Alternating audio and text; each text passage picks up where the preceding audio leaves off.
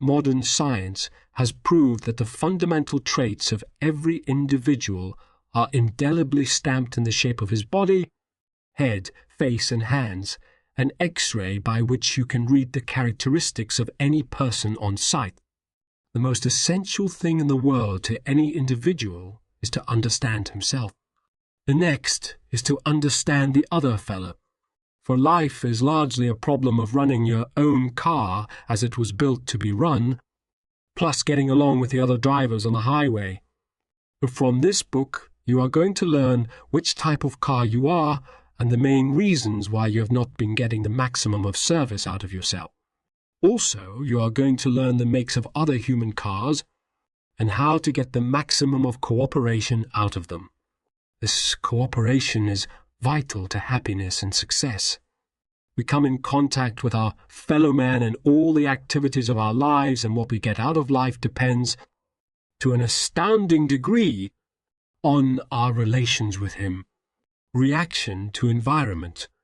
The greatest problem facing any organism is successful reaction to its environment. Environment, speaking scientifically, is the sum total of your experiences.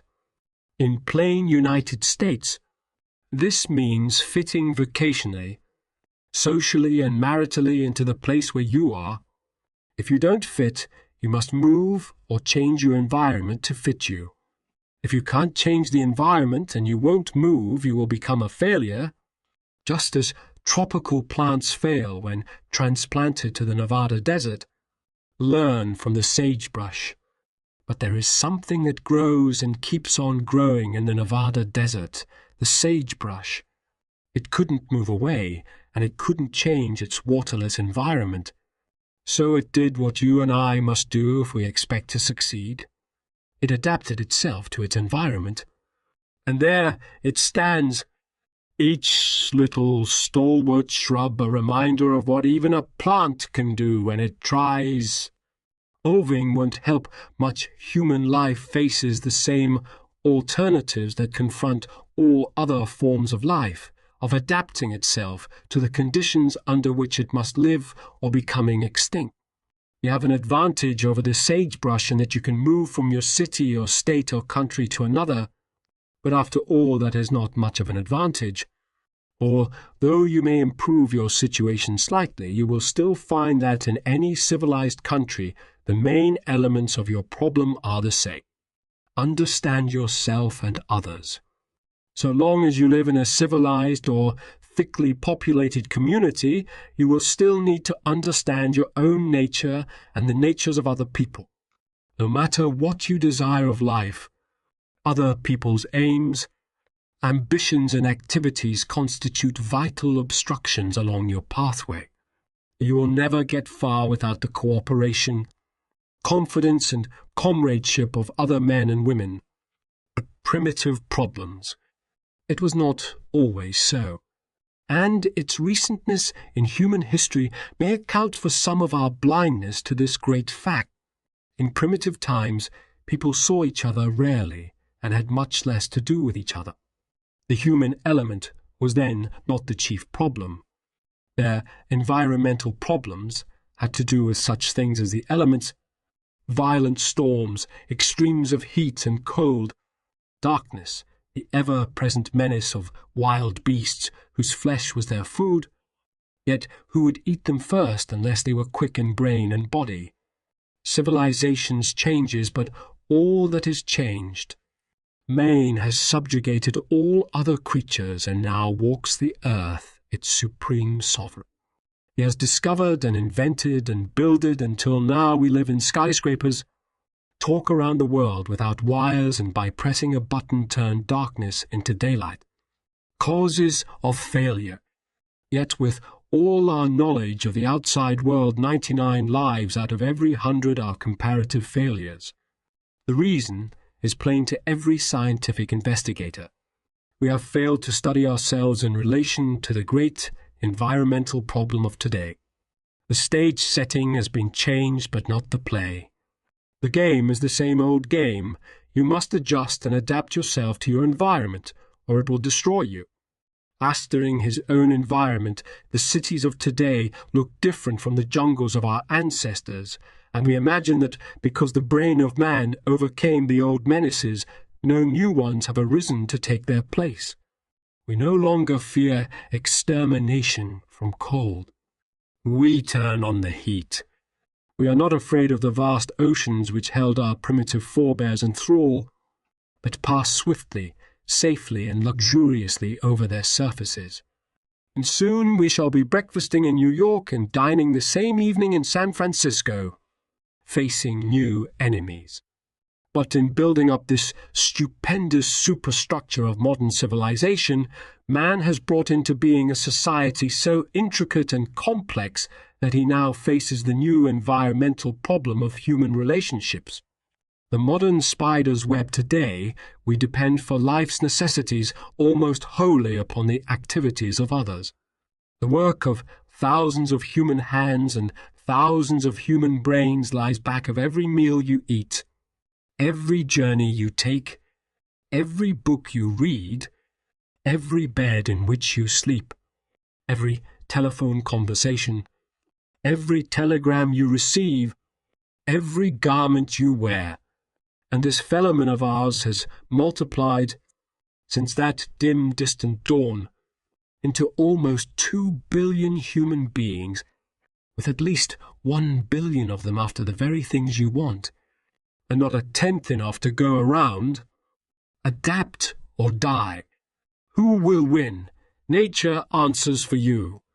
She has said with awful and inexorable finality that whether you are a blade of grass on the Nevada desert or a man in the streets of London, you can win only as you adapt yourself to your environment. Today, our environmental problem consists largely of the other fellow. Only those who learn to adapt themselves to their fellows can win great or lasting rewards. Externals indicate internal nature. To do this, it is necessary to better understand our neighbors, to recognize that people differ from each other in their likes and dislikes, traits, talents, tendencies, and capabilities. The combination of these makes each individual's nature. It is not difficult to understand others, for with each group of these traits there always goes its corresponding physical makeup, the externals, whereby the internal is invariably indicated. This is true of every species on the globe and of every subdivision within each species. Significance of size.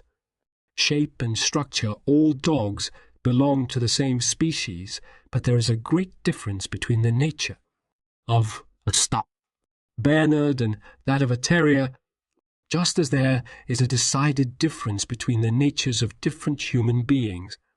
But in both instances the actions, reactions and habits of each can be accurately anticipated on sight by the shape, size and structure of the two creatures. Differences in breed. When a terrier comes into the room, you instinctively draw away unless you want to be jumped at and greeted effusively. But you make no such movement to protect yourself from a nod because you read on sight the different natures of these two from their external appearance.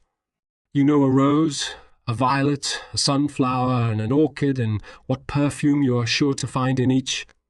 By the same method, all are flowers and all belong to the same species, just as all human beings belong to the same species. But their respective size, shape, and structure tell you in advance and on sight what their respective characteristics are. The same is true of all human beings. They differ in certain fundamentals, but always and invariably, in accordance with their differences in size, shape, and structure. The instinct of self-preservation, the reason for this, is plain. Goaded by the instinct of self-preservation, man, like all other living things, has made heroic efforts to meet the demands of his environment. He has been more successful than any other creature and is, as a result, the most complex organism on the earth.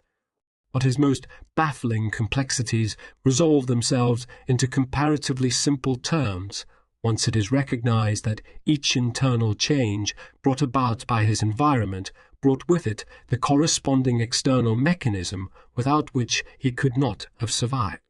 Interrelation of body and brain. So today we see man a highly evolved creature who not only acts but thinks and feels. All these thoughts, feelings and emotions are interrelated. The body and the mind of man are so closely bound together that whatever affects one affects the other. An instantaneous change of mind instantly changes the muscles of the face. A violent thought instantly brings violent bodily movements. Ovaries and face muscles, the moving picture industry, said to be the third largest in the world, is based largely on this interrelation. This industry would become extinct if something were to happen to sever the connection between external expressions and the internal nature of men and women. Tells fundamentals. How much do external characteristics tell about a man? They tell, with amazing accuracy, all the basic fundamental principal traits of his nature. The size, shape and structure of a man's body tell more important facts about his real self, what he thinks and what he does, than the average mother ever knows about her own child. Learning to read. If this sounds impossible, if the seeming incongruity, multiplicity and heterogeneity of human qualities have baffled you, remember that this is exactly how the print in all books and newspapers baffled you before you learned to read. Not long ago I was reading stories aloud to a 3-year-old, as she wanted to see the pictures, and when told there were none, had to be shown the book. "What funny little marks!" she cried, pointing to the print. "How do you get stories out of them?" Printing looked to all of us at first just masses of meaningless little marks. But after a few days at school, how things did begin to clear up. It wasn't a jumble after all. There was something to it. It straightened itself out until the funny little marks became significant. Each of them had a meaning and the same meaning under all conditions. Through them your whole outlook on life became deepened and broadened, all because you learned the meaning of 26 little letters and their combinations. Reading people. Learning to read men and women is a more delightful process than learning to read books. For every person you see is a true story, more romantic and absorbing than any ever bound in covers. Learning to read people is also a simpler process than learning to read books because there are fewer letters in the human alphabet. Though man seems to the untrained eye a mystifying mass of funny little marks, he is not now difficult to analyze. Only a few feelings. This is because there are after all but a few kinds of human feelings. Some form of hunger, love, hate, fear, hope, or ambition gives rise to every human emotion and every human thought. Thoughts bring actions. Now our actions follow our thoughts. Every thought, however transitory, causes muscular action, which leaves its trace in that part of the physical organism which is most closely allied to it. Physiology and psychology interwoven. Look into the mirror the next time you're angry, happy, surprised, tired, or sorrowful, and note the changes wrought by your emotions in your facial muscle. Constant repetition of the same kinds of thoughts or emotions finally makes permanent changes in that part of the body which is physiologically related to these mental processes. The evolution of the jaw. The jaw is a good illustration of this alliance between the mind and the body. Its muscles and bones are so closely allied to the pugnacity instinct center in the brain that the slightest thought of combat causes the jaw muscles to stiffen. Let the thought of any actual physical encounter go through your mind and your jawbone will automatically move upward and outward and outward. After a lifetime of combat, whether by fists or words, the jaw sets permanently a little more upward and outward, a little more like that of the bulldog. It keeps to this combative mold because, says Mother Nature, the great efficiency expert, if you are going to call on me constantly to stiffen that jaw, I'll fix it so it will stay that way and save myself the trouble. Inheritance of acquired traits. Thus, the more combative jaw, having become permanent in the man's organism, can be passed on to his children. Right here comes a most interesting law, and one that has made possible the science of human analysis, law of size. The larger any part or organ, the better its equipment for carrying out the work of that organ, and the more does it tend to express itself. Nature is an efficiency expert and doesn't give you an oversupply of anything without demanding that you use it. Jaws becoming smaller. Our ancestors developed massive jaws as a result of constant combat. As fast as civilization decreased the necessity for combat, nature decreased the size of the average human jaw. Meaning of the big jaw, but wherever you see a large protruding jaw, you see an individual armed and engined, as Kipling says, for some kind of fighting. The large jaw always goes with a combative nature, whether it is found on a man or a woman, a child, a pugilist or a minister. Exhibit A, the Irishman, the large jaw, therefore is seen to be both a result and a cause of certain things. As the inheritance of a fighting ancestor, it is the result of millions of years of fighting in prehistoric times, and like any other overdeveloped part or organ, it has an intense urge to express itself. This inherent urge is what makes the owner of that jaw fight at the drop of the hat, and often have a chip on his shoulder. Natural selection. Thus, because every external characteristic is the result of natural laws, and chiefly of natural selection, the vital traits of any creature can be read from his externals. Every student of biology, anatomy, anthropology, ethnology, or psychology is familiar with these facts. Built to fit, Arne's organism has developed, altered, improved, and evolved down through the slow revolving year, with one instinctive aim, successful reaction to its environment. Every part has been laboriously constructed to that sole end. Because of this, its functions are marked as clearly upon it as those of a grain elevator, a steamship, or a piano. Survival of the fittest. Nature has no accidents. She wastes no material, and everything has a purpose. If you put up a good fight to live, she will usually come to your rescue and give you enough of whatever is needed to tide you over. If you don't, she says, you are not fit to people the earth and lets you go without a pang. Thus she weeds out all but the strong, and evolution marches on. Causes of racial characteristics. This inherent potentiality for altering the organism to meet the demands of the environment is especially noticeable in races and is the reason for most racial differences. Differences in environment, climate, altitude and topography necessitated most of these physical differentiations, which today enable us to know at a glance whether a man belongs to the white race, the yellow race, or the black race. The results of these differentiations and modifications will be told in the various chapters of this book. Types earlier than races. The student of human analysis reads the disposition and nature of every individual with ease, regardless of whether that individual be an American, a Frenchman, a Kafir, or a Chinaman, because human analysis explains those fundamental traits which run through every race, color and nationality, according to the externals which always go with those traits. 5 biological types. Human analysis differs from every other system of character analysis in that it classifies man, for the first time, into 5 types according to his biological evolution.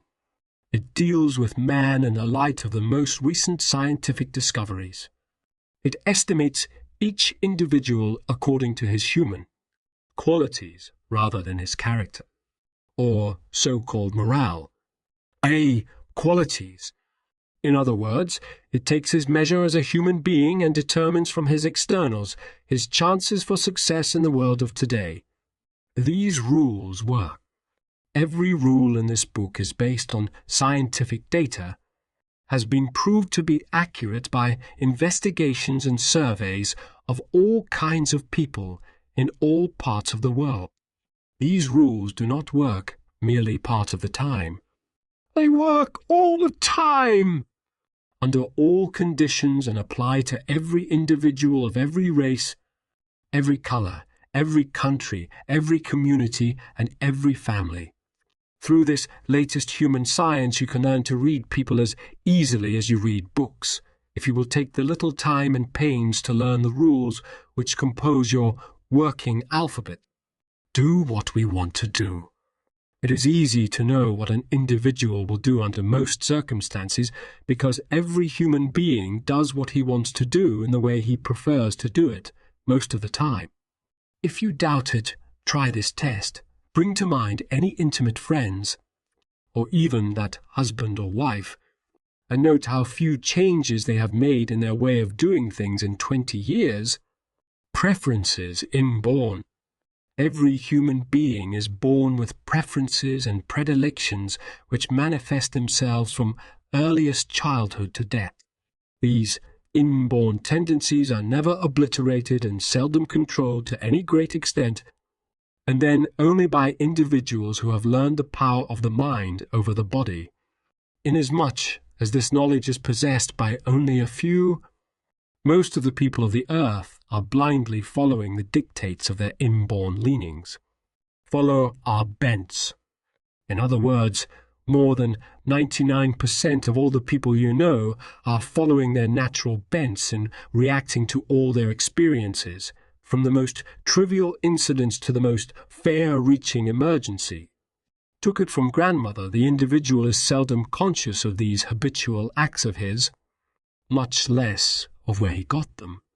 The nearest he comes is to say he got it from his father, or she takes it from grandmother. But where did grandmother get it? No mystery science has taken the trouble to investigate, and today we know not only where grandmother got it, but what she did with it. She got it along with her size, shape, and structure. In other words, from her type, and she did just what you and everybody else does with his type characteristics. As she acted in accordance with her type, just as a canary sings like a canary instead of talking like a parrot, and just as a rose gives off rose perfume instead of violet. This law holds throughout every species and explains man, who likes to think himself a deep mystery, as it explains every other creature. The hold of habit. Look around you in shop, office, field, or home, and you will find that the quick, alert, impulsive man is acting quickly, alertly, and impulsively most of the time. Nothing less than a calamity slows him down, and then only temporarily, while the slow, patient, mild, and passive individual is acting slowly, patiently, mildly, and passively in spite of all goads. Some overwhelming passion or crisis may speed him up momentarily, but as soon as it fades, he reverts to his old slow habits. Significance of fat. Bone and muscle human analysis is the new science which shows you how to recognize the slow man, the quick man, the stubborn man, the yielding man, the leader, the learner, and all other basic kinds of men on sight from the shape, size, and structure of their bodies. Certain bodily shapes indicate predispositions to fatness, leanness, boniness, muscularity, and nervousness, and this predisposition is so much a part of the warp and woof of the individual that he cannot disguise it. The urge given him by this inborn mechanism is so strong as to be practically irresistible. Every experience of his life calls forth some kind of reaction, and invariably the reaction will be similar in every vital respect to the reactions of other people who have bodies of the same general size, shape and structure as his own. Succeed at what we like. No person achieves success or happiness when compelled to do what he naturally dislikes to do. Since these likes and dislikes stay with him to the grave, one of the biggest modern problems is that of helping men and women to discover and to capitalize their inborn traits. Enthusiasm and self-expression, every individual does best those things which permit him to act in accordance with his natural bents. This explains why we like best those things we do best. It takes real enthusiasm to make a success of any undertaking, for nothing less than enthusiasm can turn on a full current. We struggle from the cradle to the grave for self-expression, and everything that pushes us in a direction opposed to our natural tendencies is done half-heartedly, inefficiently and disgruntledly. These are the steps that lead straight to failure. Yet failure can be avoided and success approximated by every normal person if he will take the same precaution with his own machinery that he takes with his automobile. Learn to drive your car. If you were presented with a car by your ancestors, which is precisely what happened to you at birth, you would not let an hour go by without finding out what make or type of car it was. Before a week elapsed, you would have taken the time, labor and interest to learn how to run it, not merely any old way, but the best way for that particular make of car. 5 makes of human cars. There are 5 makes or types of human cars, differing as definitely in size, shape and structure as Fords differ from Pierce Arrows. Each human type differs as widely in its capacities, possibilities and aptitudes as a Ford differs from a Pierce Arrow. Like the Ford or Pierce, the externals indicate these functional differences with unfailing accuracy. Furthermore, just as a Ford never changes into a Pierce nor a Pierce into a Ford, a human being never changes his type. He may modify it, train it, polish it, or control it somewhat, but he will never change it. Cannot be deceived. The student of human analysis cannot be deceived as to the type of any individual any more than you can be deceived about the make of a car. One may doll up a Ford to his heart's content, remove the hood and top and put on custom-made substitutes. It is still a Ford. Always will be a Ford, and you can always detect that it is a Ford. It will do valuable, necessary things, but only those things it was designed to do, and in its own particular manner. Nor could a Pierce act like a Ford. Are you a Ford or a Pierce? So it is with human cars. Maybe you have been awed by the jewels and clothes with which many human Fords disguise themselves. The chances are that you have overlooked a dozen Pierces this week because their paint was rusty. Perchance you are a Pierce yourself, drawing a Ford salary because you don't know you are a high-powered machine capable of making 10 times the speed you have been making on your highway of life. Superficialities sway us. If so, your mistake is only natural. The world classifies human beings according to their superficialities. To the world, a human motorcycle can pass for a Rolls-Royce any day if sufficiently camouflaged with diamonds, curls, French heels, and plucked eyebrows. Bicycles in Congress. In the same manner, many a bicycle in human form gets elected to Congress because he plays his machinery for all it is worth and gets 100% service out of it. Every such person learned early in life what kind of car he was and capitalized its natural tendency. Don't judge by veneer. Nothing is more unsafe than to attempt to judge the actual natures of people by their clothes, houses, religious faith, political affiliations, prejudices, dialect, etiquette, or customs. These are only the veneer laid on by upbringing, teachers, preachers, traditions, and other forces of suggestion, and it is a veneer so thin that trifles scratch it off. The real always there, but the real individual is always there, filled with the tendencies of his type, bending always toward them, constantly seeking opportunities to run as he was built to run, forever striving towards self-expression. It is this ever-active urge which causes him to revert, in the manifold activities of everyday life, to the methods, manners, and peculiarities common to his type. This means that unless he gets into an environment, a vocation and a marriage which permits of his doing what he wants to do, he will be miserable, inefficient, unsuccessful, and sometimes criminal. Causes of crime. That this is the true explanation of crime has been recognized for many years by leading thinkers. 2 prison wardens, Thomas Tynan of Colorado and Thomas Mott Osborne of Sing Sing, effectively initiated penal reforms based upon it. Every crime, like every personal problem, arises from some kind of situation wherein instinct is thwarted by outside influence.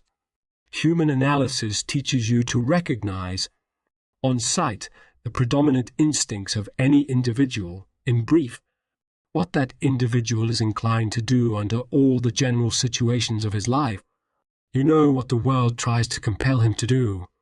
If the discrepancy between these two is beyond the reach of his type, he refuses to do what society demands. This and this only is back of every human digression from indiscretion to murder. It is as vain to expect to eradicate these inborn trends and put others in their places as to make a sewing machine out of an airplane or an oak out of a pine. And the most man can do for his neighbor is to understand and inspire him. The most he can do for himself is to understand and organize his inborn capacities. Find your own type. The first problem of your happiness is to find out what type you are yourself, which you will know after reading this book, and to build your future accordingly, knowing and helping others. The second is to learn how to analyze others to the end that your relationships with them may be harmonious and mutually advantageous. Take every individual according to the way he was born, accept him as that kind of mechanism, and deal with him in the manner befitting that mechanism. In this way and this only will you be able to impress or to help others. In this way only will you be able to achieve real success. In this way only will you be able to help your fellowman find the work, the environment and the marriage wherein he can be happy and successful. The 4 C's to get the maximum of pleasure and knowledge out of this interesting course. There are 4 things to remember as your part of the contract. Read concentratedly. Think of what you are reading while you're reading it. Concentration is a very simple thing. The next C is observe carefully. Look at people carefully, but not starefully, when analyzing them. Don't jump at conclusions. We humans have a great way of twisting facts to fit our conclusion as soon as we have made one. But don't spend all your time getting ready to decide and forget to decide at all. Like the man who was going to jump a ditch. He ran so far back to get a good start each time that he never had the strength to jump when he got there. Get a good start by observing carefully. Then decide confidently. Be sure you are right and then go ahead. Make a decision and make it with the confidence that you are right. If you will determine now to follow this rule, it will compel you to follow the first 2 because, in order to be sure you are right, to be certain you are not misjudging anybody, you will read each rule concentratedly and observe each person carefully beforehand. Practice constantly. Practice makes perfect. Take this for your motto if you would become expert in analyzing people. It is one easily followed for you come in contact with people everywhere, at home, amongst your business associates, with your friends and on the street. Remember, You can only benefit from a thing as you use it. A car that you never took out of the garage would be of no value to you. So get full value out of this course by using it at all times. These rules your tools. These rules are scientific. They are true, and they are true always. They are very valuable tools for the furtherance of your progress through life. An understanding of people is the greatest weapon you can possess. Therefore, these are the most precious tools you can own. But like every tool in the world, and all knowledge in the world, they must be used as they were built to be used, or you will get little service out of them. You would not expect to run a car properly without paying the closest attention to the rules for clutches, brakes, starters, and gears. Everything scientific is based not on guesses but laws. This course in analyzing people on sight is as scientific as the automobile. It will carry you far and do it easily if you will do your part. Your part consists of learning the few simple rules laid down in this book and in applying them in the everyday affairs of your life. Fewer and truer. Any things which have been found to be true in almost every instance could have been included in this course. But we prefer to make fewer statements and have those of bedrock certainty. And therefore, this course, like all our courses, consists exclusively of those facts which have been found to be true in every particular of people in normal health. Important. The 5 extremes. This book deals with pure or unmixed types only. When you understand these, the significance of their several combinations as seen in everyday life will be clear to you. The human alphabet.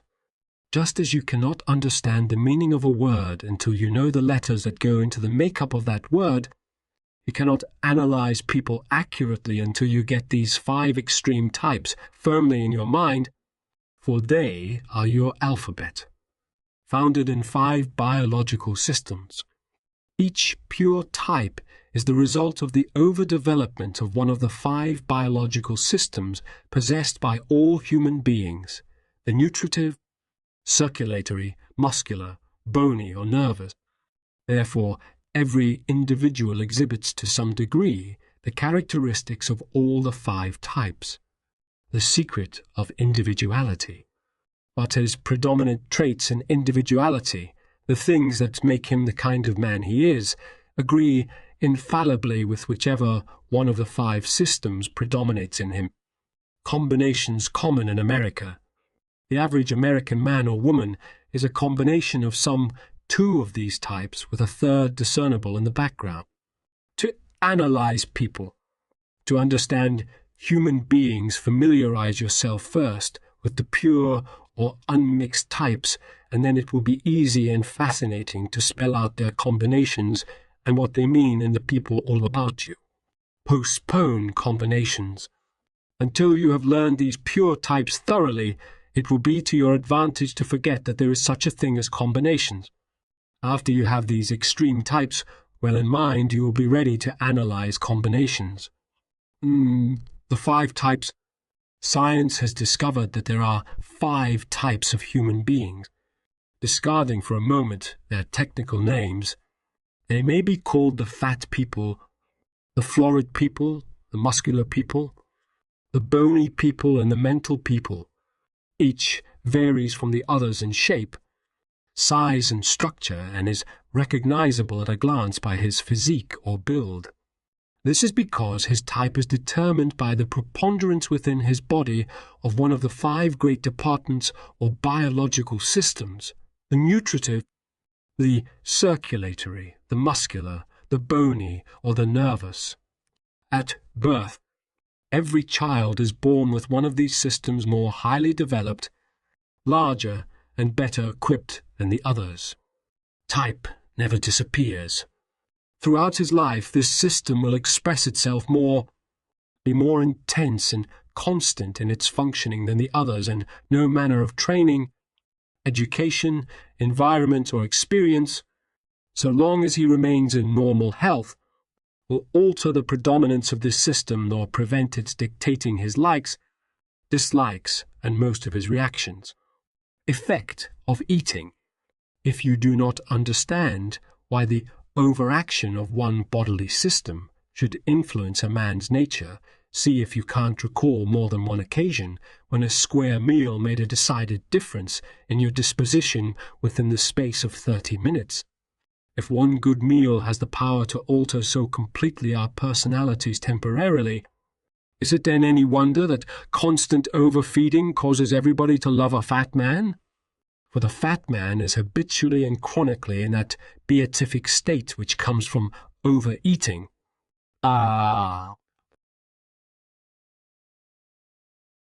Chapter 1. The alimentive type. The enjoyer. Note, bear in mind at the beginning of this and every other chapter that we are describing the extreme or unmixed type. Before leaving this book, you will understand combination types and should read people as readily as you now read your newspaper. Those individuals in whom the alimentive system is more highly developed than any other are called alimentives. The alimentive system consists of the stomach, intestines, alimentary canal, and every part of the assimilative apparatus. Physical rotundity. General rotundity of outline characterizes this type. He is round in every direction. Fat rolls away from his elbows, wrists, knees, and shoulders. The fat, overweight individual. Soft flesh, thickly padded over a small-boned body, distinguishes the pure alimentive type. In men of this type, the largest part of the body is around the girth. In women, it is around the hips. These always indicate a large nutritive system in good working order. Fat is only surplus tissue, the amount manufactured by the assimilative system over and above the needs of the body. Fat is more soft and spongy than bone or muscle and lends to its wearer softer structure and appearance. Small hands and feet. Because his bones are small, the pure alimentive has small feet and small hands. How many times you have noted with surprise that the 200-pound woman had tiny feet. The inconvenience of getting around, which you have noticed in her, is due to the fact that while she has more weight to carry, she has smaller than average feet with which to do it. The pure alimentive head comparatively small for the body, is another characteristic of the extreme alimentive. The neck and lower part of the head are covered with rolls of fat. This gives the head the effect of spreading outward from the crown as it goes down to the neck, thus giving the neck a short, disproportionately large appearance. The round-faced person, full moon. Face with double or triple chins gives this man his baby face. Look carefully at any extremely fat person, and you will see that his features are inclined to the same immaturity of form that characterizes his body. Very few fat men have long noses. Nearly all fat men and women have not only shorter, rounder noses, but shorter upper lips, fuller mouths, rounder eyes, and more youthful expressions than other people. In short, the features of childhood. The entire physical makeup of this type is modeled upon the circle, round hands with dimples where the knuckles are supposed to be, round fingers, round feet, round waist, round limbs, sloping shoulders, curving thighs, bulging calves, wrists and ankle. Wherever you see curves predominating in the physical outlines of any person, that person is largely of the alimentive type and will always exhibit alimentive traits. The man of few movements. The alimentive is a man of unhurried, undulating movements. The difficulty in moving large bodies quickly necessitates a slowing down of all his activities. These people are easeful in their actions, make as few moves as possible, and thereby lend an air of restfulness wherever they go, because it is difficult to turn their heads. Extremely fat people seldom are aware of what goes on behind them. The fat man's walk. Very fat people waddle when they walk, though few of them realize it. They cannot watch themselves go by, and no one else has the heart to impart bad news to this pleasant person. Spilling over chairs. The fat man spills over chairs and out of his clothes. Big armchairs, roomy divans, and capacious automobiles are veritable dikes to these men. Note the beeline the fat person makes for the big leather chair when he enters a room. Clothes for comfort. The best that money can buy are the kinds of clothes purchased by the alimentive whenever he can afford them. And it often happens that he can afford them, especially if the cerebral system comes second in his makeup. If he is in middle circumstances, his clothes will be chosen chiefly for comfort. Even the rich alimentive gets into something loose. As soon as he is alone, baggy trousers, creased sleeves, soft collars, and soft cuffs are seen most frequently on fat men. Comfort is one of the very first aims of this type. To attain it, he often wears old shoes or gloves long past their time to save breaking a new pair. Susceptible to cold weather affects this type. If you will look about you the first cold day of autumn, you will note that most of the overcoats are on the plump men. How the fat man talks. Never to take anything too seriously is an unconscious policy of fat people. They show it plainly in their actions and speech. The very fat man is seldom a brilliant conversationalist. He is often a jollier, and tells stories well, especially anecdotes and personal experiences. Doesn't tell his troubles, he seldom relates his troubles, and often appears not to have any. He avoids references to isms and ologies, and gives a wide berth to all who deal in them. Radical groups seldom number any extremely fat men among their members, and when they do, it is usually for some other purpose than those mentioned in the bylaws. The very fat man dislikes argument, avoids disagreeing with you, and sticks to the outer edges of serious questions in his social conversation. The fat man lives to eat. Rich food in large quantities is enjoyed by the average fat man 3 times a day and 365 days a year.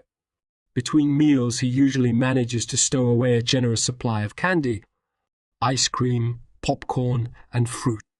We have interviewed countless popcorn and fruit vendors on this subject, and every one of them told us that the fat people kept them in business. Visits the soda fountain often. As for the ice cream business, take a look the next time you pass a soda fountain and note the large percentage of fat people joyfully scooping up mountains of sundaes, parfaits, and banana splits. You will find that of those who are sipping things through straws, the thin folks are negotiating lemonades and phosphates, while a creamy frap is rapidly disappearing from the fat man's glass. The deep mystery. What do you suppose is making me so plump? Naively inquires the fat man when it finally occurs to him, as it did to his friends long before, that he is surely and speedily taking on flesh. If you don't know the answer, look at the table of any fat person in any restaurant, cafe, or dining room. He is eating with as much enthusiasm as if he had just been rescued from a 40-day fast. Instead of having only a few hours before looked an equally generous meal in the eye and put it all under his belt. The next time you are at an American plan hotel where meals are restricted to certain hours, note how the fat people are always the first ones into the dining room when the doors are opened. Fat-making foods, butter, olive oil, cream, pastry, and starches are foods that increase your weight just as fast as you eat them, if your assimilative system is anything like it should be. Though he is the last man in the world who ought to indulge in them, the fat man likes these foods above all others, and when compelled to have a meal without them, feels as though he hadn't eaten at all. Why they don't lose weight, we had a friend who decided to reduce. But in spite of the fact that she lived on salads almost exclusively for a week, she kept right on gaining. We thought she had been surreptitiously treating herself to lunches between meals until someone noticed the dressing with which she drowned her lettuce, pure olive oil, a cupful at a sitting, because, she said, I must have something tasty to camouflage the stuff. And an experiment. Once in California, where no city block is complete without its cafeteria, we took a committee from one of our human analysis classes to 6 of these big establishments one noon time, to illustrate to them the authenticity of the facts we have stated above. We prophesied what the fat ones would select for their meals. Without exception, their trays came by heaped with pies, cake, cream, starchy vegetables and meat, just as we predicted. A short life, but a merry one. According to the statistics of the United States life insurance companies, fat people die younger than others. And the insurance companies ought to know, for upon knowing instead of guessing what it is that takes us off, depends the whole life insurance business. That they consider the extremely fat man an unsafe risk after 30 years of age is a well-known fact. I am interrupted every day by salesmen for everything on earth except one. But the life insurance agents leave me alone, laughed a very fat young lawyer friend of ours the other morning, and he went on ordering ham and eggs, waffles, potatoes, and coffee. That he is eating years off his life doesn't trouble the fat man. However, he has such a good time doing it. I should worry, says the fat man. It was no accident that Ishke-Bibble was invented by the Hebrew, for this race has proportionately more fat people in it than any other, and fat people just naturally believe worry is useless. But the fat man gets this philosophy from the same source that gives him most of his other traits, his predominating system, digestion and contentment. The eating of delicious food is one of the most intense and poignant pleasures of life. The digestion of food, when one possesses the splendid machinery for it which characterizes the alimentive, gives a deep feeling of serenity and contentment. Since the fat man is always just going to a big meal, or in the process of digesting one he does not give himself a chance to become ill-natured, his own and the world's troubles sit lightly upon him. The most popular type socially, the life of the party, is the fat man, or that pleasing, adaptable, feminine creature, the fat woman. No matter what comes or goes, they have good time, and it is such an infectious one that others catch it from them.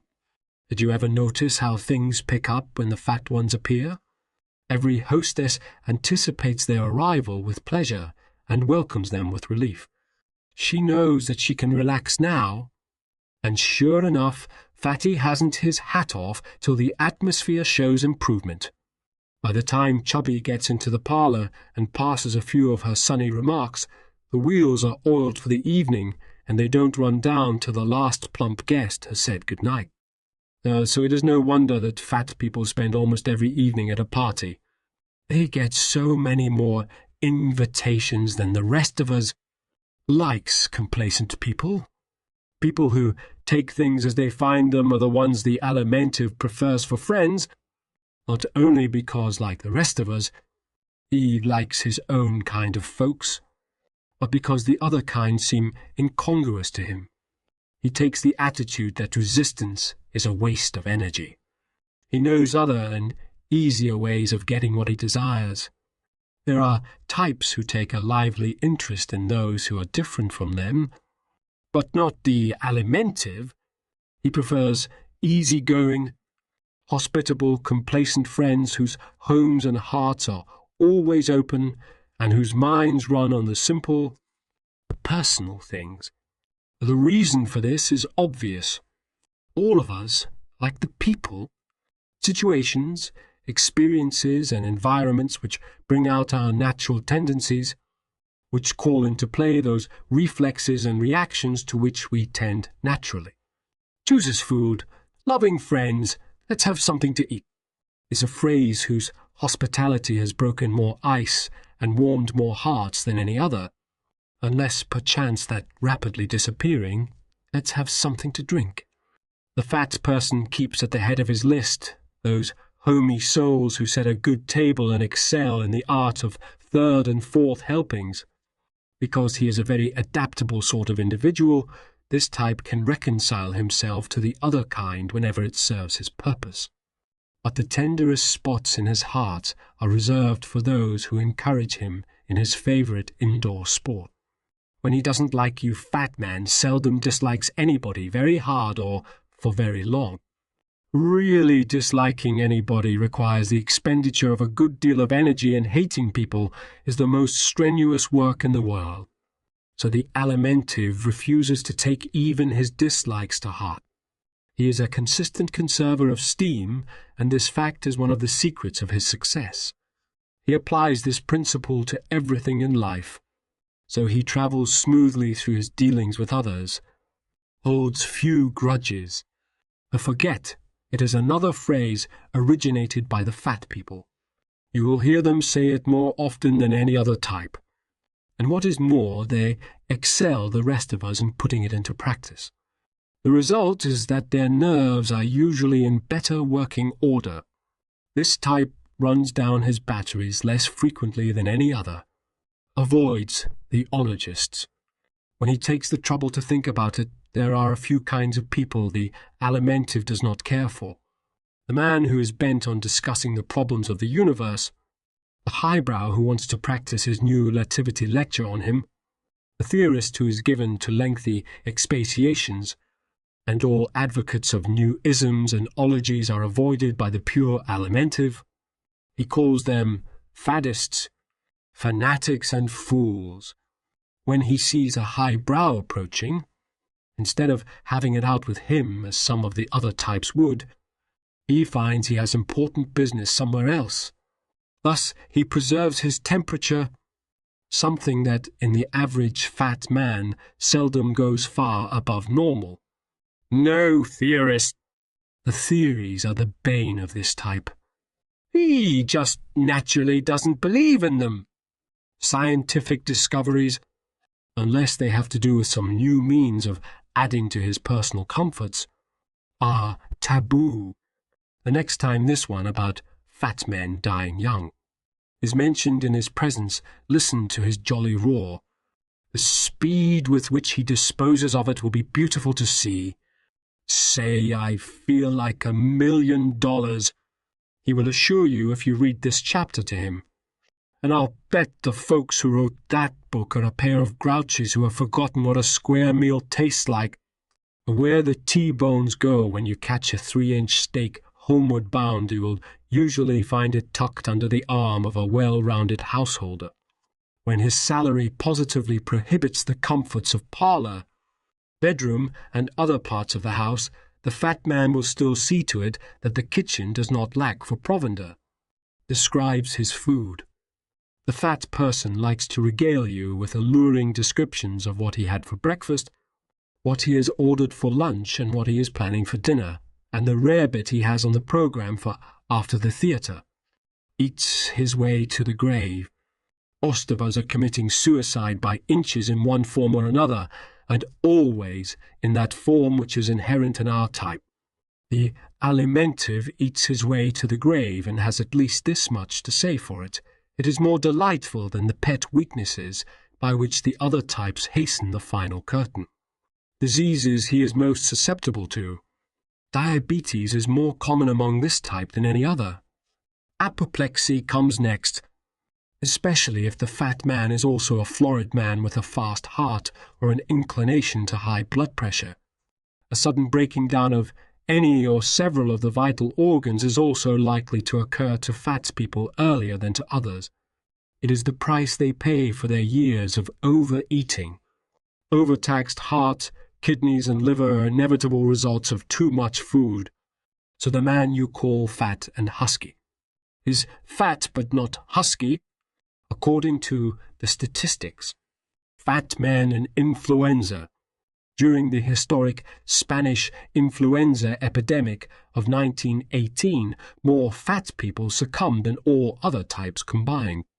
This fact was a source of surprise and much discussion on the part of newspapers, but not of the scientists.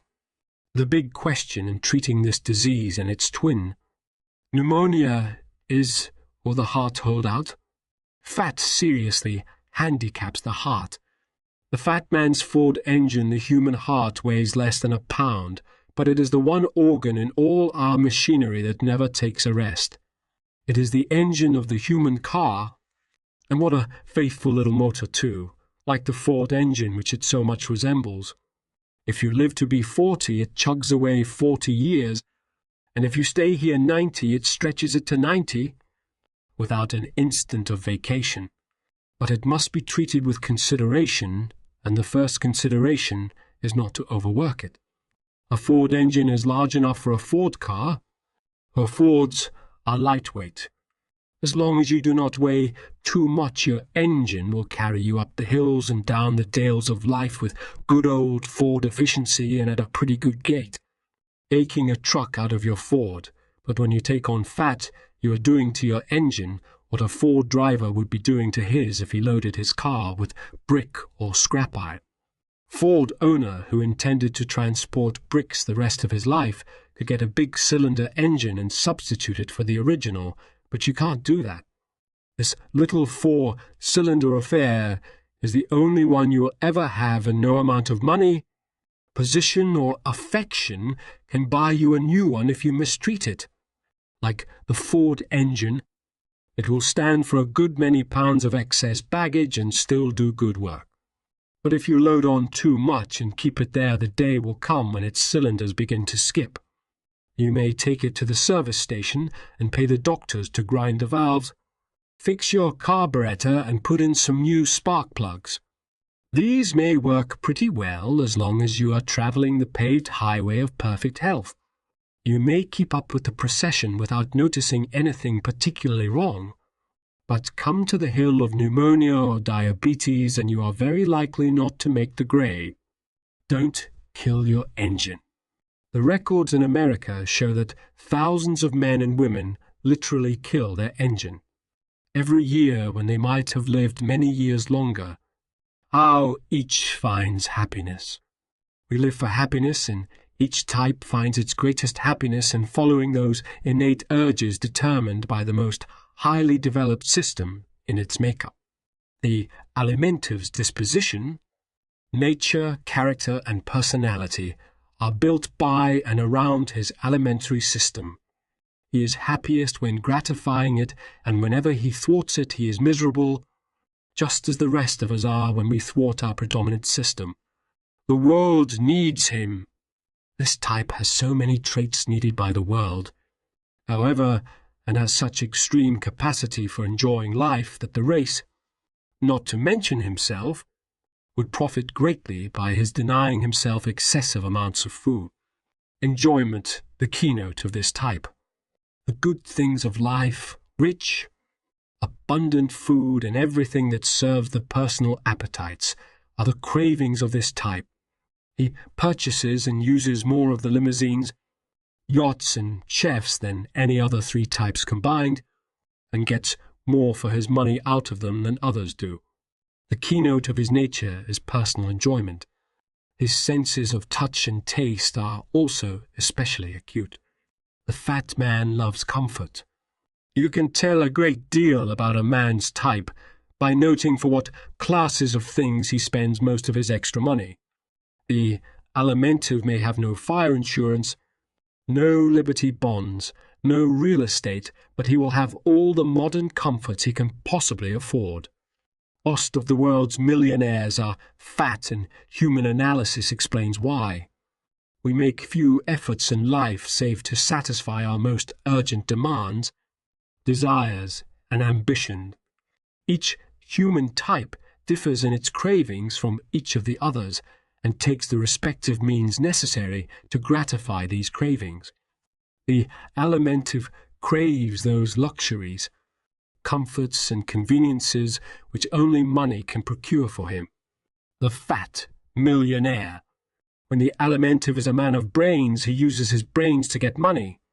No fat person enjoys work, but the greater his brain capacity, the more will he forego leisure to make money. When the fat man is in average circumstances, any man's money-making ambitions depend largely on whether money is essential to the satisfaction of his predominating instincts. If he is fat and of average brain capacity, he will overcome his physical inertia to the point of securing for himself and his family most of the comforts of modern life. The average-brained fat man composes a large percentage of our population, and the above accounts for his deserved reputation as a generous husband and father.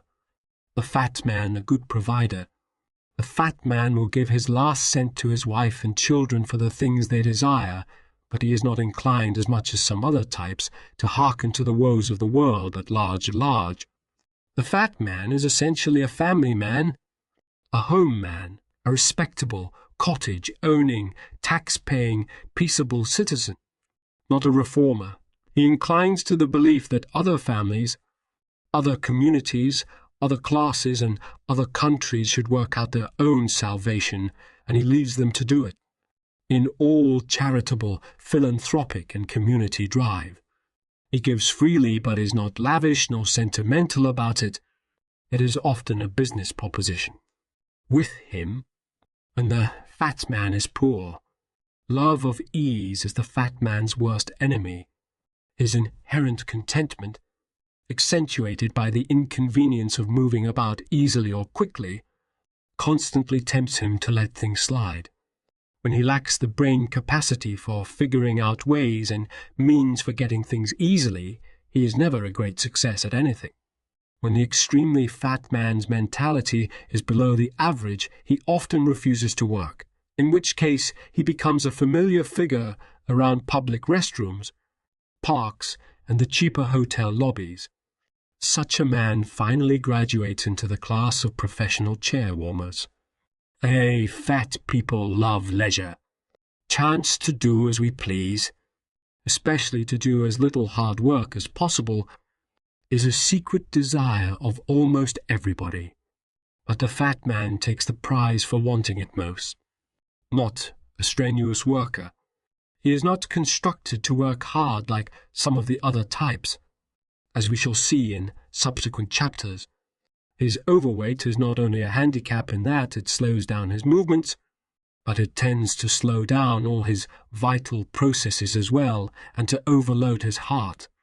This gives him a chronic feeling of heaviness and inertia. Everybody likes him. But nature must have intended fat people to manage the rest of us instead of taking a hand at the heavy work.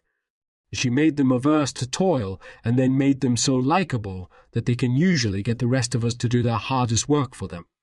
The world managed by fat people. When he is brainy, the fat man never stays in the lower ranks of subordinates. He may get a late start in an establishment, but he will soon make those over him like him so well they will promote him to a chief clerkship, a foremanship, or a managership. Once there, he will make those under him so fond of him that they will work long and hard for him. Fat men to the top. In this way, the fat man of real brains goes straight to the top, while others look on and bewail the fact that they do most of the actual work. They fail to recognize that the world always pays the big salaries not for hand work but for head work, and not so much for working yourself as for your ability to get others to work. The popular politician, this capacity for managing, controlling and winning others, is what enables this type to succeed so well in politics. The fat man knows how to get votes. He mixes with everybody. He jokes with everybody, remembers to ask how the children are, and pretty soon he's the head of his ward. Almost every big political boss is fat. Aches others work. One man is but one man, and at best can do little more than a good man-sized day of work. But a man who can induce a dozen other machines to speed up and turn out a full day's work apiece, doesn't need to work his own hands. He serves his employer more valuably as an overseer, foreman, or supervisor. A fat salesman. A fat drummer is such a common phrase that we would think our ears deceived us did anyone speak of a thin one. Approach 5 people and say a traveling salesman. Each will tell you that the picture this conjures in his imagination is of a fat, round, roly-poly, good-natured, pretty clever man whom everybody likes. For the fat men are born salesmen, and they make up a large percentage of that profession. Salesmanship requires mentality plus a pleasing personality, but the fat man qualifies easily in the matter of personality. Then he makes little or much money from salesmanship according to his mental capacity. The drummer's funny stories, you will note that the conversation of fat people is well sprinkled with funny stories. They enjoy a good joke better than any other type, for a reason which will become more and more apparent to you. But that salesmen are popularly supposed to regale each customer with yarns till he gasps for breath, and to get his signature on the dotted line while he is in that weakened condition, is more or less of a myth. It originated from the fact that most salesmen are fat, and that fat people tell stories well. Jokes at fat men's expense look at Fatty. In a truck and other jibes greet the fat man on every hand. He knows he cannot proceed a block without being the butt of several jokes, but he listens to them all with an amiability surprising to other types. And this good nature is so apparent that even those who make sport of him are thinking to themselves, I believe I'd like that man. The fat man's habits, never hurry and never worry, are the unconscious standards underlying many of the reactions of this type. If you will compile a list of the habits of any fat person, you will find that they are mostly the outgrowths of one or both of these motives. Once speed up, you would have a hard time getting an Alimentive to follow out any protracted line of action calling for strenuosity, speed, or high tension. He will get as much done as the strenuous man when their mentalities are equal, and often more. The fat person keeps going in a straight line with uniform and uninterrupted effort, and does not have the blowouts common to more fidgety people. But hard, fast labour is not in his line. Loves comedy. All forms of mental depression are foreign to fat people as long as they are in normal health. We have known a fat husband and wife to be ejected for rent and spend the evening at the movies laughing like 4-year-olds at Charlie Chaplin or a Mack Sennett comedy. You have sometimes seen fat people whose financial condition was pretty serious and wondered how they could be so cheerful, inclined to indolence. Fat people's habits, being built around their points of strength and weakness, are necessarily of 2 kinds. The desirable and the undesirable. The worst habits of this type are those inevitable to the ease, loving, and the immature-minded. Indolence is one of his most undesirable traits and costs the Alimentive dear. In this country where energy, push, and lightning-like efficiency are at premium, only the fat man of brains can hope to keep up. The inertia caused by his digestive processes is so great that it is almost insurmountable. The heavy, lazy feeling you have after a large meal is with the fat man interminably because his organism is constantly in the process of digesting large amounts of food.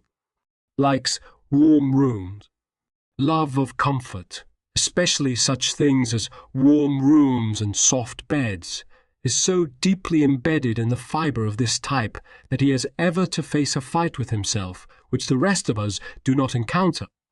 This sometimes leads the excessively corpulent person to relax into laziness and slovenliness. An obese individual sometimes surprises us, however, by his ambition and immaculateness. But such a man or woman almost always combines decided mental tendencies with his alimentiveness, enjoys doing favours. The habits which endear the fat person to everyone and make us forget his faults are his never-failing hospitality, kindness when you are in trouble, his calming air of contentment, his tact, good nature, and the real pleasure he seems to experience when doing you a favour. His worst faults wreak upon him far greater penalties than fall upon those who associate with him, something that cannot be said of the faults of some other types. Likes melody. Simple, natural music is a favourite with fat people. Love songs, rollicking tunes, and those full of melody are most popular with them. An easy-to-learn, easy-to-sing song is the one a fat man chooses when he names the next selection.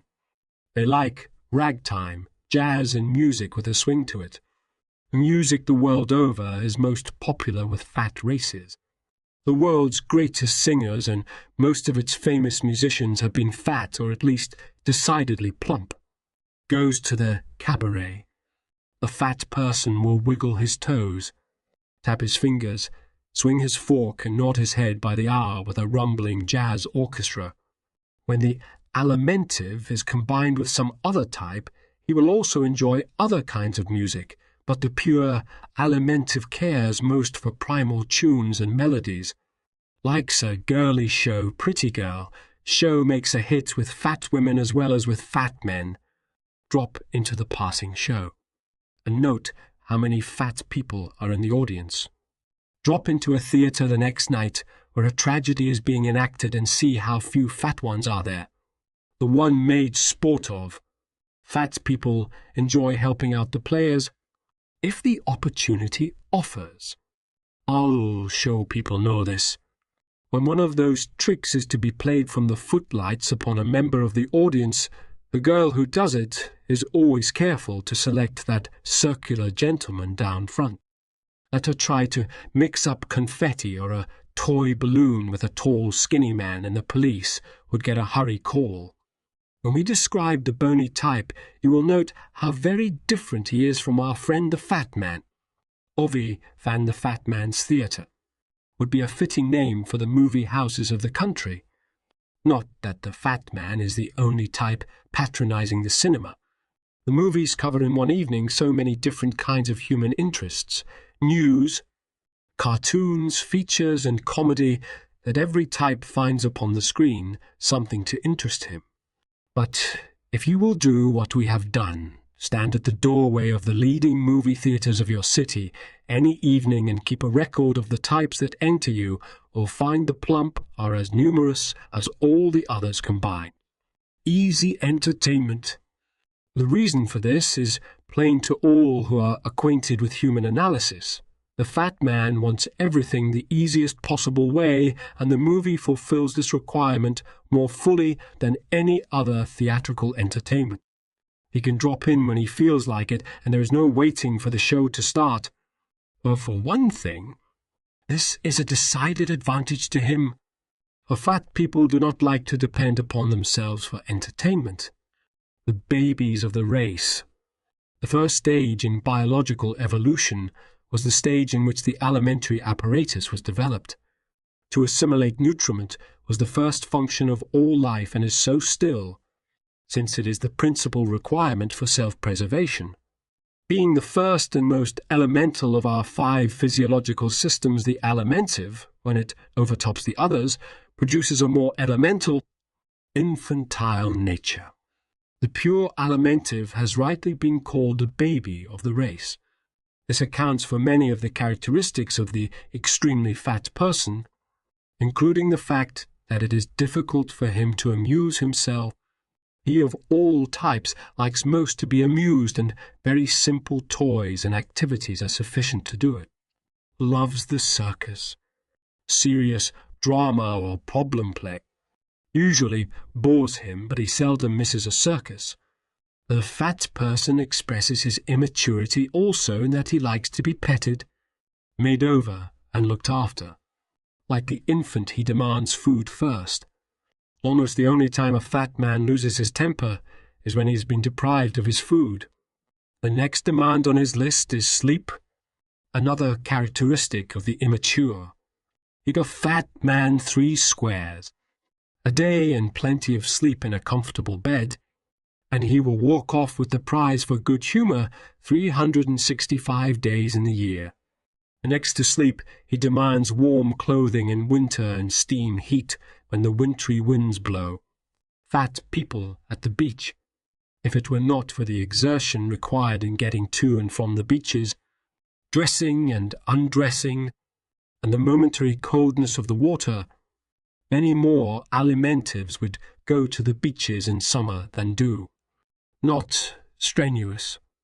Anything, to be popular with the alimentive, must be easy to get, easy to do, easy to get away from, easy to drop if he feels like it. Anything requiring the expenditure of great energy, even though it promises pleasure when achieved, is usually passed over by the fat people. The art of getting out of it. Let George do it is another bit of slang invented by this type. He seldom does anything he really hates to do. He is so likable, he either induces you to let him out of it or gets somebody to do it for him. He just naturally avoids everything that is intense, difficult, or strenuous. The peaceable type. If an unpleasant situation of a personal or social nature arises, a quarrel, a misunderstanding, or any kind of disagreement, the fat man will try to get himself out of it without a discussion, except when they have square faces, in which case they are not pure alimentives. Extremely fat people do not mix up in neighborhood, family, church, club, or political quarrels. It is too much trouble. For one thing, and for another it is opposed to his peaceable, untensed nature, avoids expensive quarrels. The fat man has his eye on personal advantages and promotions, and he knows that quarrels are expensive, not alone in the chances they lose him, but in nerve force and peace of mind. The fat man knows instinctively that peace times are the most profitable times, and though he is not for peace at any price, so far as the country is concerned, he certainly is much inclined that way where he is personally concerned. You will be amused to notice how this peace-loving quality increases as one's weight increases. The more fat any individual is, the more is he inclined to get what he wants without hostility. The real thing, the favourite good time, of the alimentive is one where there are plenty of refreshments. A dinner invitation always makes a hit with him, but beware that you do not lure a fat person into your home and give him tea, with lemon wisp, where he expected a full meal, always ready for food. Substantial viands can be served to him any hour of the day or night with the certainty of pleasing him. He loves a banquet, provided he is not expected to make a speech. The fat man has a harder time than any other listening to long speeches. The fashion of trying to mix the two most opposite extremes, food and ideas, and expecting them to go down, was due to our misunderstanding of the real nature of human beings. It is rapidly going out, as must every fashion which fails to take the human instincts into account, avoids sports. No prizes lure a fat man into strenuous physical exercise or violent sports, although we have witnessed numerous state, national and international tennis, polo, rowing, sprinting, hurdling and swimming contests. We have seen not one player who was fat enough to be included in the pure alimentive type. The grandstands, bleachers and touring cars at these contests contained generous number of fat people, but their conversation indicated that they were present more from personal interest in some contestant than in the game itself. The nearest a fat man usually comes to taking strenuous exercise is to drive in an open car. The more easeful that car, the better he likes it. He avoids long walks as he would the plague, and catches a streetcar for a 2-block trip. But the personal element, due to his immaturity, the fat person gives little thought to anything save those things which affect him personally. The calm exterior, unruffled countenance and air of deliberation he sometimes wears, and which have occasionally passed for judicial qualities, are largely the results of the fact that the Alimentive refuses to get stirred up over anything that does not concern him personally. This personal element will be found to dominate the activities, conversation, and interests of the Alimentive. For him to like a thing or buy a thing, it must come pretty near being something he can eat, wear, live in, or otherwise personally enjoy. He confines himself to the concrete and tangible, but most of all he confines himself to things out of which he gets something for himself. Reading. The fat man is no reader, but when he does read, it is nearly always something funny, simple, or sentimental. In newspapers he reads the funnies. Magazine stories, if short and full of sentiment, attract him. He seldom reads an editorial and is not a bookworm. The newspaper furnishes practically all of the fat man's reading. He seldom owns a library unless he is very rich, and then it is usually for show. Avoids bookstores. In making the investigations for this course, we interviewed many clerks in the bookstores of leading cities throughout the United States. Without exception, they stated that few extremely fat people patronize them. "I have been in this store 17 years, and I have never sold a book to a 250-pounder, one dealer told us. All this is due to the fact with which we started this chapter, that the fat man is built around his stomach, and stomachs do not read. Naturally realistic. The fat man has the child's natural innocence and ignorance of subtle and elusive things. He has the same interest in things and people as does the child. The child's indifference to books, lectures, schools, and everything abstract. Physical assets. "I believe I could digest nails," exclaimed a fat friend of ours recently. This perfect nutritive system constitutes the greatest physical superiority of the Alimentive. So highly developed is his whole stomach department that everything agree with him, and everything tends to make him fat. As Irvin Cobb recently said, it isn't true that one can't have his cake and eat it. Too, for the fat man eats his and keeps it all. Physical liabilities. Tendency to overeat results naturally from the highly developed eating and digesting system of this type, but this, in turn, overtaxes all the vital organs, as stated before. Also, the fat man's aversion to exercise reduces his physical efficiency. The pure Alimentive and the alimentively inclined should learn their normal weight and then keep within it if they desire long lives. Social assets. Sweetness of disposition is one of the most valuable of all human characteristics. Fat people possess it more often and more unchangingly than any other type. Other social assets of this type are amenableness, affability, hospitality, and approachableness. Social liabilities. Gaining his ends by flattery, cajolery, and various more or less innocent little deceptions are the only social handicaps of this type. Emotional asset. His unfailing optimism is the most marked emotional quality of this type. Nothing can be so dark that the fat person doesn't find a silver edge somewhere. So in disaster we always send for our fat friend. In the presence of an amply proportioned individual everything looks brighter. Hope springs eternal in human breasts, but the springs are stronger in the plump folks than in the rest of us.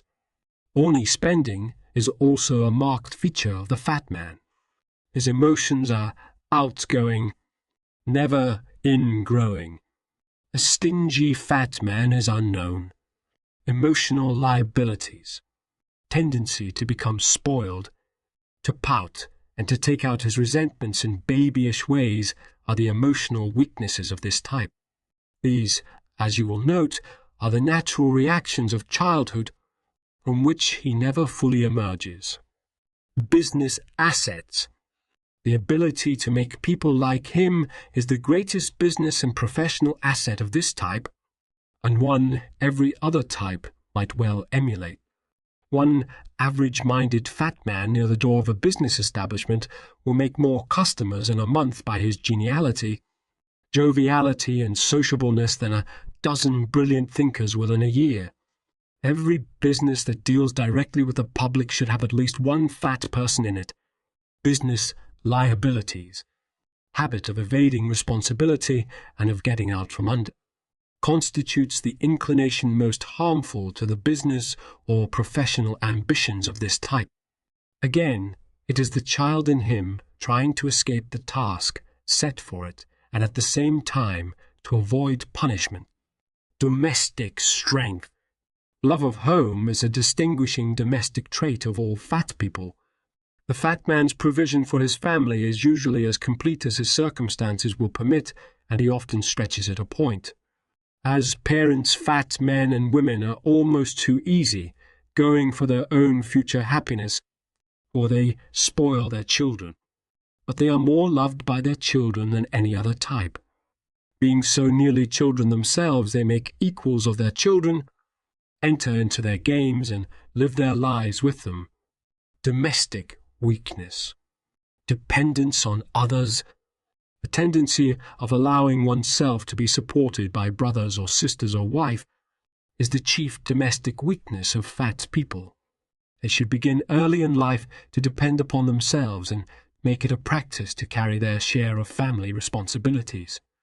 He should aim at developing more of his mental powers with a view to using his head to lessen the manual work he so dislikes, and cultivating an interest in the more mature side of the world in which he lives should be two of the aims of all extremely fat people.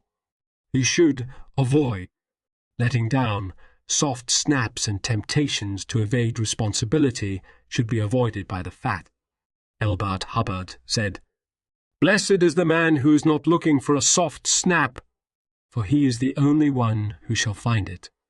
This explains why the fat man, unless brainy, seldom lands one. Strongest points, optimism, hospitality, and harmony are the strongest points in the fat man's nature. Upon them, many a man has built a successful life. Without them, no individual of any type can hope to be happy. His popularity and all-around compatibility give the fat man advantages over other types which fairly compensate for the weak cogs in his machinery. The weakest points. Self-indulgence of all kinds, over-eating, over-sleeping, under-exercising, and the evasion of responsibilities are the weakest points of this type. Despite his many strong points, his life is often wrecked on these rocks. He so constantly tends to taking the easy way out. Day by day he gives up chances for ultimate success for the baubles of immediate ease. He is the most likable of all the types, but his indolence sometimes strains even the love of his family to the breaking point. How to deal with this type socially? Befeed him, give him comfortable chairs, the largest you have, and don't drag him into long discussions of any kind. This is the recipe for winning the fat man when you meet him socially. And whatever you do, don't tell him your troubles. The fat man hates trouble, smothers his own, and you only make him ill at ease when you regale him with yours. Don't walk him any more than is absolutely necessary. Let him go home early if he starts. He enjoys his sleep and doesn't like to have it interfered with. Make your conversation deal with concrete personal things and events. Stay away from highbrow subjects. The best places to eat and the best shows of the week are safe subjects to introduce when with very fat people. How to deal with this type in business. Don't give him hard manual tasks. If you want this kind of work done, get someone other than an extremely fat man to do it. If you hire a fat man, blame yourself for the result. Give your fat employee a chance to deal with people in a not too serious way, but hold him strictly to the keeping of his records, reports, and working hours. If this fat person is a dealer, a merchant, or a tradesman, keep him to his word. Start out by letting him know you expect the delivery of just what he promises. Don't let him jolly you into relinquishing what is rightfully yours. And keep in mind always that the fat person is usually good at heart. Remember, the chief distinguishing marks of the alimentive in the order of their importance are rounded outlines, immature features, and dimpled hand. A person who has these is largely of the alimentive type, no matter what other types may be included in his makeup. Ow! Chapter 2. The thoracic type. The thriller individuals in whom the circulatory system, heart, arteries and blood vessels, and the respiratory system are more highly developed than any other systems, have been named the thoracics. This name comes from the fact that the heart and lungs, which constitute the most important organs of these two closely allied systems, are housed in the thorax, that little room made by your ribs for the protection of these vital organs. Physical resilience, general elasticity of structure, a suggestion of sinews, and physical resilience characterizes this type. The florid-faced, high-chested individual, what is known as a red face, when accompanied by a high chest, always signifies large thoracic tendencies. The high color which in an adult comes and goes is a sure indication of a well-developed circulatory system, since high color is caused by the rapid pumping of blood to the tiny blood vessels of the face. People with little blood, weak hearts, or deficient circulation are not florid and must be much overheated or excited to show vivid color in their cheeks, betray their feelings. On the other hand, the slightest displeasure, enjoyment, surprise, or exertion brings the blood rushing to the face and neck of him who has a large, well-developed blood system. How many times you have heard such a one say, "I am so embarrassed, I flush at every little thing. How I envy the rest of you who come in from a long walk looking so cool." The man of great chest expansion. The largest part of this man's body is around the chest. His chest is high for the reason that he has larger lungs than the average. Advantages of a high chest. The man of unusual chest expansion has one great physical asset. The person who breathes deeply has a decided advantage over the man who breathes deficiently. The lungs form the bellows or air supply for the body's engine. The heart, and with a deficient supply of air, the heart does deficient work. Efficient breathing is easy only to the man of large lungs, and only the high-chested have large lungs. Long-waisted people. Long waist is another thoracic sign, for it is a natural result of the extra house room required by the large lungs and heart. It is easily detected in both men and women. If you are a close observer, you have noticed that some people appear to have a waistline much lower than others, that the belt line dividing the upper part of the body from the lower is proportionately much nearer the floor in some and in others of the same height. Passing of the wasp waist, the straight up and down. The lines of today's woman and the slimpsy shoulder, the heel garments she wears have obliterated her waistline, but you will recall how differently the old wasp waist, fashions of a score of years ago, betrayed the secrets of the short and long waist. The 18-inch belt, of which we were so falsely proud in 1900, told unmistakable facts about milady's thoracic development. Belts, V's, suspenders as the telltale belt disappeared from woman's wardrobe, it appeared in man's, and now betrays the location of his waist with an exactness of which the old-fashioned suspenders were never guilty. To test yourself. If you are a man and have difficulty in getting ready, made coats long enough for you, this is certain proof that you have decided thoracic tendencies. If you are a woman who has to forego many a pretty gown because it is not long enough in the waist, the same is true of you. In women, this long waist and high chest give the appearance of small hips and of shoulders a little broader than the average. In men, it gives that straight, soldier-like bearing which makes this type of man admired and gazed after as he strides down the street. The pure thoracic head. High head is a significant characteristic of the typical thoracic. The Anglo-Saxons tend to have this head, and more than any other races, exhibit thoracic qualities as racial characteristics. This is considered the handsomest head known. Certainly it lends the appearance of nobility and intelligence. It is not wide, looked at from the front or back, but inclines to be slightly narrower for its height than the alimentive head. The kite-shaped face widest through the cheekbones and tapering slightly up the sides of the forehead and downward to the jawbones is the face of the pure thoracic. This must not be mistaken for the pointed chin nor the pointed head, but is merely a sloping of the face upward and downward from the cheekbones as a result of the unusual width of the nose section. His well-developed nose, the nose section is also high and wide because the typical thoracic has a nose that is well developed.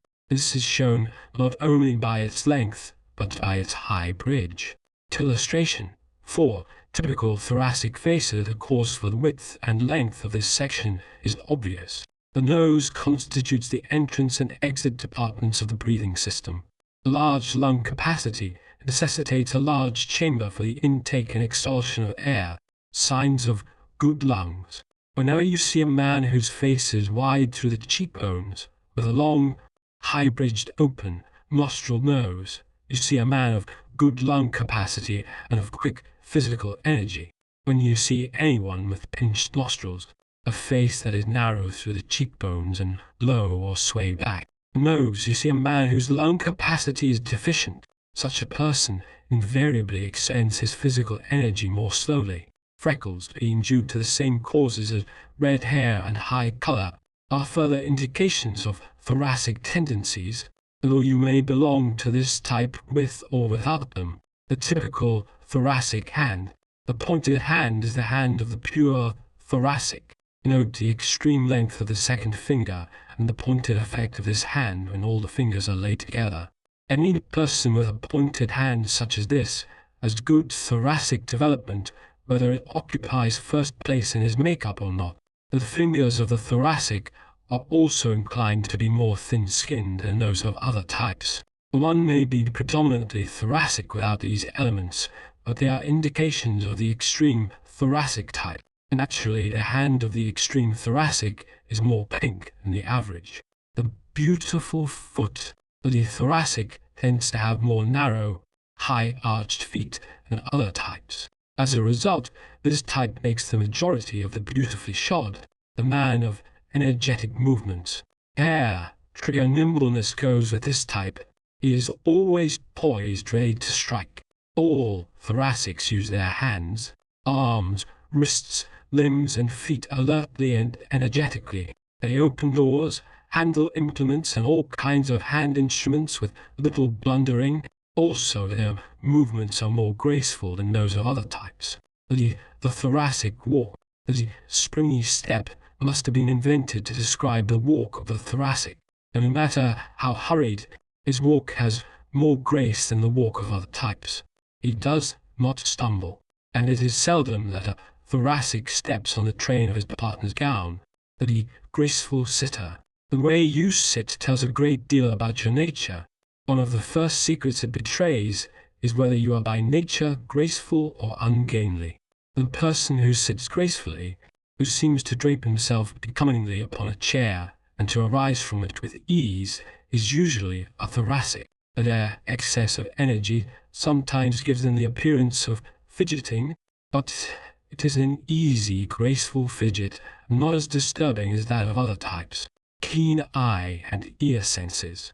Quick eyes and keen ears are characteristic of the thoracics. The millions of stimuli, the sounds, sights, and smells impinging every waking moment upon the human consciousness affect him more quickly and more intensely than any other type. The acuteness of all our senses depends, to a far greater extent than we have hitherto supposed, upon proper heart and lung action. Take long, deep breaths for 5 minutes in the open air while walking rapidly enough to make your heart pound, and see how much keener your senses are at the end of that time. The thoracic is chronically in this condition because his heart and lungs are going at top speed habitually and naturally all his life, susceptible to heat. Because bodily temperature varies according to the amount of blood and the rapidity of its circulation, this type is always warmer than others. He is extremely susceptible to heat, as he suffers keenly in warm rooms or warm weather and wears fewer wraps in winter. The majority of bathers at the beaches in summer are largely of this type. The high-strung nerves as taut as a violin string, due to his acute physical senses and his thin, sensitive skin, plus his instantaneous quickness, make the thoracic what is known as high-strung, the most temperamental. Because he is keyed to high C by nature, the thoracic has more of that quality called temperament than any other type. The wag who said that temperament was mostly temper might have reversed it and still have been right. But for temper is largely a matter of temperament. Since the thoracics have more temperament, it follows naturally that they have more temper, or rather that they show it oftener, just as they show their delightful qualities oftener. Continuous performance. This type, consciously and unconsciously, is a continuous performance. He is showing you something of himself every moment, and if you are interested in human nature, as your reading of this book suggests, you are going to find him a fascinating subject. He is expressing his feelings with more or less abandon all the time, and he is likely to express as many as a dozen different ones in as many moments. The quick temper, flying off the handle, and going up in the air are phrases originally inspired by our dear, delightful friends, the thoracics. Other types do these more or less temperamental things, but they do not do them as frequently, more on as short notice as this type. The human firefly. Fiery nature is part and parcel of the thoracic's makeup. But did you ever see a fiery-natured man who didn't have lots of warm friends? It is the grouch, in whom the fire starts slowly and smoulders indefinitely, that nobody likes. But the man who flares up, flames for a moment and is calm the next, never lacks for companions or devotees. The red-haired one may belong to the thoracic type, whether his hair is blonde or brunette or any of the shades between, but it is an interesting fact that most of the red-haired are largely of this type. He didn't have red hair for nothing. Is a famous phrase that has been applied to the red-haired, quick-tempered thoracic for generations. You will be interested to note that this high color and high chest are distinctly noticeable in most of the red-haired people you know, certain proof that they approximate this type. As you walk down the street tomorrow, look at the people ahead of you, and when you find a redhead, notice how much more red his neck is than the necks of the people walking beside him. This flushed skin almost always accompanies red hair, just showing that most red-haired people belong to this type. The flash in the pan. The red-haired man's temper usually expends itself instantly. His red-hot fieriness is over in a moment. But for every enemy, he has two friends. Friends who are like his flame, even though in constant danger from it themselves. Whereas the alimentive avoids you if he disagrees with you, the thoracic likes to tell you in a few hot words just what he thinks of you. But the chances are that he will be so completely over it by lunchtime that he will invite you out with him. Desire for approbation, to be admired and a wee bit envied are desires dear to the heart of this type. Everybody, to a greater or lesser degree, desires these things, but to no other type do they mean so much as to this one. We know this because no other type, in any such numbers, takes the trouble or makes the sacrifices necessary to bring them about. Acts indicate desires. The ego of every individual craves approval, but the majority of the other types craves something else more, a particular something in each case depending upon the type to which the individual belongs. You can always tell what any individual wants most by what he does. The man who thinks he wants a thing or wishes he wanted it, talks about getting it, envies those who had it, and plans to start doing something about it. But the man who really wants a thing goes after it, sacrifices his leisure, his pleasures, and sometimes love itself, and gets it. It shines in public life. The limelight appeals more to this type than to others because it goes further toward gratifying his desire for approbation. So while other men and women are dreaming of fame, the thoracic practices, plows and pleads his way to it. The personal adulation of friends and of the multitude is the breath of life to him. Extremes of this type consider no self-denial too great a price to pay for it. Any on the stage in all its forms is as natural a field to the thoracic as salesmanship is to the alimentive. The pleas of fond papers and fearsome mammas are usually ineffective with this type of boy or girl when he sets his heart on a career before the footlights or in the movies. Whether they achieve it or not will depend on other, and chiefly mental, traits in each individual's makeup, but the yearning for it in some form is always there. So the manager's waiting rooms are always crowded with people of this type. It is this intensity of desire which has goaded and inspired most stage artists onto success in their chosen field. Put yourself in his place. To be able to put oneself in the role of another, to feel as he feels, to be so keenly sensitive to his situation and psychology that one almost becomes that person for the time being, is the heart and soul of acting. The thoracic has this sensitiveness naturally. After long study and acquaintance, you may be able to put yourself in the place of a few friends. The thoracic does this instantly and automatically. Tendency not to toil makes fame. Those who have succeeded to fame in any given line are wont to proclaim hard work is the secret of success, and to take great credit unto themselves for the labor they have expended on their own. It is true, of course, that all success entails hard work, but the man or woman sufficiently gifted to rise to the heights gets from that gift such a strong inward urge towards its expression that what he does in that direction is not work to him. The long hours, concentration, and study devoted to it are more pleasurable than painful to him. He chooses such activities voluntarily.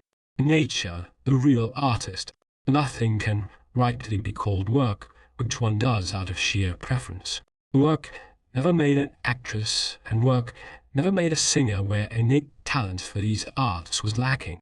Nature, the true maker of every famous name, bestows 90%, and man, if he hustles, can provide the other very necessary 10%. But his sense of humor, if not his sense of justice, should be sufficient to prevent his trying to rob the Almighty of his due. Success for all. Every individual who is not feeble-minded can be a success at something in this big world. Every normal-minded individual is able to create, invent, improve, organize, build or market some of the myriads of things the world is crying for, but he will succeed at only those things in which his physiological and psychological mechanisms perform their functions easily and naturally. Why we work, and is by inclination very little of a worker. He is first a wanter, a bundle of instinct. The second, a feeler, a bundle of emotions. Last and least, he is a thinker. What real work he does is done not because he likes it, but because it serves one of these first two bundles of instinct. When the desire for leisure is stronger than the other urges, the leisure wins. But in all ambitious men and women, the desire for other things outweighs the leisure urge. Ambition and type. What is it that causes some to have ambition and others to lack it? Your ambitions take the form determined by your predominating physiological system. For instance, in every great singer, the thoracic has been present either as the first or second element.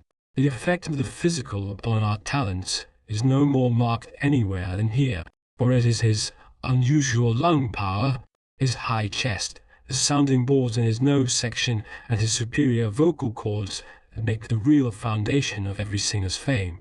These physiological conditions are found in extreme degree only in persons of thoracic tendencies.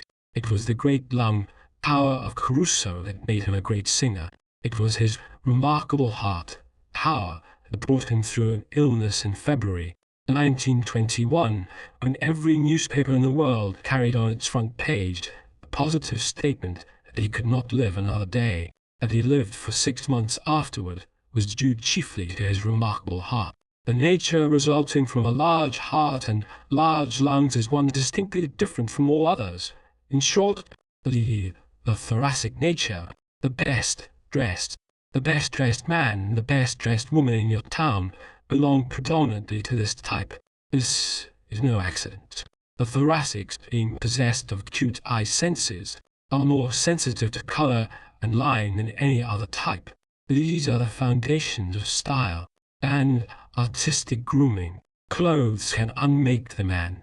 Being desirous of the approval of others and realizing that though clothes do not make the man, they can unmake him, this type looks to his laurels on this point, because clothes determine the first impressions we make upon strangers, and because that impression is difficult to change, clothes are of vast importance in this maze of human relationships. The thoracic is more sensitive to the attitude of others because their attitude is more vital to his self-expression. He senses from childhood the bearing that clothes have for or against him in the opinion of others, and how they can aid him to express his personality. The glass of fashion. The thoracic therefore often becomes the glass of fashion and the mold of form. His consciousness of himself is so keen that even when alone he prefers those things in dress which are at once fine, fancy, and fashionable. Some types are indifferent to clothes, some ignorant of clothes, and some defiant in their clothes, but the thoracic always has a keen sense of fitness in the matter of apparel. Distinction in dress. The distinctive dresser is one who essays the extremely fashionable, the last moment touch. He is always a step or two ahead of the times. His ties, handbags, handkerchiefs, and stick pins are up to the minute. Such a man or woman invariably has a large thoracic development and is well repaid by the public for his pains. Dress, the universal language. The public looks more eagerly than we suppose to changes in styles and fads. It gives, in spite of itself, instantaneous admiration of a sort to those who follow the dictates of fashion. This being one of the quickest roads to adulation, it is often utilized by this type. The newest in hairdressing. The latest thing in coiffures is always known by the thoracic woman, and because she is, more often than any other type, a beautiful woman, she can wear her hair in almost any style and find it becoming. So when puffs were the thing, this type of woman not only wore puffs, but the most extreme and numerous puffs. When the sticking to the face style was in vogue, she bought much bandoline and essayed the sleekest and shiniest hair of all. When the ear bun raged, she changed those same paper-like curls overnight into veritable young sofa cushions. Always on dress parade, with intent to keep the spotlight on himself, the thoracic is always on dress parade. He is vividly aware of himself. He knows what kind of picture he is making. He is seldom self-conscious in the sense of being timid. When he does happen to be timid, he suffers, by reason of his greater desire for approval, more acutely than any other type. Affectability, his keynote. Instantaneous reaction to stimuli, with all the reflex actions resulting therefrom, constitutes the keynote of this type. This makes an individual who is physiologically and psychologically affectable, because life is full of all kinds of stimuli, acting during every waking moment upon every sense in the organism. Any person who is high-strung finds himself in the midst of what might be called nerve bedlam, gets the most out of everything. Because of this same highly sensitized makeup, the thoracic gets more sensations out of every incident than the rest of us do. He experiences more joy in the space of a lifetime, but also more disappointment. The human violin, for the same reason that the violin vibrates to a greater number of sounds than the organ, The thoracic is a more vibrant individual than others. He is impelled to an expressiveness of voice, a manner and action that often looks like pretense to less impulsive people. In other types it would be, but to the thoracic it is so natural and normal that he is often much surprised to hear that he has the reputation of being affected, reputation for flightiness. This lightning-like liveliness of face, body, and voice, his quick replies and instantaneous reactions to everything also cause him to be called flighty. The quick thinker. We are prone to judge everyone by ourselves. People whose mental or physical senses are less keyed up, less sensitive, called the thoracic rattle-brained. Usually such a man's brain is not rattled at all. It is working, as all brains do in response to the messages reaching it, via the telegraph wires of the five senses. In the thoracic, these wires happen to be more taut than in the other types. He gets sensations from sights, sounds, tastes, touches, and smells much more quickly than the rest of us do. These messages are sent to the brain more rapidly, and since sensation is responsible for much of our thinking, this man's brain thinks a little more speedily than that of other types. It does not necessarily think any better. Often it does need slowing down, but compared to the thought power of some of the other types, the thoracic speed makes up for much of his carelessness. He makes more mistakes in judgment than other types, but can write about face so quickly he usually remedies them, while other types are still trying to decide when to start. To hold himself back is the hardest lesson for this type to learn, his changeability. This tendency to let himself go brings the thoracic a great deal of unhappiness and failure. He plunges so quickly that he often fails to take into consideration the various elements of the situation.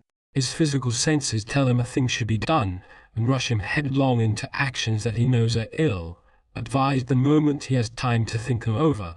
In turning around and righting his mistakes, he often hears himself called changeable and vacillating, his batting average. In this, as in other things, we have a tendency towards smugness, short-sightedness, and egotism.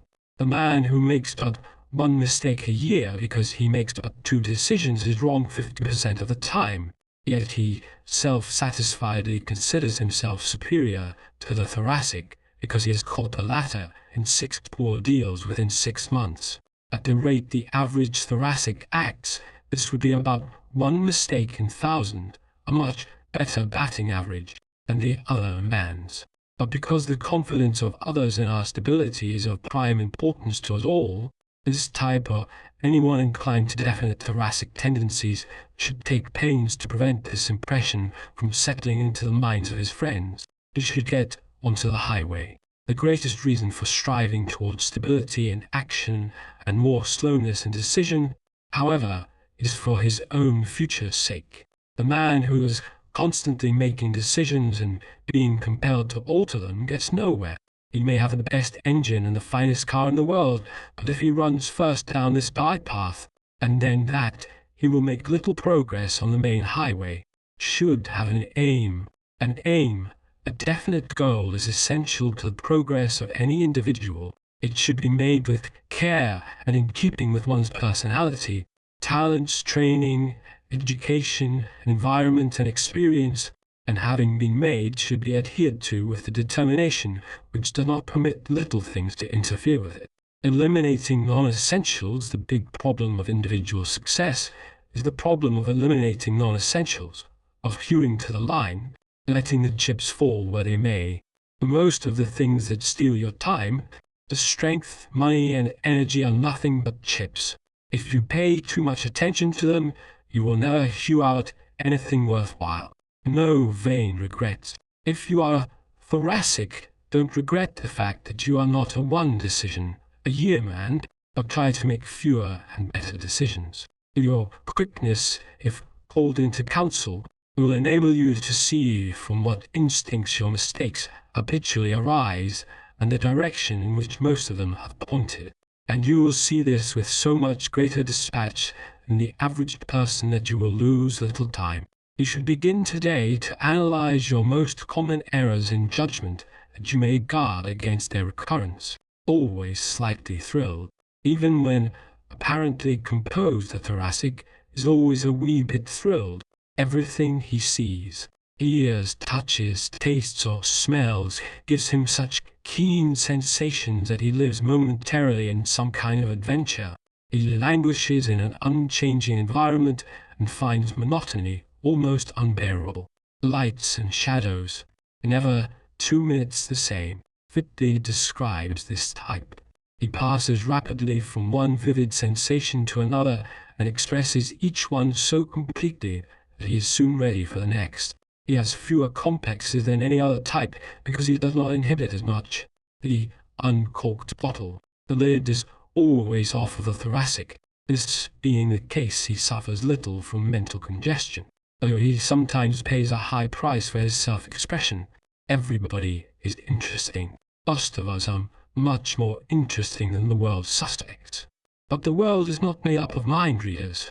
We keep our most interesting thoughts and the most interesting side of ourselves hidden away. Even your dearest friends are seldom given a peep into the actual you. And this, despite the fact that we all recognize this as a deficiency in others. We bottle up ourselves and defy the world's corkscrews. All save the thoracic. He allows his associates to see much of what is passing in his mind all the time, because we are all interested in the real individual and not in masks. This type usually is much sought after, not secretive. The thoracic does not by preference cover up. He does not by preference secrete. He does not, except when necessary, keep his plans and ways dark. He is likely to tell not only his family, but his newest acquaintances just what he is planning to do and how he expects to do it. The naturally secretive person who vaguely refers to a certain party, when he has occasion to speak of another, is the exact opposite of this type, his human interest. We are all interested in the little comings and goings of our friends. Upon this fact, every magazine and newspaper builds its human interest. The stories. We may be indifferent to what the President of the United States is doing about international relations, but what he had for breakfast is mighty interesting. Few people read inaugural addresses, significant though they often are to the world and to the reader himself. But if the President would write 10 volumes on just how I spend my Sundays, it would be a bestseller. Naturally confidential. Personal experiences, personal secrets, and personal preferences are subjects we are all interested in. These are the very things with which the thoracic regales his friends, and about which he is more frank and outspoken than any other type. He makes many friends by his obvious openness and his capacity for seeing the interesting details which others overlook. Charming conversationalist, colorful, vivid words and phrases come easily to the tongue of this type, for he sees the unusual, the fascinating in everything. Since anyone can make a thing interesting to others if he is really interested in it himself, the thoracic makes others see and feel what he describes. He is therefore known as the most charming conversationalist. Beautiful voice. The most beautiful voices belong to people who are largely of this type. This is due, as we have said before, to physiological causes. The high chest, sensitive vocal cords, capacious sounding boards in the nose and roof of the mouth all tend to give the voice of the thoracic many nuances and accents never found in other types. His pleasing voice, plus the vividness of his expressions and his lack of reticence in giving the intimate and interesting details are other traits which help to make the thoracic a lively companion. The lure of spontaneity. The most beloved people in the world are the spontaneous. We lead such drab lives ourselves and keep back so much. We like to see a little Niagara of human emotion occasionally. The thoracic feels everything keenly. Life's experiences make vivid records on the sensitive plate of his mind. He puts them on the Victrola that is himself and proceeds to run them off for your entertainment. Sometimes a bubbler, a constant stream of talk, must have been first said in describing this type. For while others are carefully guarding their real feelings and thoughts, the thoracic goes merrily on relieving himself of his. Are sedate and somber types called the thoracics bubblers, or spouters just for this reason.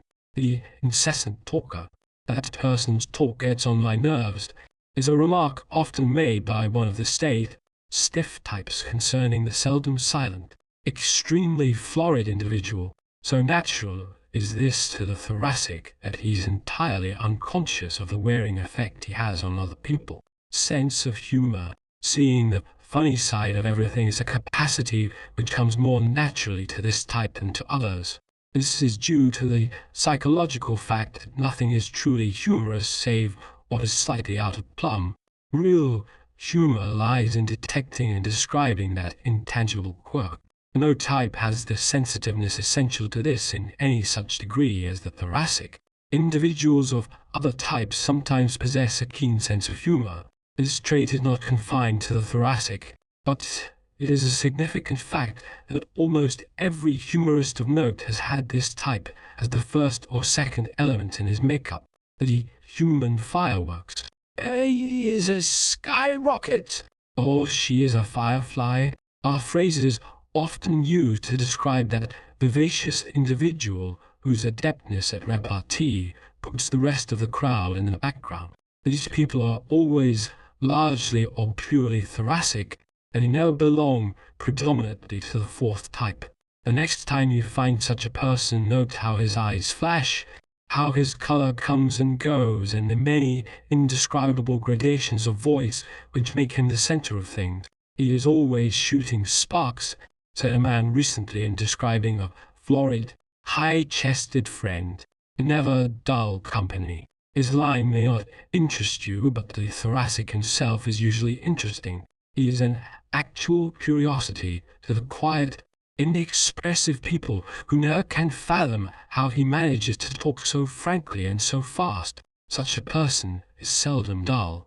He is everything from a condiment to a cocktail, and has the same effect on the average group of more or less drab personalities.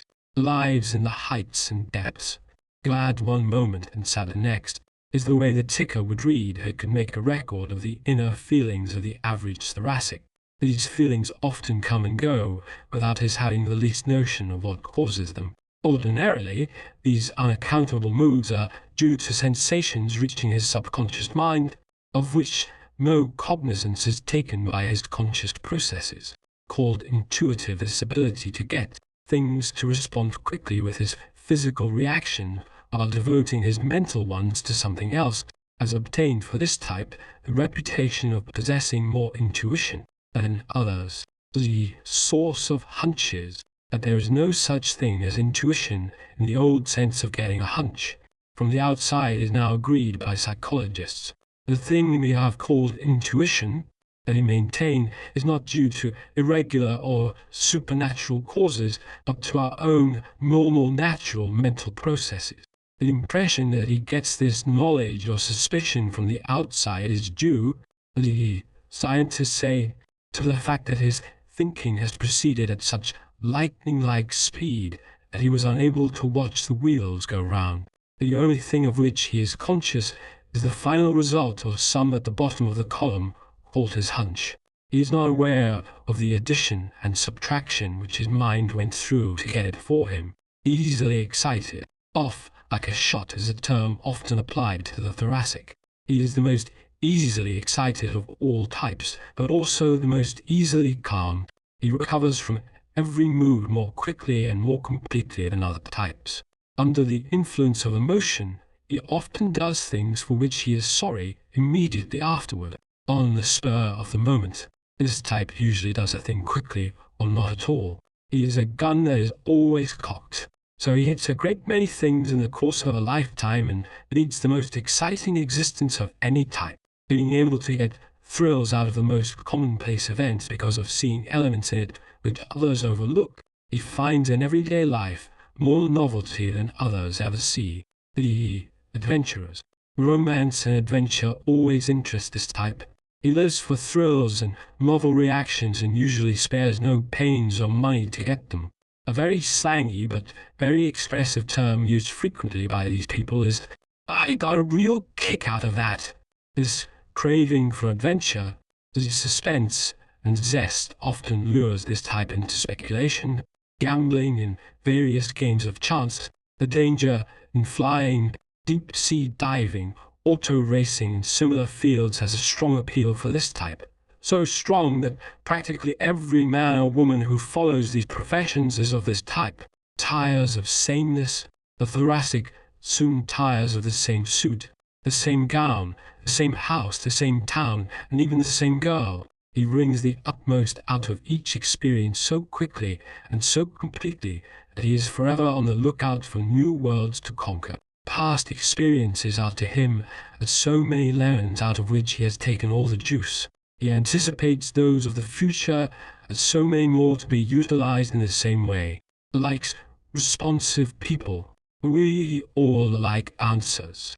We want to be assured that what we have said or done has registered. The thoracic is always saying or doing something and can't understand why other people are so unresponsive. He is as responsive as a radio wire. Everything hits the mark with him, and he lets you know it. So, naturally, he enjoys the same from others and considers those less expressive than himself stiff, formal, or dull. The kind of person the thoracic likes best is one sufficiently like himself to nod and smile and show that he fully understands, but who will not interrupt his stream of talk.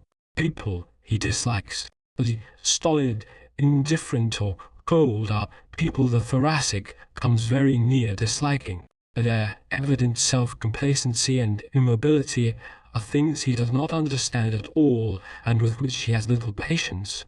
Such people seem to him to be cold, unfeeling, almost dead, so he steers clear of them. It was surely a thoracic who first called these people sticks, but the reason for their acting like sticks will be apparent in another chapter. His pet aversions, whereas the alimentive avoids people he does not care for, the thoracic is inclined to betray his aversions. He occasionally delights to put people he dislikes at a disadvantage by his wit or satire. The stony individual who walks through life like an Ionian pillar is a complete mystery to the thoracic, and the pillar returns the compliment. We do not like anything we do not understand, and we seldom understand anything that differs decidedly from ourselves. Thus we distrust and dislike foreigners, and to a greater or lesser extent other families, people from other sections of the country, etc. The Easterner and Westerner have a natural distrust of each other, and the Civil War is not the only reason for the incompatibility of Southerners and Northerners. So it is with individuals. Those who differ too widely in type never understand each other. They have too little of the chief thing that builds friendships, emotions in common, the forgiving man. If you have once been a real friend of a thoracic and a quarrel comes between you, he may be ever so bitter and biting in the moment of his anger, but in most cases he will forgive you eventually. Really forgets disagreements. It is not as easy for other types to forgive. They often refrain from attempting a reconciliation. But the thoracic's forgiveness is not only spontaneous but genuine. The alimentive bears no grudges because it is too much trouble. The thoracic finds it hard to maintain a grudge because he gets over it just as he gets over everything else. His anger oozes away, or he wakes up some fine morning and finds, like the boy recovering from the chickenpox, that he simply hasn't it anymore. Diseases he is most susceptible to. Acute diseases are the ones chiefly affecting this type. Everything in his organism tends to suddenness and not to sameness. Just as he is inclined to get into and out of psychological experiences quickly, so he is inclined to sudden illnesses and to sudden recuperations. A thoracic seldom has any kind of chronic ailment. If he acquires a superabundance of avoirdupois, he is in danger of apoplexy. The combination of extreme thoracic and extreme alimentive tendencies is the cause of this disease. Likes fancy foods. Variety and novelty in food are much enjoyed by this type. The alimentive likes lots of rich food, but he is not so desirous of varieties or freak dishes. but the thoracic specializes in them. You cannot mention any kind of strange new dish whose investigation won't appeal to someone in the crowd, and that person is always somewhat thoracic. It gives him another promise of newness. Foreign dishes of all kinds depend for their introduction into this country almost entirely upon these florid patrons. According to the statements of restaurateurs, this type says, "I will try anything once. Any course dinners, if the food is good, are especially popular with them. The trimmings at dinner out of the ordinary surroundings in which to dine are always welcome to this type. The hangings, pictures, and furniture mean much to him. Most people like music at meals, but to the thoracic it is almost indispensable. He is so alive in every nerve, so keyed up, and has such intense capacity for enjoyment of many things simultaneously that he demands more than other types. An attentive waiter who ministers to every movement and anticipates every wish is also a favorite with the thoracic when out for dinner. He is sensitive to his surroundings. Colorful surroundings are more necessary to the thoracic than to other types. The ever-changing fashions in house decorations are welcome innovations to him. He soon grows tired of a thing regardless of how much he liked it to begin with. Take notice amongst your friends and you will see that the girl who changes the furniture all around every few weeks is invariably of this type. It makes me feel that I have changed my location and takes the place of a trip, explained one girl not long ago. Wants something different. The exact color of hangings, wallpaper, interior decorations and accessories are matters of vital import to this type. Whereas the alimentives demand comfort, the thoracics ask for something different, for something that catches and holds the eye, that makes an instantaneous impression upon the onlooker and gives him one more thing by which to remember the personality of the one who lives there. This type considers his room and home as a part of himself and takes the pains with them which he bestows upon his clothes. When he is rich, wealth to the thoracic means unlimited opportunity for achieving the unusual in everything.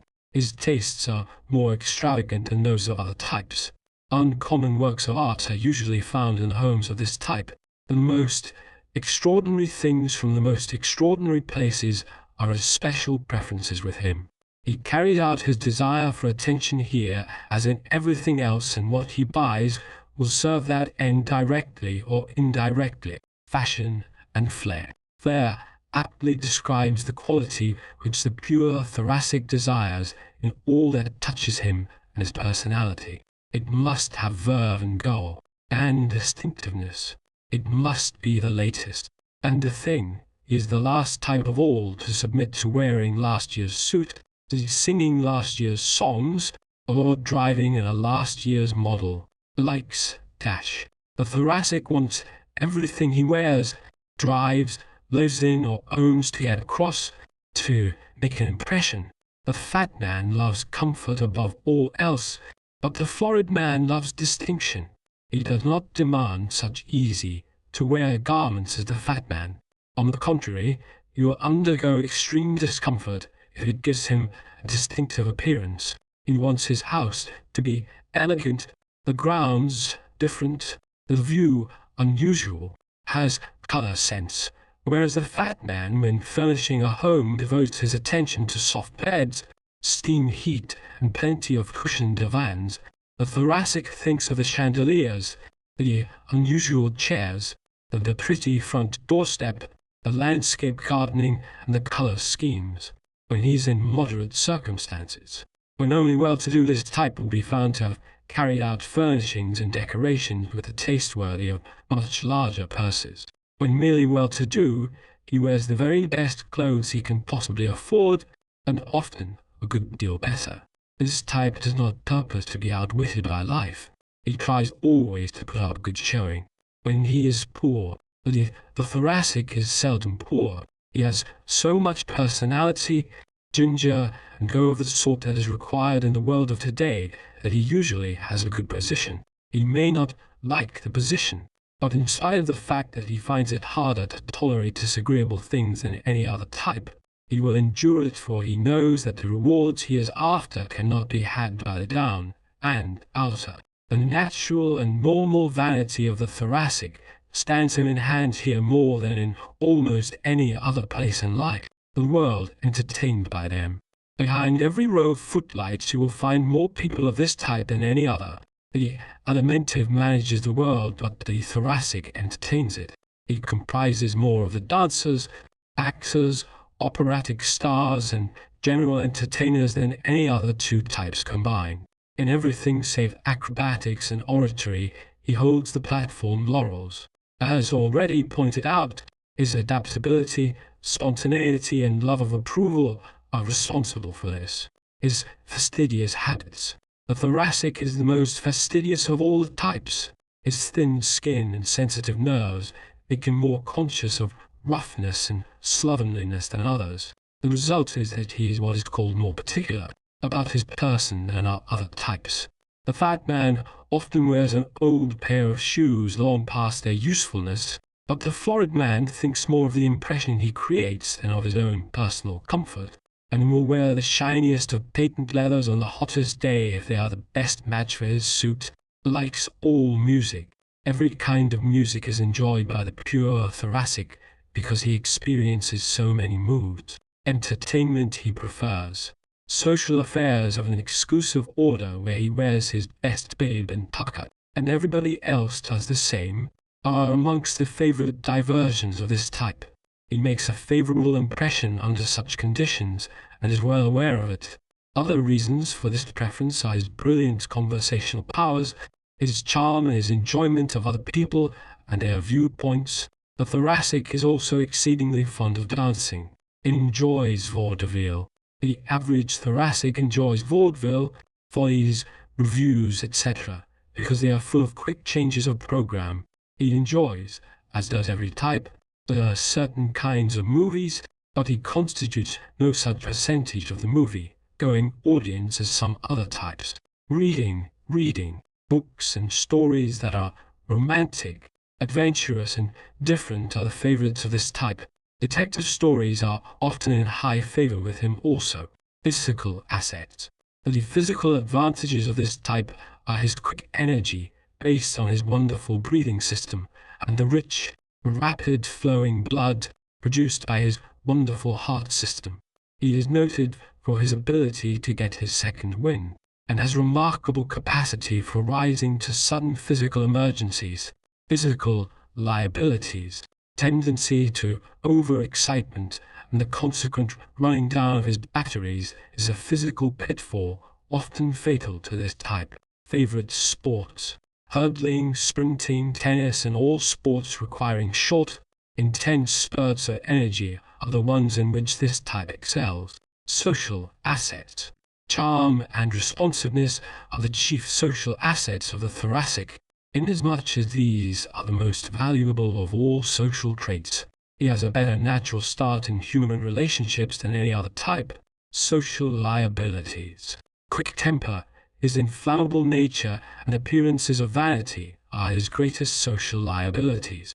They stand between him and success many times. He must learn to control them if he desires to reap the full benefit of his remarkable assets. Emotional assets. Instantaneous sympathy and the lack of poisonous inhibitions are the outstanding emotional assets of this type.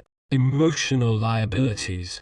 Impatience, mercurial emotions, and the expenditure of too much of his electricity in every little experience are the tendencies most to be guarded against. Business assets. And Eddie is a good mixer, and has the magnetism to interest and attract others are his most valuable business traits. Business liabilities, an appearance of flightiness, and his tendency to hop from one subject to another, to stand in the way of the thoracic's promotion many times.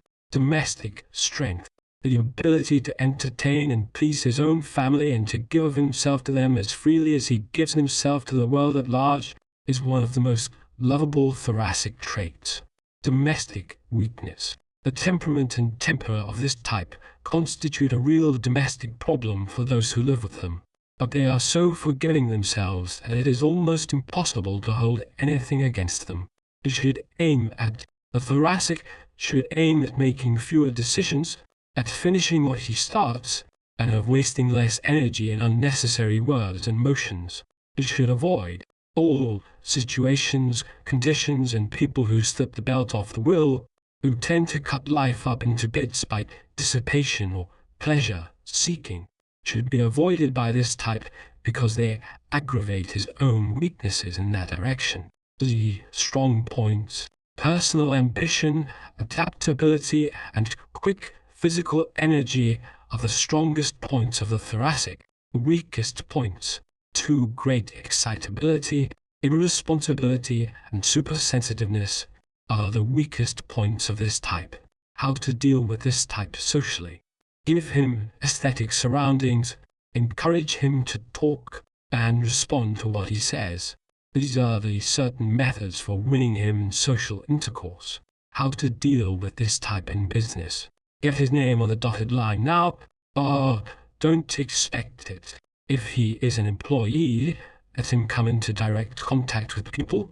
Give his personality a chance to get business for you. Don't forget to praise him when deserved, and don't pin him down to routine. This type succeeds best in professions where his personal charm can be capitalized and does not belong in any strictly commercial business. Remember, the chief distinguishing marks of the thoracic in the order of their importance are flushed complexion, high chest, and long waist. Any person who has these is largely of the thoracic type, no matter what other types may be included in his makeup. Chapter 3. The muscular type. The worker. People in whom the muscular system is proportionately larger and more highly developed than any of their other systems are musculars. The system consists of the muscles of the organism. The lean meat type.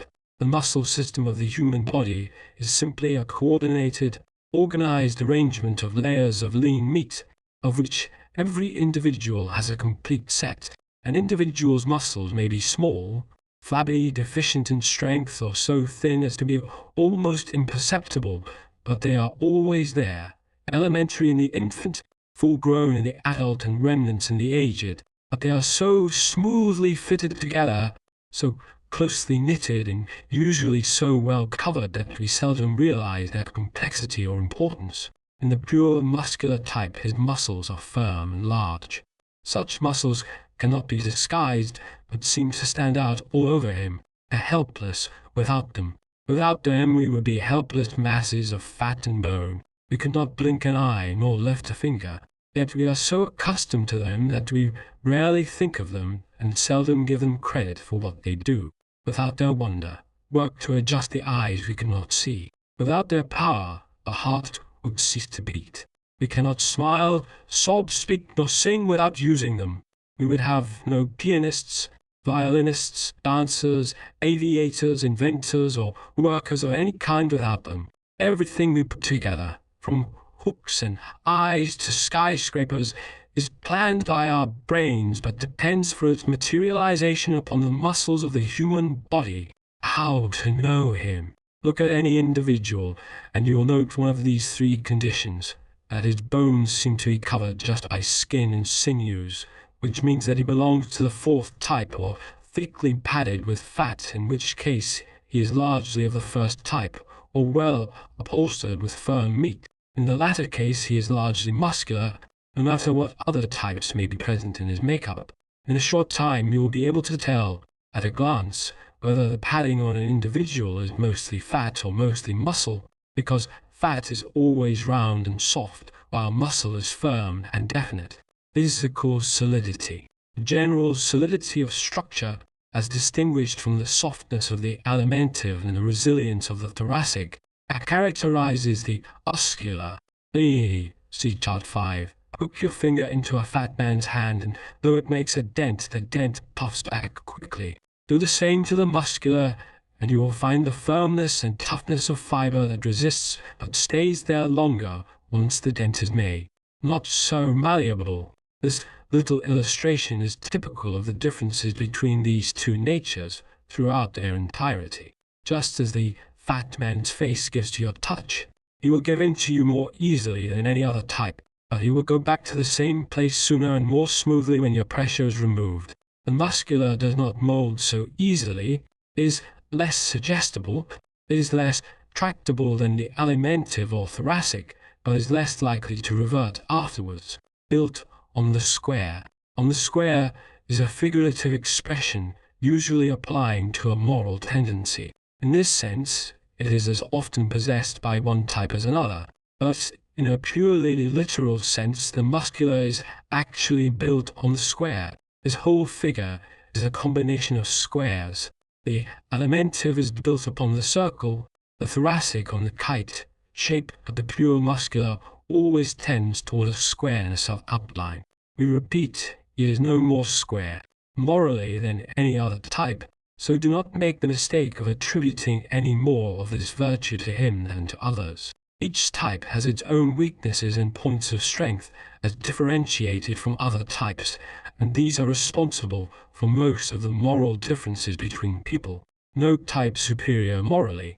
Since moral weakness comes from type weakness, and since each type possesses about as many weaknesses as the others, it follows that no type is superior morally to any other, and no type is morally inferior to any other. Type and temptation. Morality is mostly a matter of how much temptation you can withstand. Every individual in a civilized community is surrounded by temptations of some kind most of the time. He does not want to yield to any of them. Every man and woman does the best of which his particular type is capable under a given circumstance. Each individual resists many temptations for which we fail to give him credit. He yields only to those which make such a strong appeal to his type that he lacks the power of resistance. In other words, each person yields to the temptations that prey upon his particular weaknesses, and what his weaknesses are will depend upon his type. In the grip of these temptations, he may commit anything from discourtesy to crime, according to the strength of the temptation, plus his own leaning in that direction. On the other hand, certain immoralities, which appeal strongly to some types, have no attraction whatever for others, and these latter get credit for a virtuousness that has cost them nothing, only praise and punishment. On the other hand, each one of the 5 human types has certain points of strength, and from these gets its natural morale qualities.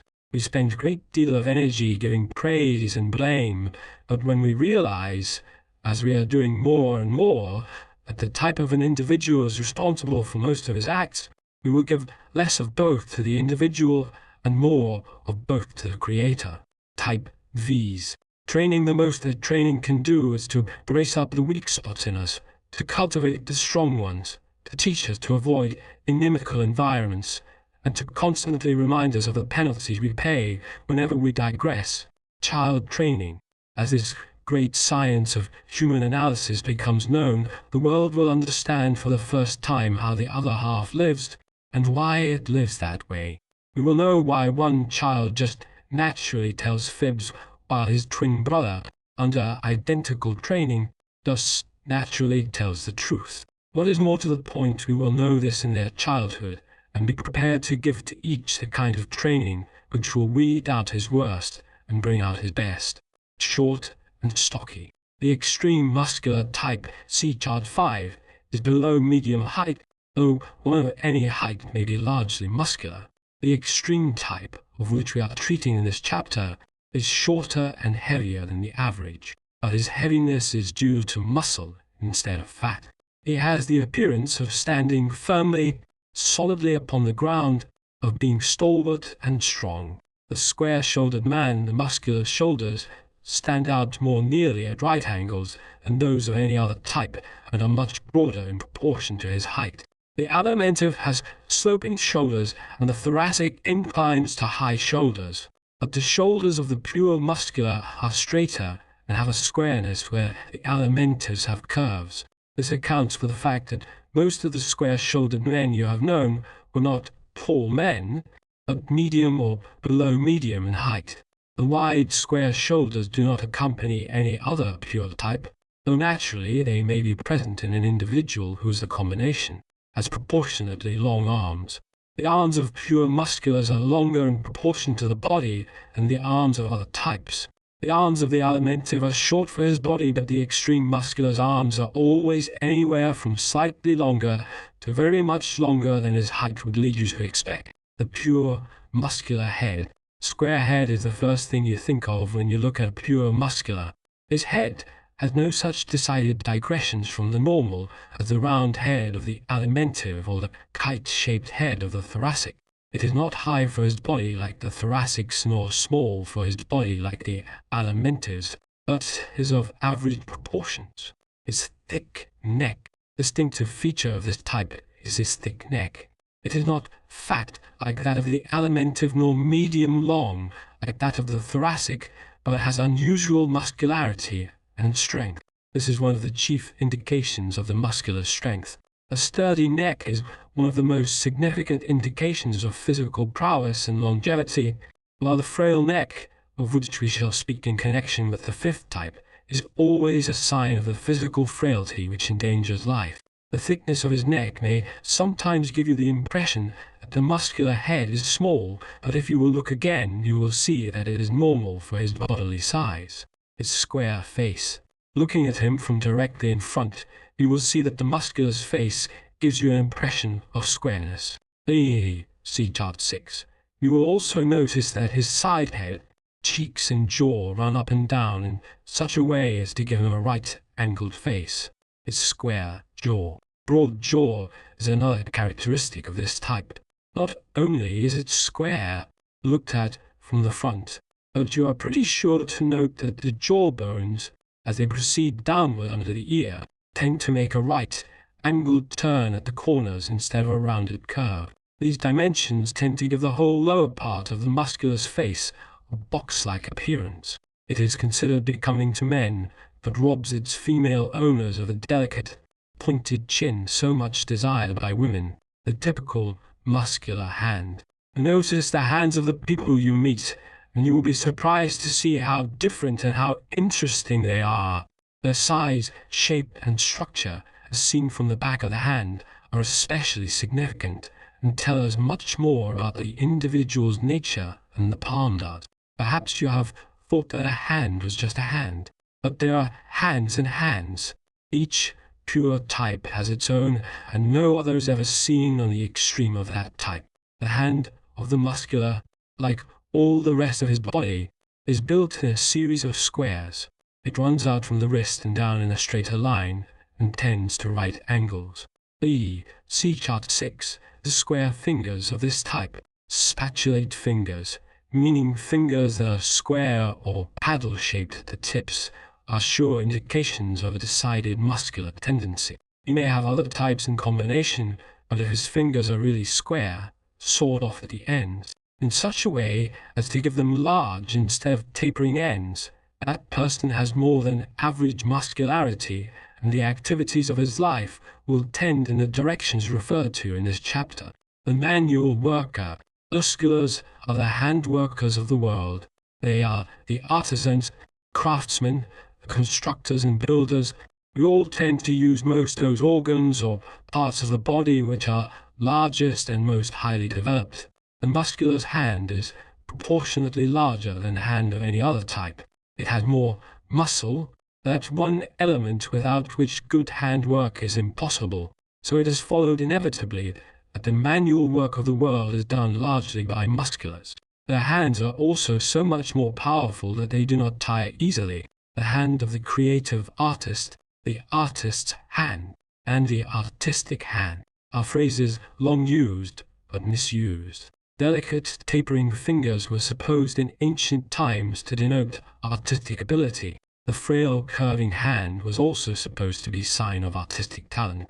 From the stage of old down to the movies of today, the typical artist is pictured with a slight, slender hand. This tapering, fingered hand denotes a keen sense of artistic values, a love of the aesthetic, refined and beautiful, and real artistic appreciation, but not the ability to create. The hand arts, before we explain this, kindly understand that we are speaking only of those arts which require handwork, and not of such arts as singing, dancing, or musical composition, which can more properly be called artistic activities.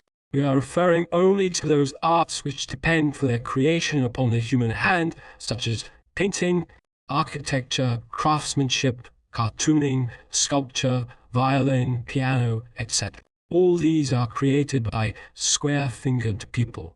We are too much inclined to think of the products of these arts as being created out of sheer artistic sense, artistic taste, or artistic insight. But a moment's reflection will show that every tangible artistic creation is the result of unusual handwork combined with gifted headwork. Without a sure, strong, well-knit hand, the ideas of the greatest artists could never have materialized. The lack of such a hand explains why the aesthetic, the artistic-minded, and the connoisseur do not create the beautiful things they appreciate. Head and hand partners.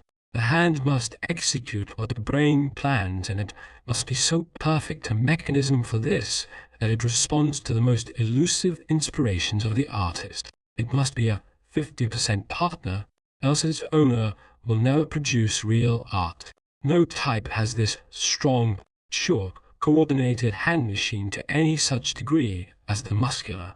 The finger ends, which are of the utmost significance in the creation of artistic things, must be fitted with well-developed muscles of extreme efficiency, or the execution will fall short of the ideal pictured in the artist's mind.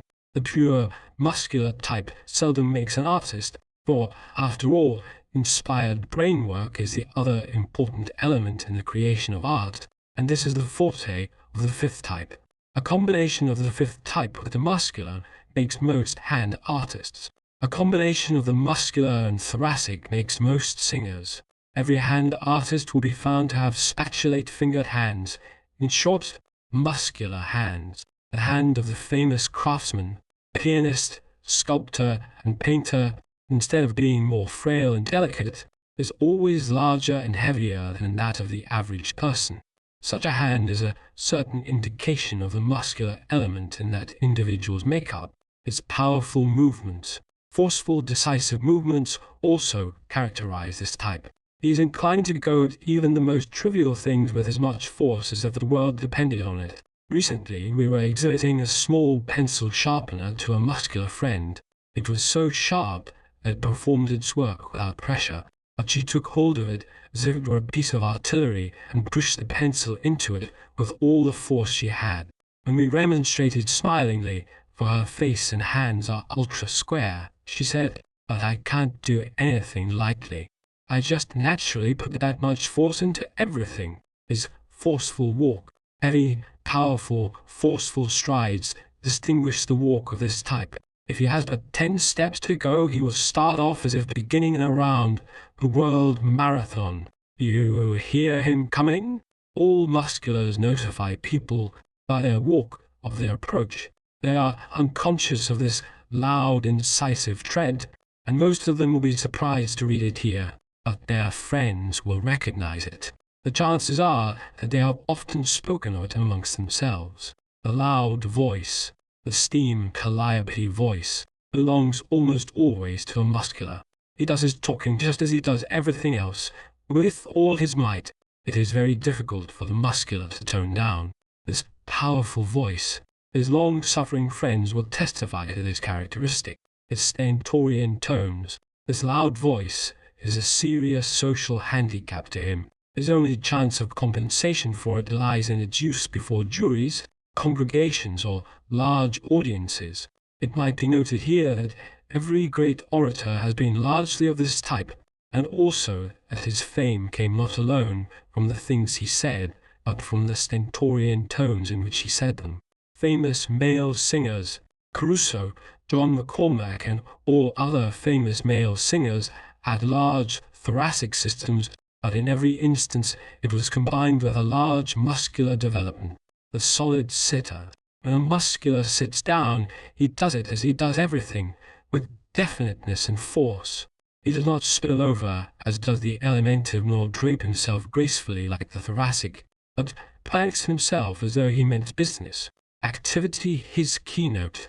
Because he is especially built for it, the muscular is more active than any other type. Without muscles, no organism could move itself from the spot in which it was born. Biology teaches us that the stomach was the first thing evolved, the original one. All organism possessed but one function, digestion. As life progressed, it became necessary to send nutriment to those parts of the organism not touched by the stomach. For the purpose of reaching these suburbs, there was involved the circulatory or thoracic system, and this gave rise, as we have seen in the previous chapter, to the thoracic type. Movement and development as time went on, movement became necessary, full development not being possible to any static organism. To meet this need, muscles were evolved, and organic life began to move. It was only a wiggle at first, but that wiggle has grown till today. It includes every kind of labor, globe-trotting and immigration. The muscular is fitted with the best traveling equipment of any type and invariably lives a life whose main reactions express these things. The immigrant muscular. No matter what his work or play, the muscular will make more moves during the course of a day than other types. He loves action because his muscles, being over-equipped for it, keep urging him from within to do things. As a result, this type makes up most of the immigrants of the world. Italians, Poles, Greeks, Russians, Germans, and Jews are largely of this type, and these are the races furnishing the largest number of foreigners in America. Inertness irks him. Shut up a muscular and you destroy him. His big muscle system cries out for something to do. He becomes restless, nervous and ill when confined or compelled to be idle. The alimentive loves an easy time, but the muscular dislikes ease, except when exhausted. Even then, it is almost impossible to stop him. Must be doing something. I can't bear to be doing nothing. You often hear people say, such a person always has plenty of muscle. Musculars want to feel that they are not wasting time. They must be up and doing, accomplishing something. If there is nothing near them that needs doing, they are sure to go and find something. The born worker. Work is second nature to this type. He really prefers it. Everyone likes some kind of work when in the mood, if it serves a purpose or an ideal. But the muscular likes work for its own sake, or rather, for the activity's sake. Work pulls on the alimentive and monotony on the thoracic, but leisure is what pulls on the muscular. He may have worked 10 years without a vacation, and he may imagine he wants a long one, but by the morning of the third day you will notice he has found a piece of work for himself.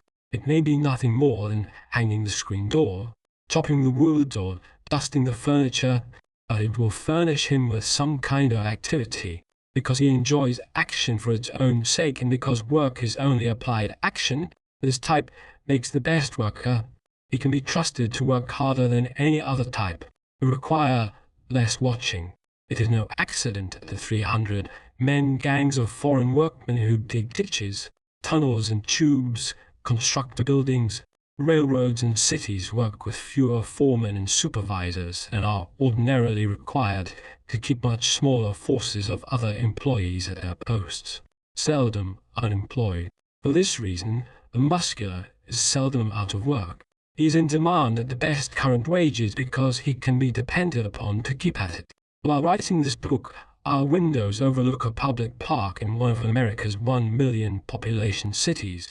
Hundreds of unemployed men sleep there day and night. Having occasion to pass through this park daily for several months, it has been interesting to note the types predominating. Hardly 1% belong to the muscular type. Likes to do things.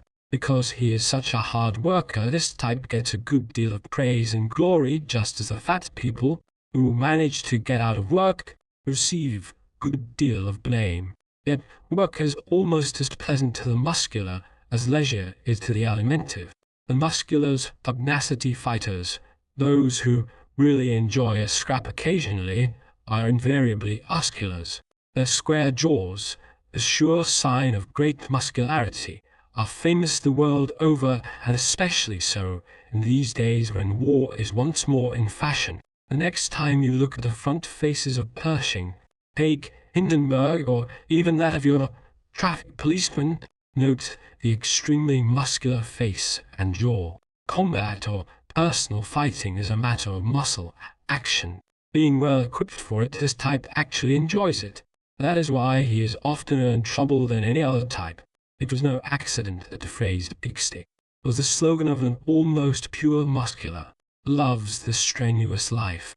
The strenuous life was another of Roosevelt's pet phrases and came from the natural leanings of his type.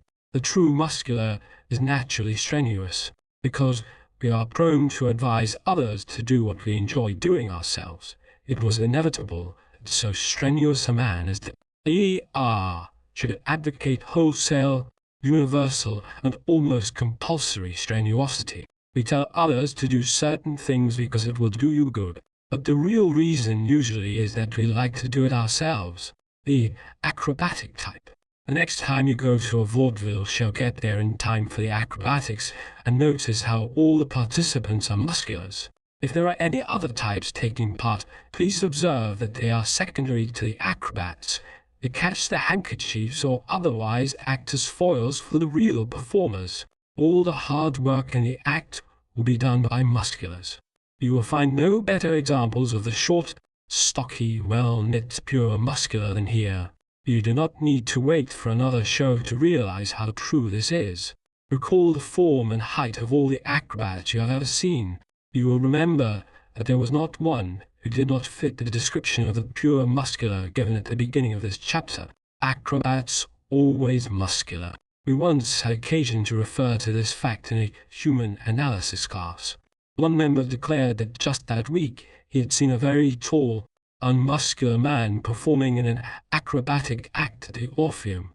Knowing that this was impossible, we offered a large reward to this member if he were proven right. We sent to the theatre and found the acrobat in question. He had just finished his act and kindly consented to come over. He turned out to be a pure muscular, as we had stated. The class member's mistake came from the fact that the acrobat appeared taller than he really was. High platforms always give this illusion. Furthermore, his partner in the act was of diminutive height, and the acrobat looked tall and slender by contrast. Why they don't do it to be an acrobat is the ambition of almost every boy, and there have been few who did not dream, while doing those stunts in the haymow on others' broomstick, of the glory that should be theirs when they grew up and performed in red tights for the multitudes.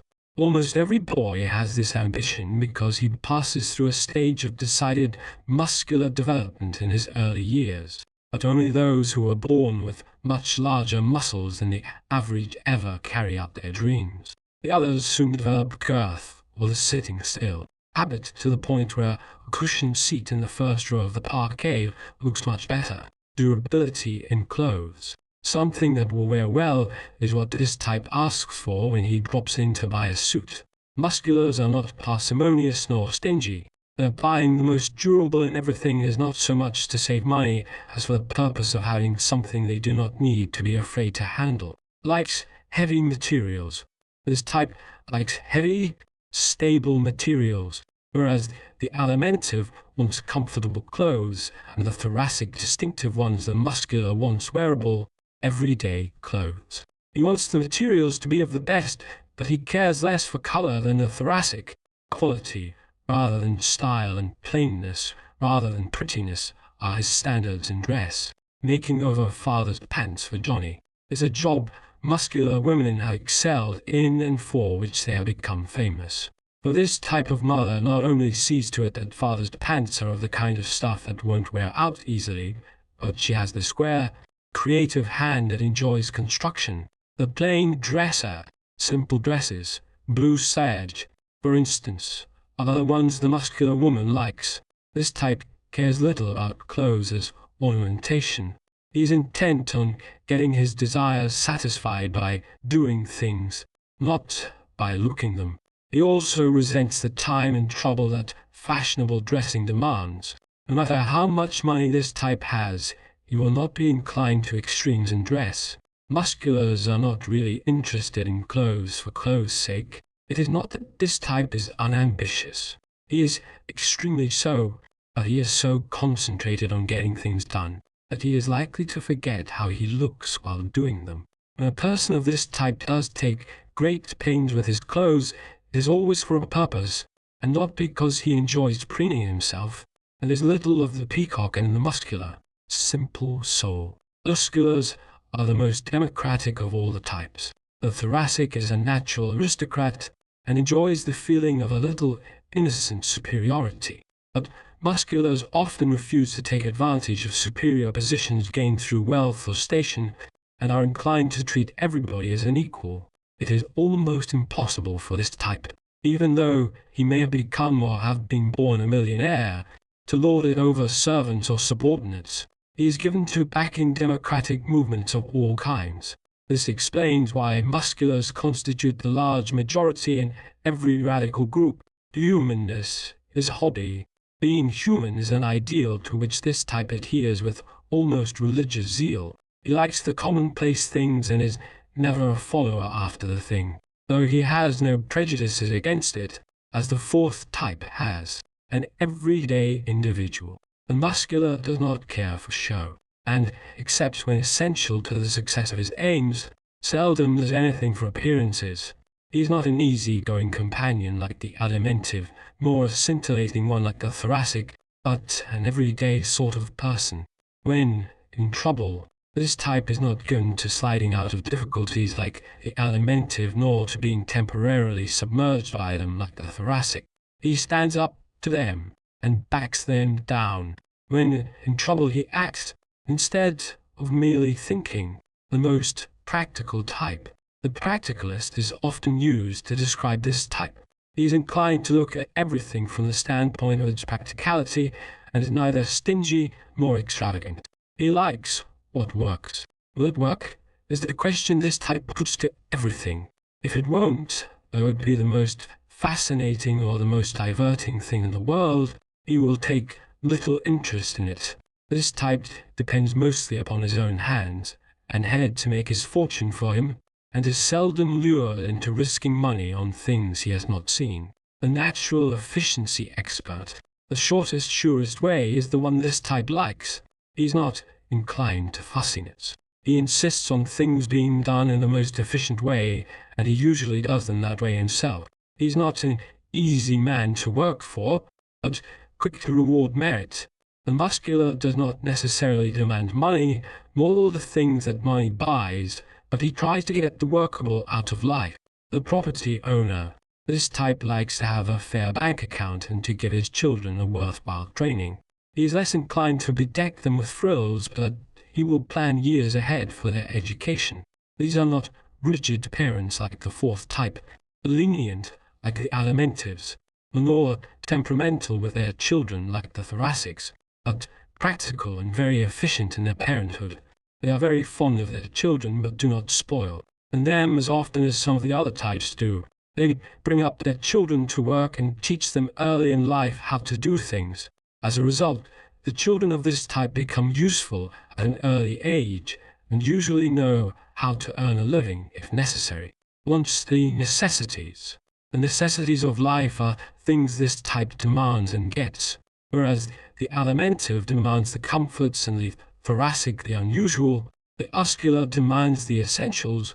He is willing to work for them, so he usually succeeds.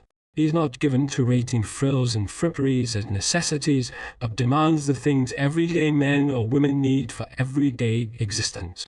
Naturally, he goes after them with the same force he displays in everything else, his heart and soul in things. When someone shows great intensity of action directed toward a definite end, we often say he puts his heart and soul into it. This phrase is apropos of almost everything the muscular does. He makes no half-hearted attempts. An enthusiast. Enthusiasm does all things, said Emerson, and therein explained why this type accomplishes so much. The reason back of the muscular's enthusiasm is interesting. All emotions powerfully affect muscles. A sad thought flits through your mind, and instantly the muscles of your face droop and the corners of your mouth go down. Hundreds of similar illustrations with which you are already familiar serve to prove how close is the connection between emotions and muscle. The heart itself is nothing more nor less than a large, tough, leather-like muscle. Possessing the best equipment for expressing emotion, the muscular is constantly and automatically using it, and therefore he becomes an enthusiast over many things during the course of his lifetime. This enthusiasm literally burns his way to the things he wants. The plain talker, when deeply moved, this type talks well. If the mental element is also strong, he can become a good public speaker, for he will then have all the qualifications: a powerful voice, human sympathy, democracy, and simplicity. In private conversation, he's inclined to use the verbal hammers too much and to be too drastic in his statements, accusations, etc. But he means what he tells you, no more, and usually not much less.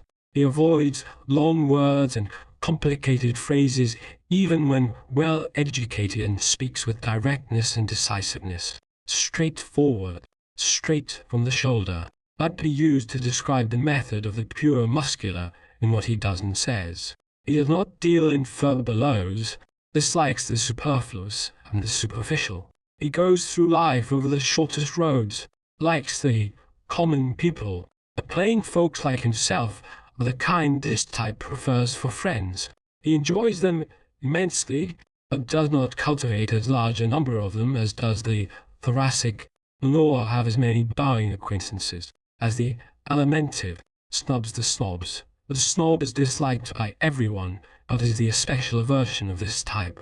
Being so democratic himself and living his life along such commonplace lines, he has no patience with people who imagine they are better than others or who carry the air of superiority. The only person, therefore, whom the muscular is inclined to snub is the snob. He is not overawed by him and enjoys taking him down a peg. Whenever he tries his high and mighty airs on him, defends the underdog. Standing by the underdog is a kind of religion with this type. He glories in fighting for the downtrodden. This explains why he is so often a radical. Much of this vehemence in radicalism is due to the fact that he feels he is getting even with the snobs of the world, plutocrats, when he furthers the causes of the proletariat, often on the warpath. To have it out with you is the first inclination of this type when he becomes angry. He is apt to say atrocious things and to exaggerate his grievances. Everything must yield to his dander. Once it is up, being possessed of highly developed fighting equipment, he is like a battleship with every gun in place. For most of the time, he is frequently in violent quarrels with his friends, and since he does not recover from his anger quickly like the thoracic, he often loses them for life. The most generous friend. When they like you, the musculars are the most abandoned in their generosity of all the types. They go the limit. But for you, as the Westerner says, and they go it with their money, time, love, and enthusiasm. All types do this for short periods occasionally, and for a very few choice friends. But the muscular often does it for people he scarcely knows if they strike his fancy or appeal to him. His heart and his home belong to the stranger almost as completely as to his family, for he does not feel a stranger to anyone. He feels from the first moment, and acts as though he had known you always. This accounts for his democracy, for his success as an orator, and sometimes for his being broke, not a quick forgiver. Disappoint him in anything he considers vital, and he does not overlook it easily. He finds it especially difficult to forgive people who take advantage of the generosity he so lavishly extends. But he does not make his hate a lifelong one, as the fourth type does. With all his own giving to others, he seldom takes much from others. The naturally independent, standing on his own legs, is a well-known trait of the muscular.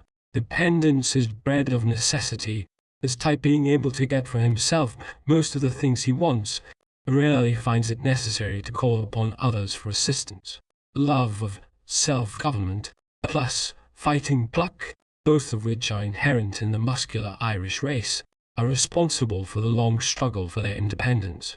Likes plain foods, meat and potatoes, are the favorite diet of the average American muscular. The alimentive wants richness and sweetness in food, The thoracic wants variety and daintiness, but the muscular wants large quantities of plain food. The alimentive specializes in desserts, the thoracic in unusual dishes, but the muscular wants solid fare. He is so fond of meat, it is practically impossible for him to confine himself to a vegetable diet. When he is in moderate circumstances, the muscular is most often found in moderate circumstances. He is rarely far below or far above them. Most of the plain, simple, everyday things he desires can be secured by people of average means. He does not feel the necessity for becoming a millionaire to obtain comforts like the alimentive, nor for extravagances like the thoracic. When he is rich, philanthropy marks the expenditures of this type whenever he is rich. He does not spend as much of his money for possessions, but enjoys investing it in what he deems the real, that is, other human beings. The most plain and durable things in furnishings, architecture, and service characterize the rich of this type in their homes. The world's work done by musculars, broadly speaking. The fat man manages the world, the florid man entertains the world, and the muscular man does the work of the world. He composes most of the day laborers, the middlemen, the manual and mechanical toilers the world around.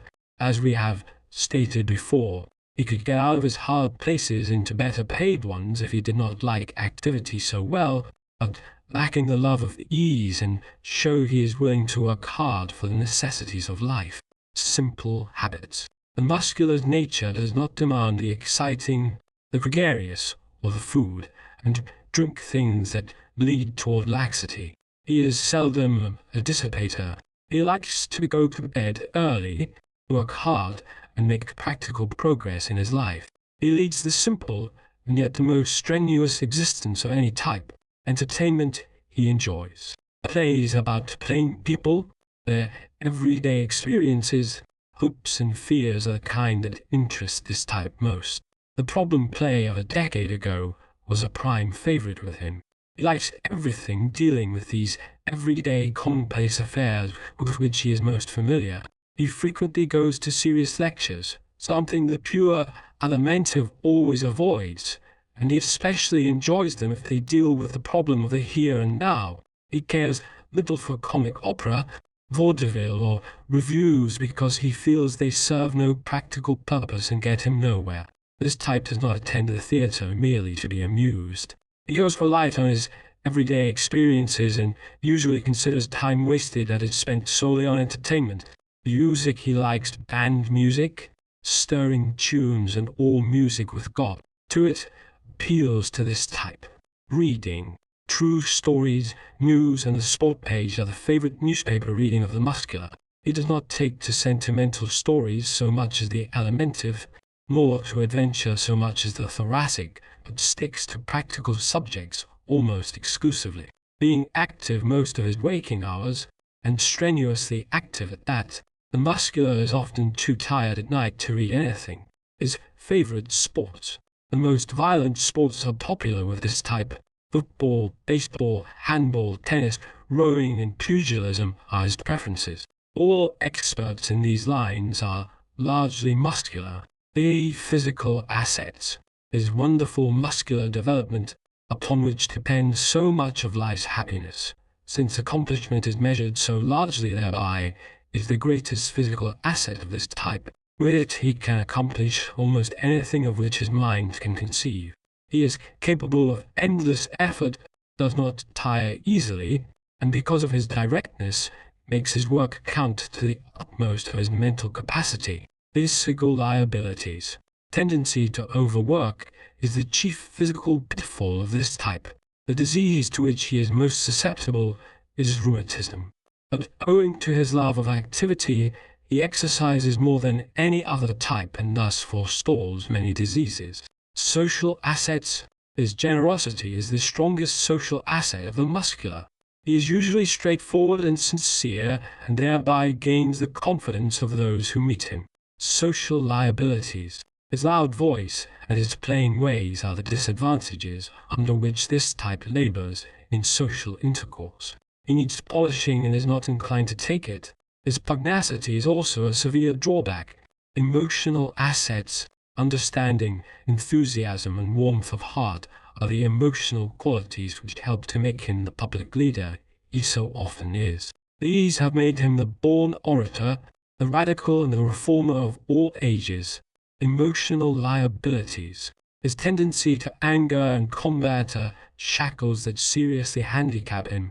Many times these lose him the big opportunities which his splendid traits might obtain for him. Business assets. Efficiency and willingness to work hard and long are the greatest business assets of this type. Business liabilities. Pugnacity over trifles costs the average muscular many business chances. He has to fight out every issue, and while he is doing it, the other fellow closes the deal. He is inclined to argue at great length. This helps him as a lawyer or speaker, but it hurts him in business. Curbing his combativeness in business should be one of his chief aims. Domestic strength. Practical protection for the future is the greatest gift of the average muscular to his family. He is not as lenient with his children as is the alimentive, nor as effusive as the thoracic, but he usually lays by something for their future. Domestic weakness. Cruel, angry words do the muscular much harm in his family life. They cause his nearest and dearest to hold against him the resentments that follow. Should aim at taking more frequent vacations, relaxing each day, and curbing his pugnacity should be the special aims of this type. Should avoid the superficial and quarrelsome people, all situations requiring pretense, and everything that confines and restricts his physical activity should be avoided by this type. Strongest points. Democracy, industry, and great physical strength are the strongest points of this type. Weakest points. Inclination to overwork and to fight constitute the muscular's two weakest links. How to deal with this type socially. Don't put on airs nor expect him to when you are meeting this type socially. Be straightforward and genuine with him if you would win him. How to deal with this type in business. Remember, this type is inclined to be efficient and democratic, and you had better be the same if you wish to succeed with him in business. He is intensely resentful of the man who tries to put anything over on him, and demands efficiency. So when you promise him a thing, see to it that you deliver the goods and for the price stated. He does not mind paying a good price if he knows it in the beginning, but beware of raising it afterwards. The muscular is serious in business, not a jollier like the alimentive, nor a thriller like the thoracic, and he wants you to be the same. Remember the chief distinguishing marks of the muscular in the order of their importance are large firm muscles, a square jaw, and square hand. Any person who has these is largely of the muscular type, no matter what other types may be included in his makeup. Chapter 4. The osseous type. The stayer and in women in whom the osseous or bony framework of the body is more highly developed than any other system are called the osseous type. This system consists of the bones of the body and makes what we call the skeleton. Just as the previous systems were developed during man's biological evolution for purposes serving the needs of the organism, first a stomach sac and a freight system in the form of arteries to carry the food to remoter parts of the body, and later muscles with which to move itself about. So this bony scaffolding was developed to hold the body upright and better enable it to defend and assert itself. Man is a creature who, in spite of his height, walks erect. He can so do only by means of the support given him by his bony framework. The human body is like a tall building. The muscles are like the mortar and plaster. The bones are like the steel framework around which everything else is built and without which the structure could not stand upright. How to know him? Prominent ankles, wrists, knuckles, and elbows are sure signs that such an individual has a large osseous or bony element in his makeup. When you look at any person, you quickly discern whether fat, bone, or muscle predominates in his construction. If fat predominates, he leans toward the alimentive, no matter what other types he may have in combination. If firm, well, defined muscles are conspicuous. He is largely muscular, but if his bones are proportionately large for his body, he has much of the osseous type in his makeup. The raw-boned man, raw-boned exactly describes the appearance of the extreme osseous. Such a man is a contrast to others in any group and a figure with which all of us are familiar. But that his inner nature differs as widely from others as his external appearance differs from theirs is something only recently discovered. As we proceed through this chapter, you will be interested to note how every trait attributed to this type applies with absolute accuracy to every extremely raw-boned, angular person you have ever known. You will also notice how these traits have predominated in every person whose bones were large for his body. Though this type was the last to be classified by science, it is the most extreme of them all. Physical rigidity. An impression of physical rigidity is given by the extreme osseous. Such a man or woman looks stable, unchanging, immovable, as though he could take a stand and keep to it through thick and thin. So vividly do very tall, angular, raw-boned people convey this impression that they are seldom approached by beggars, barked at by street vendors, or told to step lively. His size looks formidable. The power of his physique is evident to all who look at him. The strength indicated by his large joints, angular hands, and general bulk intuitively warns others to let this kind of person alone. He is therefore unmolested for the most part, whether he walks down the streets of his hometown or wanders the byways of dangerous vicinities. His ruggedness. His type also looks rugged. He reminds us of the rugged Rockies. He appears firm, fixed, impassive, as though everything about him was permanent. Externals are not accidental. They always correspond to the internal nature in every form of life, and it is not accidental that the osseous looks all of these things. He is all of them as definitely as they can be expressed in human nature. The steady man. Of all human types, the osseous is the most dependable and reliable. The phrases, "that man is steady," "never flies off the handle," "always the same," etc., are invariably used concerning those of more than average bony structure. Immovability, his keynote, the keynote of the bony man's whole nature, mental, physical, and moral, is immovability. Once he settles into a place of any kind, a town, a home, or even a chair, he is disinclined to move. He does not settle as quickly as other types, but when he does, it is for a longer stay. Think how different he is from others in this psychological trait, and how it coincides exactly with his physiological structure.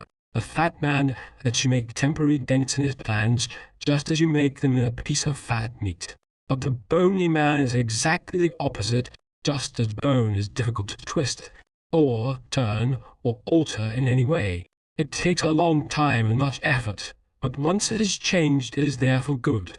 The 6-footer, because any individual's height is determined by his skeleton. Extreme tallness is a sign of a larger than average bony structure.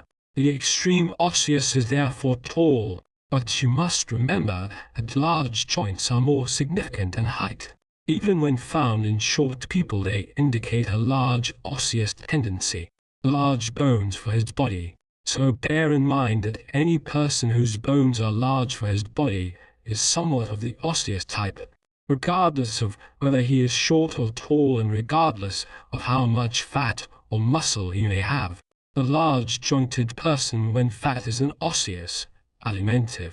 A large-jointed man of muscle would be an osseous, muscular. The small osseous. Very short person, then, may be predominantly osseous if his bones are proportionately large for his body. Such an individual is called a small osseous. Head that is high for his body and inclines to be straight up and down goes with the extreme osseous type.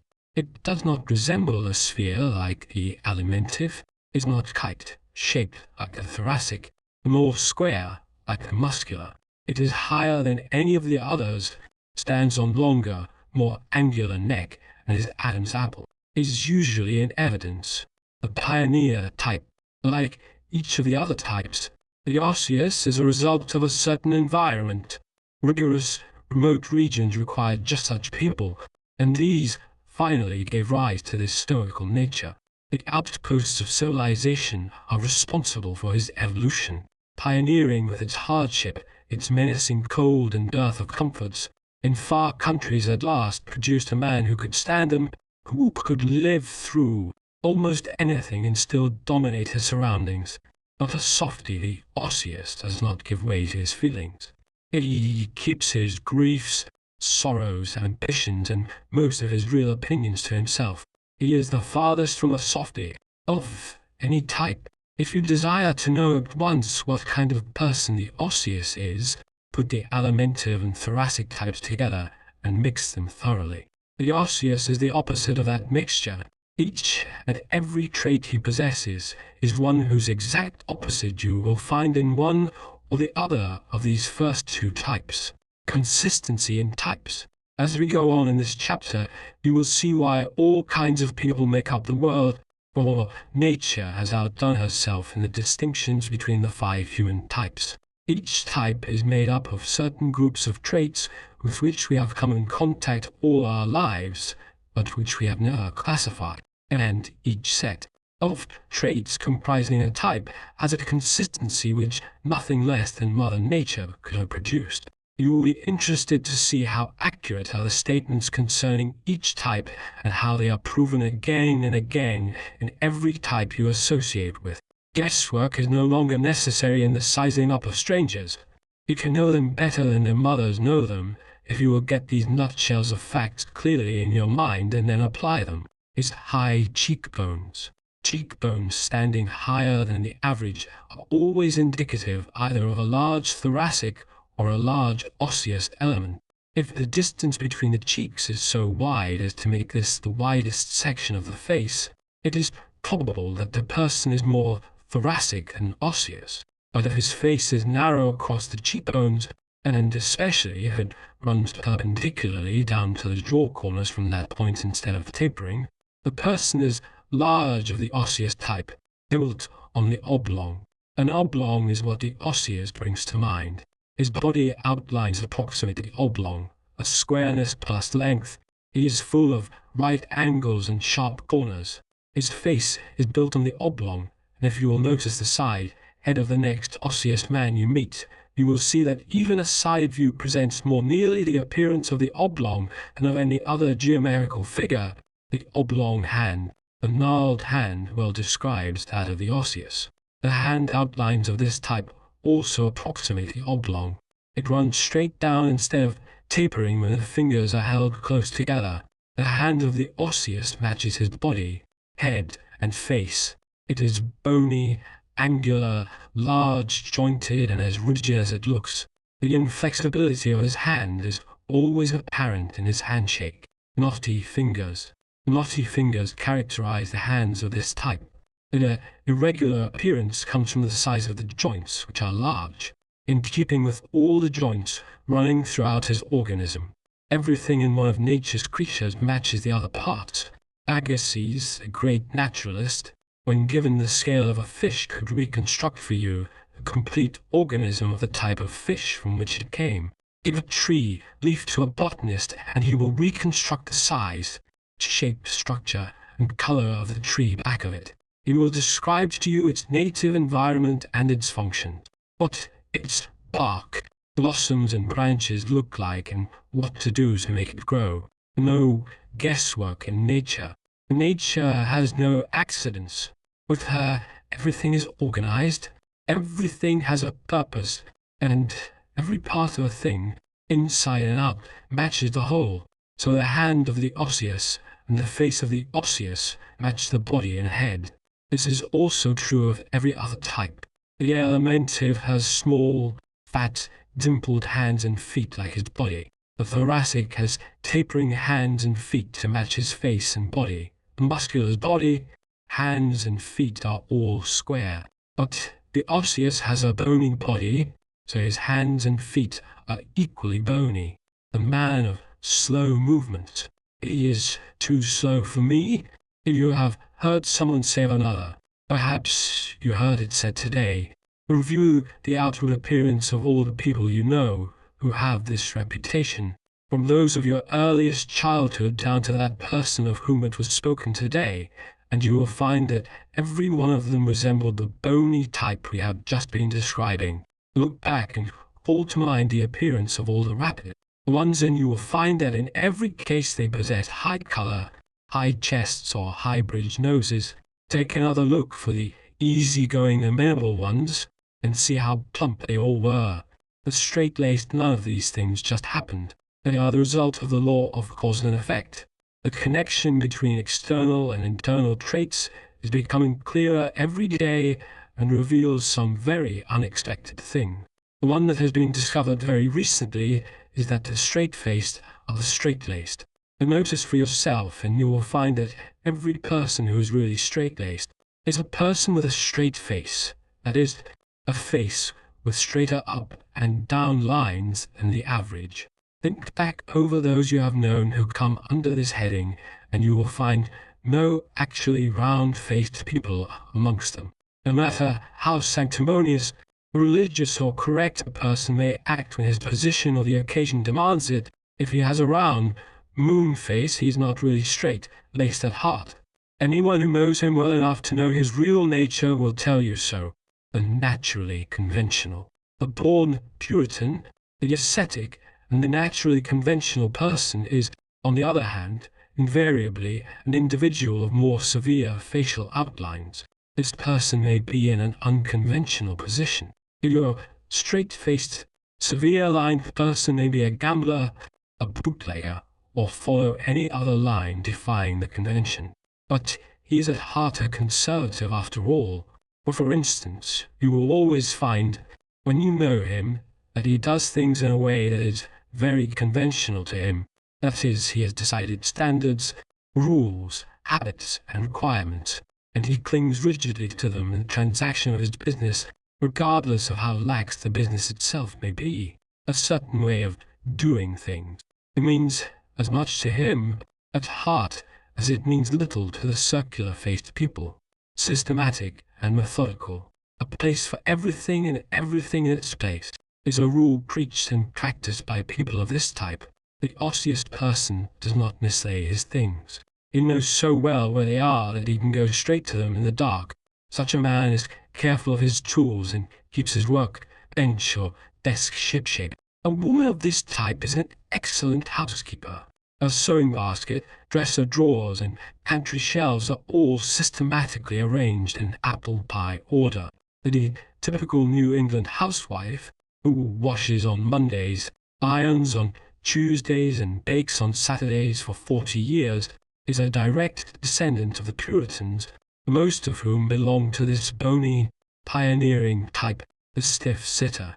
Extremely osseous people are inclined to be somewhat formal in their movements. They make fewer motions than any other type. They do not wave their hands or arms about when talking and are almost devoid of gesticulation of any kind. They sit upright instead of slumping down in their chairs, except when tall and lanky, and usually prefer straight backs. 2. Rockers. The osseous walk. The extremely raw-boned person has also a formal gait. His walk, like all his other movements, is inclined to be deliberate and somewhat mechanical. Nothing about the 5 types is more interesting than the walk which distinguishes each. The alimentive undulates or rolls along. The thoracic is an impulsive walker, and the muscular is forceful in his walk. But the osseous walks mechanically, deliberately, and refuses to hurry or speed up. The naturally poised. The osseous has more natural poise than any other type. He is not impressionable, excitable, or arousable. Things do not stir him up, as they do other people. He is more self-contained, self-controlled, and self-sufficient than any other. He is not easily carried off his feet, and seldom yields to impulse. It is difficult to get him to do anything on the spur of the moment. He usually has his evenings, Sundays, and vacations all planned in advance, and won't change his schedule. Not given to nerves. Literally, as well as figuratively, the Osseous is not a man of nerves. Every fibre of his being is less susceptible to outside stimuli than that of other types. In this, he is the exact opposite of the Thoracic, whose nerves, as we have pointed out, are so finely organized that he is hypersensitive, resists change. Osseous people do not change anything, from their hairdress to their minds, any oftener than necessary. When they do, it is for what they consider overpoweringly good reasons. These people are not flighty. They have their work, their time, and their lives laid out systematically and do not allow trivialities to upset them. They take a longer time to deliberate on a proposed line of action, but once they have made a decision, adhere to it with much greater tenacity than any other type. The constant people of this type are not fickle nor flirtatious. They love few, but once having become enamored, are not easily turned aside. It is this type that remains true to one love through many years, sometimes for life. The implacable, the Osseous are not prone to sudden outbursts of temper, but they have the unbending kind when it is aroused. The never forgiving and never forgetting is a trait of these people as contrasted with the Thoracic. The Alimentive avoids those he does not like and forgets them because it is too much bother to hate. The Thoracic flames up one moment and forgives the next. The Muscular takes it out in a fight then and there, or argues with you about it. But the Osseous despises, hates and loathes, and keeps on for years after everyone else has forgotten all about it. The rock-bound Puritan type, as stony as the New England land from which it gets its living, is always bony. The implacable father who turns his child away from home, with orders never to darken his door again, always has a lot of bone in his structure. Those who refuse to be softened into forgiveness by the years are always of this type. They're not adaptable. It is difficult for the Osseous to fit in. He is not adaptable, and this is once again the opposite of the Thoracic. It is impossible for him to adjust himself quickly to people or places. Because he is unyielding, unbending, and unadjustable, he is called sot in his ways. He should not be misjudged for this inadaptability, however, for it is as natural to him as smoothness is to the Alimentive and impulsiveness to the Thoracic. He is made that way, and is no more to blame for it than you are for having brown eyes instead of blue. The one-track man, single-track minds are characteristic of this type. They get an idea or an attitude, and it is there to stay. They think the same things for many years and follow a few definite lines of action most of their lives. But it is to be remembered in this connection that this type often accomplishes more through his intensive concentration than more versatile types. While they follow many by paths in search of their goal, the Osseous sticks to the main track. The born specialist. "There's one thing I do" is a motto of the Osseous. They are the least versatile of any type and do not like to jump from one kind of work to another. They prefer to do one thing at a time, do it well and finish it before starting anything else. Because of this, the Osseous stars in specialities. Dislikes many irons in the fire. The man who likes many irons in the fire is never an Osseous. To have more than one problem before him at one time makes him irritable, upset, and exasperated. The most dependable type. The unchanginess which handicaps the Osseous in so many ways is responsible for one very admirable trait. That trait is dependability. The Osseous is reliable. He can be taken at his word more often than any other type, or he lives up to it with greater care, always on time.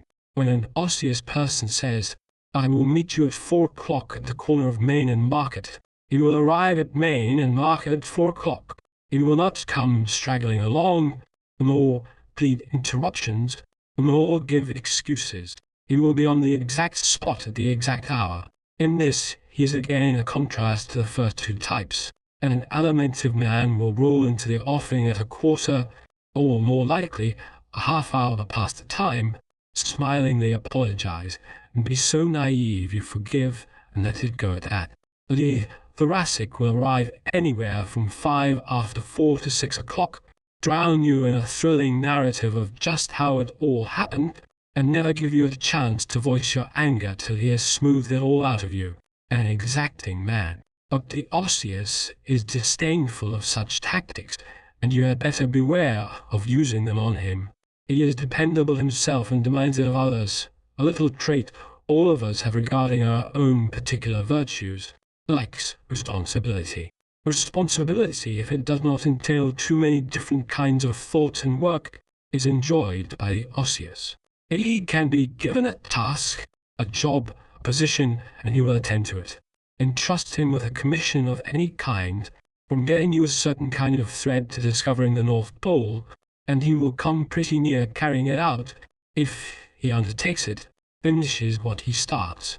If an Osseous decides to do a piece of work for you, you can go ahead and forget all about it. No need to advise, urge, watch, inspire, coax, and cajole him to keep him at it.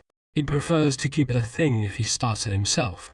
You may have to hurry him, but you will not have to watch him in order to know he is sticking to his task. This type starts few things, but he brings those few to a pretty successful conclusion. The martyr of the ages. Died for a cause has been said of many people, but those people have in every known instance been possessed of a larger than average bony structure. The pure alimentive seldom troubles his head about causes. The thoracic is the type that lives chiefly for the pleasure of the moment and the adventures of life. The muscular fights hard and works hard for various movements, but it is the Osseous who dies for his beliefs. It is the Osseous, or one who is largely of this type, who languishes in prison through long years, refusing to retract. He is enabled to do this because the ostracism, jibes, and criticism with which other types are finally cowed have little effect upon him. On the contrary, opposition of any kind whets his determination and makes him keep on harder than ever. Takes the opposite side. If you want him to do a thing, they tell him to do the opposite is a well-known rule supposed to work with certain kinds of people. You have wondered why it sometimes worked and sometimes didn't, but it is no mystery to the student of human analysis.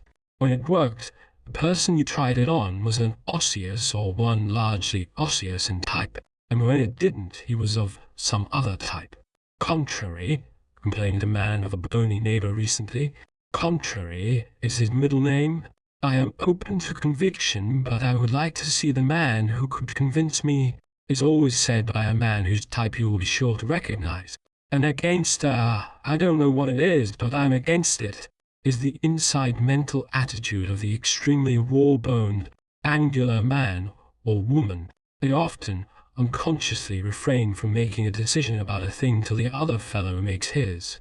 That settles it. Then you take the other side. Think back over your school days and call to mind the visage and bodily shape of the boy who was always on the opposite side, who just naturally disagreed, who stood out against the others. He was a bony lad every time. But remember the fatty, with a face like a full moon. Did he do such things? He did not. He was amenable, easy-going, good-natured, and didn't care how the discussion came out, so long as it didn't delay the lunch hour. Remember the boy or girl who had the pick of the school for company whenever there was a party, who danced well and was so sparkling that you always felt like a pebble competing against a diamond when they were around? That boy or girl had a high chest, or high color, or a high-bridged nose, and usually all three. But the one you couldn't persuade, who couldn't be won over, who refused to give in, who held up all the unanimous votes till everybody was disgusted with him, and who rather gloried in the distinction.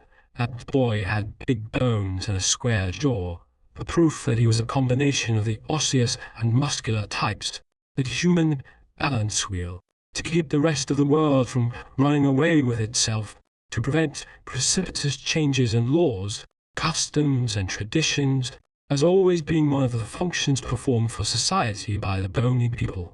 These people are seldom over-persuaded, and being able to retain a perpendicular position while the rest of the world is being swayed this way and that, they act as society's balance wheel. The Osseous changes after a while, but it is a long while, and by the time he does, the rest of the world has marched on to something new, which he opposes in its turn. Wear the same style 10 years. Even the clothes worn by this type tell the same story. The styles may come and styles may go, but the Osseous goes on forever wearing the same lines and the same general fashions he wore 10 years before. If you will recall the men who continued wearing loose, roomy suits long after the skin-tight fashions came in, or the women who kept long, full skirts when short ones were the vogue, you will note that every one of them had large joints or long faces. Bony people find a kind of collar or hat that just suits, and to that hat and that collar they will stick for 20 years. Disdains the fashions. In every city, neighborhood and country crossroads there is always somebody who defies the styles of today by wearing the styles of 10 years ago. Every such person is a bony individual, never under any circumstances a moon-faced, round-bodied one. In every case, you will find that his face is longer, his nose is longer, or his jaw and hands are longer than the average, all osseous indications. When he is rich, the bony man's adherence to one style or to one garment is not primarily because he wishes to save money, though saving money is an item that he never overlooks. It is due rather to his inability to change anything about himself in accordance with outside influence until a long time has elapsed. Doesn't spend money lavishly. The Osseous is, as stated at the head of this chapter, a stayer, and this applies to everything he wears, thinks, says, believes, and to the way he carries on every activity of his life. No matter how rich he may be, he will not buy one kind of car today and another tomorrow, nor one house this week and another in 6 weeks. He uses his money, as all of us do, to maintain his type habits and to give freer rein to them, not to change them to any extent. This type likes sameness. He likes to get acquainted with a thing. He never takes up fads and is the most conservative of all types. Unlike the thoracic, he avoids extremes in everything and dislikes anything savouring of the showy or conspicuous. Not a social star, because he dislikes display, refuses to yield to the new-fangled fashions of polite society, and finds it hard to adapt himself to people. A man of this type is seldom a social success. He is the least of a ladies' man. Of all the types, the osseous woman is even less disposed to social life than the osseous man, because the business and professional demands, which compel men of this type to mingle with their fellows, are less urgent with her. Likes the same food. The same yesterday, today, and forever is the kind of food preferred by this type. He seldom orders anything new. The tried and true things he has eaten for 25 years are his favourites, and it is almost impossible to win him away from them. I have had bread and milk for supper every Sunday night for 30 years, a bony man said to us not long ago. It means what he says. The osseous does not flatter and seldom praises. Even when he would like to, the words do not come easily, but when he does give you a compliment, you may know he means it. He is incisive and specific, a little too much so to grace modern social intercourse where so much is froth. And a few words man of few words is always invariably a man whose bones are large for his body. The fat man uses up a great many pleasant, suave, merry, harmless words. The thoracic inundates you with conversation, the Euskler argues, declares and states, but the osseous alone is sparing of his words. The hoarder, bony people are never lavish with anything. They do not waste anything nor throw anything away. These are the people who save things and store them away for years against the day when they may find some use for them. When they do part with them, it is always to pass them on, where they will do someone some good. Careful of money. You never saw a stingy fat man in your life. Imagine a 200-pound miser. And neither have you ever seen a really stingy man who was red-faced and high-chested. Nor have you ever found a real muscular who was a tightwad. But you have known some people who were pretty close with their money, and every one of them was inclined to boniness. When he is poor, the bony men are seldom broke, for they are more careful of expenditures than any other type. Even when they receive small salaries, this type of person always has something laid by. But the extreme osseous never makes million. The same caution which prevents his spending much money also prevents the plunges that make big money. The osseous cares more for money than anyone else. This is what has enabled him, when combined with some other type, to be so successful in banking, a business where you risk the other man's money, not your own. The extreme osseous is never lax or extravagant with his money, no matter how much he has. He never believes in paying any more for a thing than is necessary. Take note of the men who carry purses for silver instead of letting their change lie loose in their pockets. They are bony every time. But fat people and florid people are the ones who let their greenbacks fall on the floor while paying the cashier for the year of the future. The rainy day doesn't worry the fat people or the florid ones, but it is seldom out of the consciousness of the bony men and women, so they cling to their $20-a-week clerkships for years because they are afraid to tackle anything entailing risk. Pays his bills. I had rather trust a bony man than any other kind, is what the credit experts have told us. Other things being equal, he is the most reliable type in money matters and pays his bills more promptly. The bony man is one who seldom approaches the credit man. However, he usually has enough to get the few things he really wants, and if not, he waits till he has. Extremely bony husbands give their wives smaller allowances in proportion to their total income than any other type, and because they are systematic themselves, they are more likely to ask for reports and itemizations as to where it goes. The fat husbands and the florid husbands are the ones who give their wives their last cent and never ask what becomes of it. The repressed man. The osseous man or woman is always somewhat repressed. Unlike the thoracic, who uncorks and bubbles like a champagne bottle, he keeps the lid on his feelings. Bony people are always more reticent than others. They invariably tell less of their private or personal affairs. One may live across the hall from a bony man for years without knowing much about him. He is as secretive as the thoracic is confiding, and as guarded as the alimentive is naive, loyal to his few friends. Once your friend, always your friend, can be said about the osseous oftener than in any other type. The osseous does not make friends easily and is not a mixer, but keeps his friends for many years. He takes to very few people but is exceedingly loyal to those of his choice. The salt of the earth. People of the osseous type say little. They do little for you and they do not gush, but they are always there when you need them, and always the same. They write few letters to you in a way, and use few words and little paper when they do. They are likely to fill every page, to write neatly, to waste no margins and to avoid flourishes. And their letters seldom require an extra stamp. Plans ahead. Foresight, laying plans far into the future, and keeping an eye out for breakers ahead, by financially and otherwise, are tendencies which come natural to the osseous. He does not like to wait until the last moment to do a thing. He dislikes unexpectedness and emergencies of any kind. He is always prepared. For instance, a bony person will think out every move of a long journey before boarding his train. Weeks in advance he will have the schedule marked and put away in his coat pocket, and he knows just which coat he is going to wear too. The longest lived. The osseous lives longer than any other type, but for two reasons. The first is that his lack of nerves saves him from running down his batteries. He seldom becomes excited and does not exhaust himself in emotional orgies.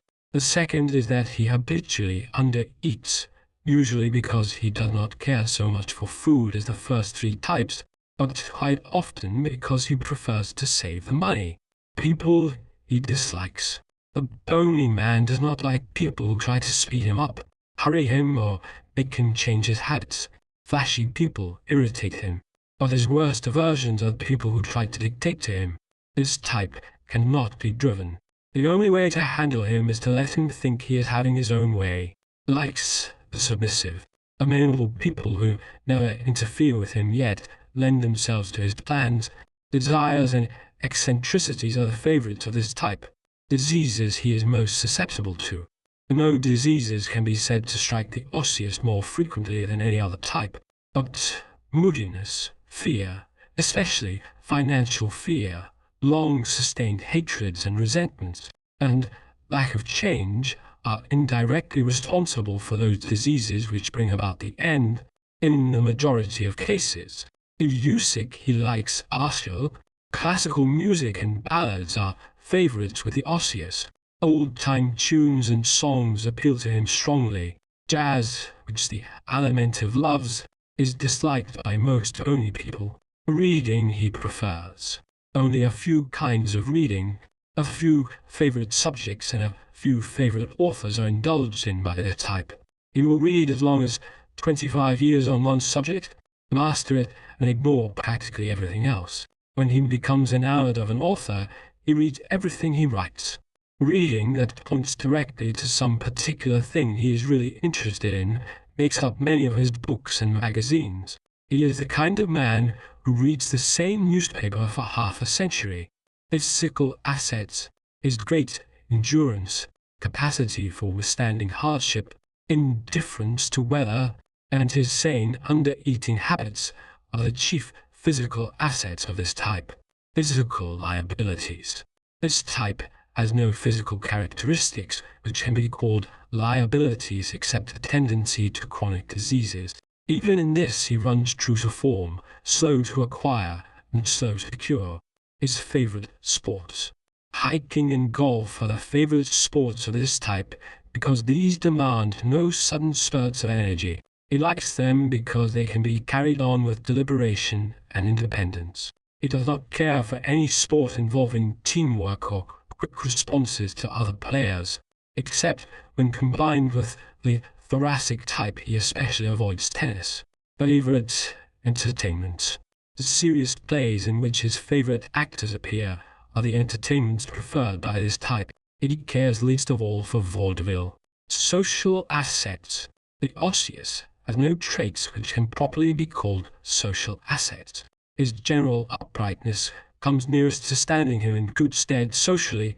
However, social liabilities, stiffness, reticence, physical awkwardness, and the inability to pose or to praise are the chief social handicaps of this type. Emotional assets. The osseous is not emotional and cannot be said to possess any assets that are purely emotional. Emotional liabilities.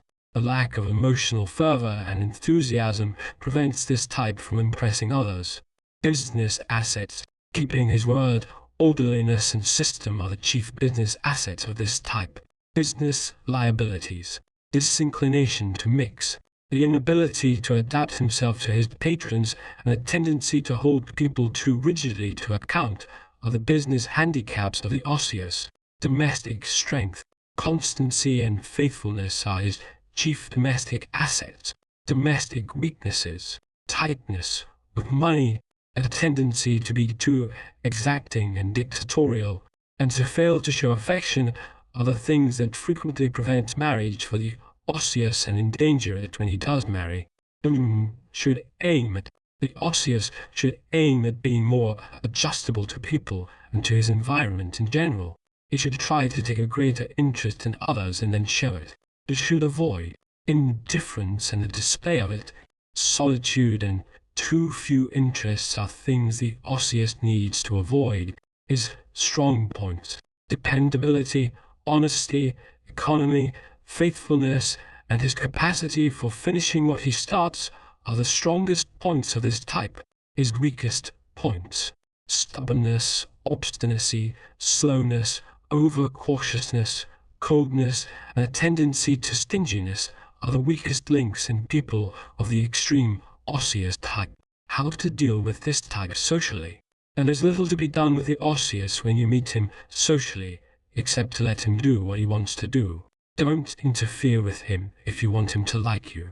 How to deal with this type in business? As an employee, give him responsibility, and then let him alone to do it his way. Then keep your hands off. Don't give him constant advice. Don't try to drive him. Let him be as systematic as he likes. When dealing with him in other business ways, rely on him and let him know you admire his dependability. Remember the distinguishing marks of the osseous, in the order of their importance, are proportionately large bones for the body, prominent joints, and a long face. Any person who has these is largely of the osseous type, no matter what other types may be included in his makeup. Chapter 5. The cerebral type. The thinker, all those in whom the nervous system is more highly developed than any other, are cerebrals. This system consists of the brain and nerves. The name comes from the cerebrum, or thinking part of the brain.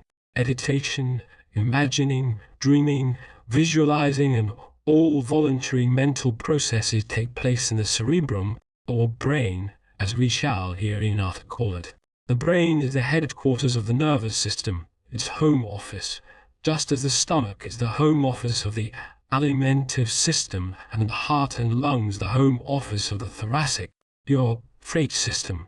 The thoracic system may be compared to a great freight system with each of its tributaries, from the main trunk arteries down to the tiniest blood vessels, starting from the heart and carrying its cargo of blood to every part of the body by means of the power furnished by the lungs. Your telegraph system. But the nervous system is more like an intricate telegraph system. Its network of nerves runs from every outlying point of the body into the great headquarters of the brain, carrying sense messages notifying us of everything heard, seen, touched, tasted, or smelled. As soon as the brain receives a message from any of the five senses, it decides what to do about it, and if action is decided on, sends its orders back over the nerve wires to the muscles, telling them what action to perform. Your working agents. This latter fact, that the muscles are the working agents of the body, also explains why the muscular type is naturally more active than any of the others. Source of your raw materials. The body may be compared to a perfectly organized transportation system and factory combined.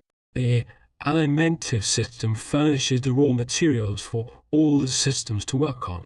The stationary equipment. The bones of the body are like the telegraph poles, the bridges and structures for the protection and permanence of the work carried on by the other systems of the body. Now, poles, bridges, and structures are less movable, less alterable than any of the other parts of a transportation system, and likewise the bony element in man makes him less alterable in every other way than he would otherwise be. A predominance of it in any individual indicates a preponderance of this immovable tendency in his nature. End and matter are so inseparably bound up together in man's organism that it is impossible to say just where mind ends and matter begins. But this we know, that even the mind of the bony person partakes of the same unbending qualities that are found in the bones of his body. Every cell thinks. Thomas R. Edison, as level-headed and unmystical a scientist as lies, says, every cell in us thinks.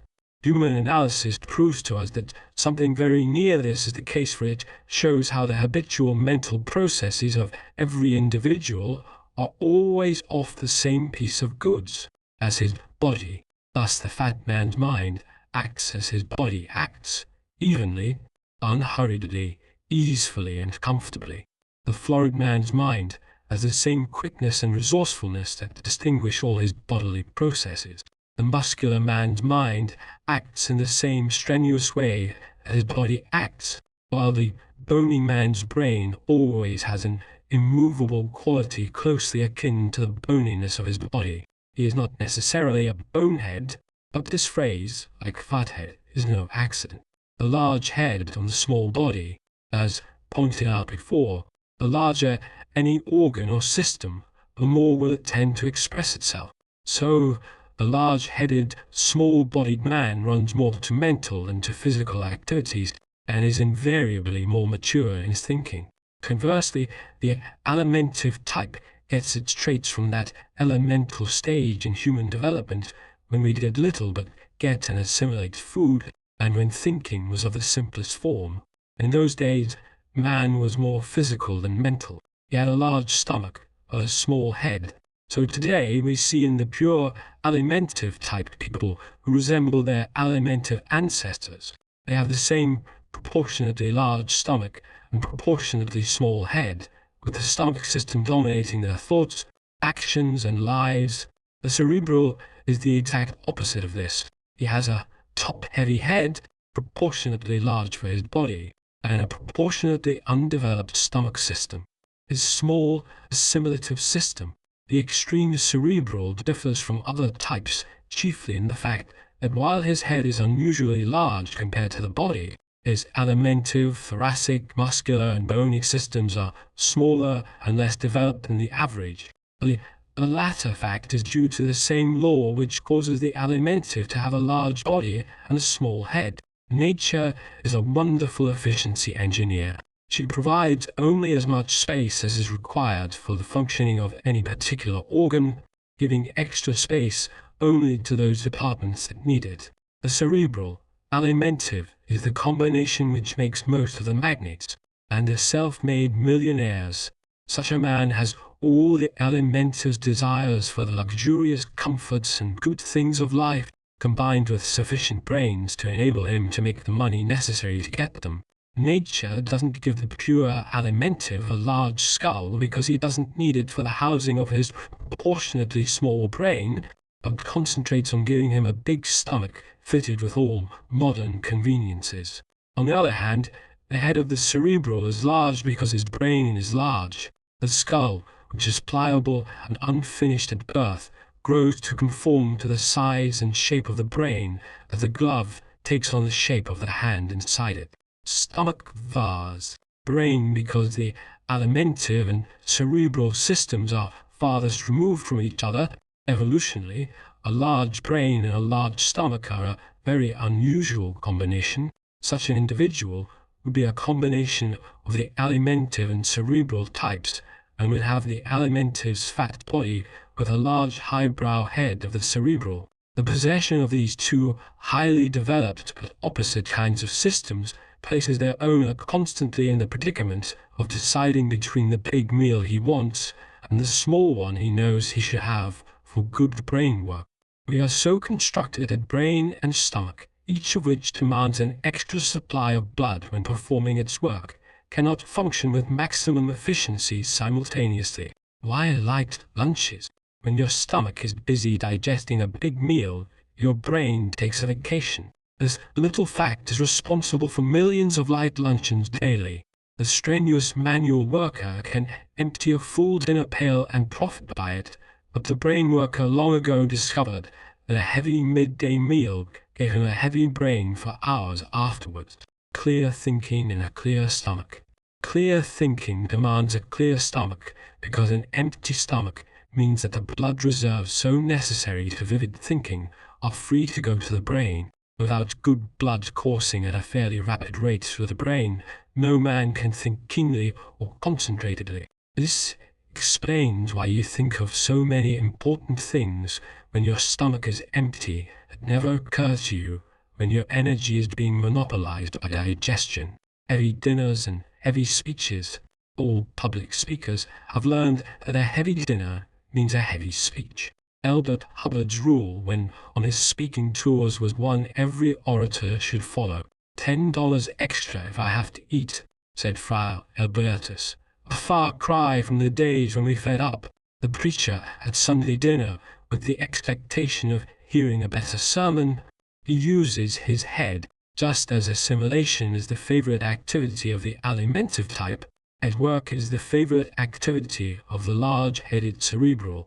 He is so far removed evolutionally from the stomach stage that his stomach is as much a remnant with him as the brain is a rudiment with the extreme alimentive. The extra blood supply which nature furnishes to any overdeveloped part of the body also tends to encourage him in thinking, just as the same condition encourages the fat man in eating. Forgets to eat. and alimentive never forgets dinner time. But the cerebral is so much more interested in food for his brain than food for his body that he can go without his meals and not mind it. He is likely to have a book and a cracker at his meals, and then forget to eat the cracker. Physical sensitivity. We are mental in proportion to the sensitiveness of our mental organization. The cerebral possesses the most highly developed brain center of any type and is therefore more sensitive to all those stimuli which act upon the mind. His whole body bespeaks it. The fineness of his features is in direct contrast to some of the other types. The unusual size of his brain denotes a correspondingly intricate organization of nerves, for the nerves are tiny elongations of the brain. The intellectual sensitiveness of any individual can be accurately estimated by noting the comparative size of his brain and body. His triangular head and face. Triangle is the geometrical figure approximated by the cerebral's front face and head. If he is a pure extreme cerebral, a triangle is again what you are reminded of when you look at his head from the side, for his head stands on a small neck. His forehead stands out at the top, while his back head is long. These bring the widest part of his head nearer the top, and we find it in other types. Delicate hands. Thin, delicate hand denotes a larger than average cerebral element. Smooth fingers. What have long been known as smooth fingers. Typical of the cerebral. These are not to be confused with the fat, pudgy, babyish fingers of the alimentive, for though the latter's fingers are smooth around, they do not present straight outlines at the sides. They puff out between the joints. Smooth fingers are characteristic of the extreme cerebral type. They are called this because their outlines run straight up and down. The joints of the alimentive finger mark the narrowest places owing to the fact that the joints are not changeable.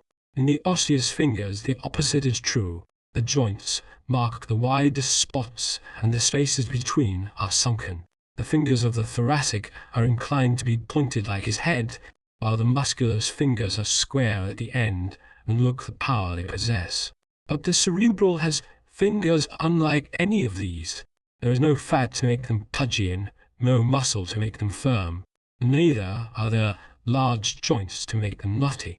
Their outlines therefore run in almost straight lines, and the whole hand presents a more frail, aesthetic appearance. Meditation is keynote thinking, contemplating, reflecting. All the mental processes coming under the head of meditation constitute the keynote of this type. The alimentive lives to eat, the thoracic to feel, the muscular to act, the osseous to stabilize, but the cerebral lives to meditate. Air castles. He loves to plan, imagine, dream daydreams, visualize, and go over and over in his mind the manifold possibilities, probabilities, and potentialities of many things. When he carries this to extremes, as the person with a huge head and tiny body is likely to do, he often overlooks the question of the practicability of the thing he is planning. He inclines to go wildcatting, to dream dreams that are impossible of fruition. Thought for thought's sake he will sit by the hour or by the day thinking out endless ultimates for the sheer pleasure it gives him. Other men blame him, criticize him, and ridicule him for this, and for the most part he does fail of the practical success by which the efficient American measures everything. But the fact must never be forgotten that the world owes its progress to the men who could see beyond their nose, who could conceive of things no one had ever actually seen. This type, more than any other, has been the innovator in all forms of human progress.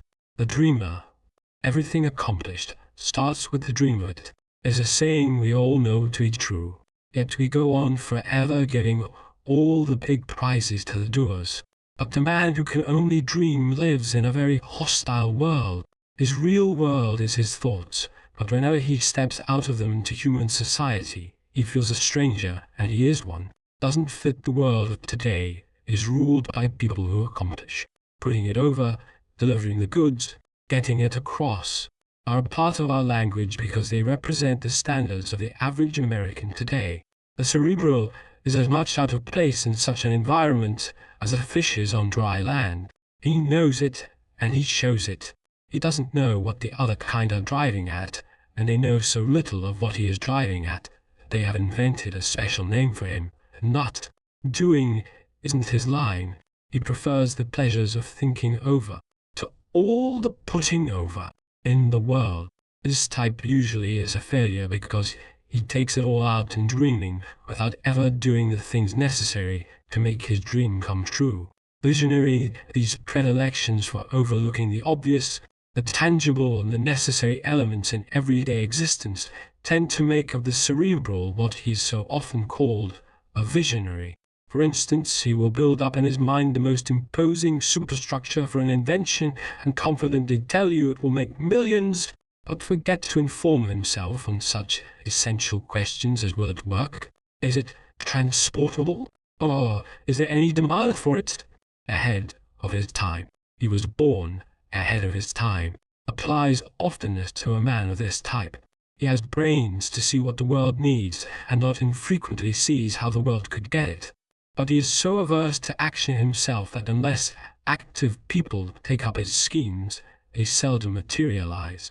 What we owe to the dreamers, and in whom the cerebral type predominated, anticipated every step man has made in his political, social, individual, industrial, religious, and economic evolution. They have seen it decades, and sometimes centuries in advance, but they were always ridiculed at first. The mutterings of Morse. History is replete with the stories of unappreciated genius. In Washington, D.C., you will have pointed out to you a great elm made historic by Samuel Morse, inventor of the telegraph. He could not make the successful people of his day give him a hearing, but he was so wrapped up in his invention that he used to sit under this tree whenever the weather permitted and explain all about it to the down and outers and anyone else who would stop. Listen to the mutterings of that poor old fool, said the wise ones as they hurried by on the other side of the street. But today, people come from everywhere to see the famous Morse elm and do homage to the great mind that invented the telegraph. Langley's folly today, we fly from continent to continent, and air travel is superseding land and water transportation whenever great speed is in demand. A man receives word that his child is dangerously ill. He steps into an airplane, and in less than half the time it would take trains or motors to carry him, alights at his own door. Commerce, industry, war, and the future of whole nations are being revolutionized by this man. Made miracle. Yet it is but a few short years since A.P. Langley was sneered at from one end of this country to the other because he stooped to the folly of inventing a flying machine, the trivial telephone. Alexander Graham Bell invented a telephone, but it was many years before he could induce anybody to finance it, though some of the wealthiest, and therefore supposedly wisest, businessmen of the day were asked to do so. None of them would risk $1 on it. Even after it had been tested at the Centennial Exposition in Philadelphia and found to work perfectly, its possibilities were so little realized that for a long while no one could be found to furnish the funds necessary to place it upon the market. The wizardry of wireless. And after the world had become accustomed to transacting millions of dollars worth of business daily over the once despised telegraph and telephone, it took out its doubts on Marconi and his wireless telegraphy. It's impossible, they said. Talk without wires. Never. But now the radio needles pierce the blue from San Diego to Shanghai, and from your steamer in mid-ocean you can say good night to your loved one in Denver. Frank Bacon's play ideas always have to go begging at first, and the greater the idea, the rougher the sledding. The most successful play ever put on in America was Lightning, written by Frank Bacon, a typical cerebral osseous.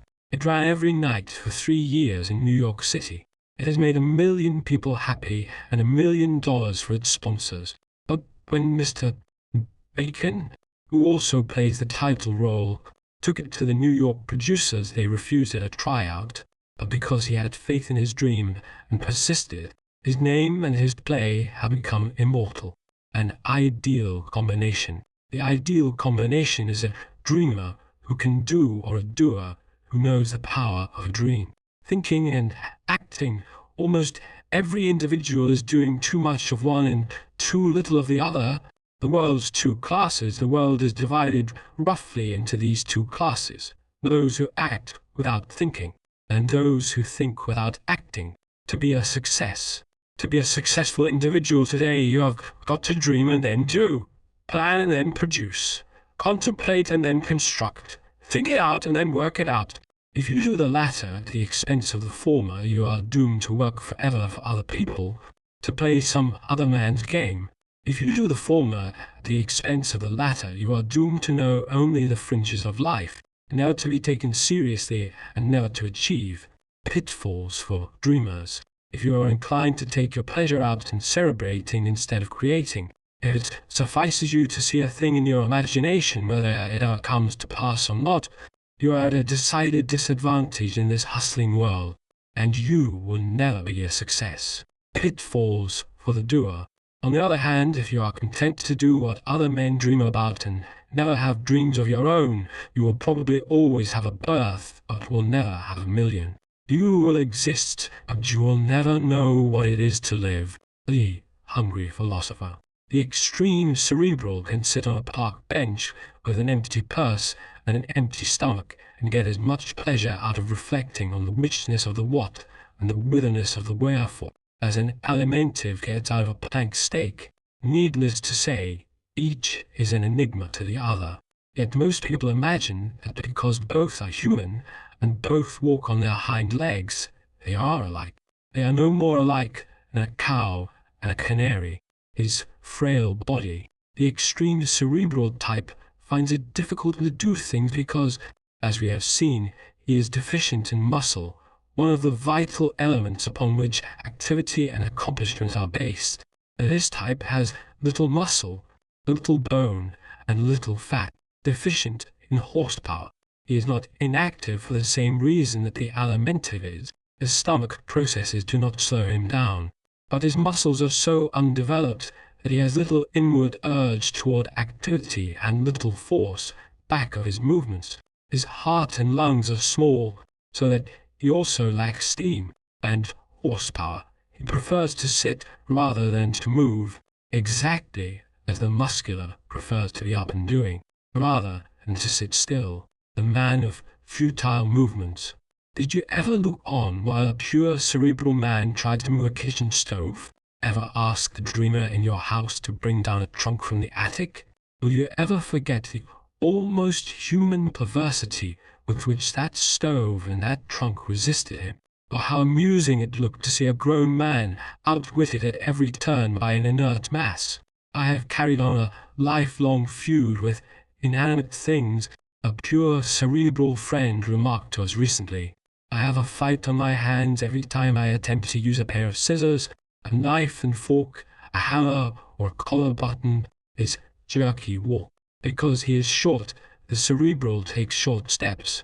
Because he lacks muscle, he lacks a powerful stride. As a result, he has a walk that is irregular and sometimes jerky.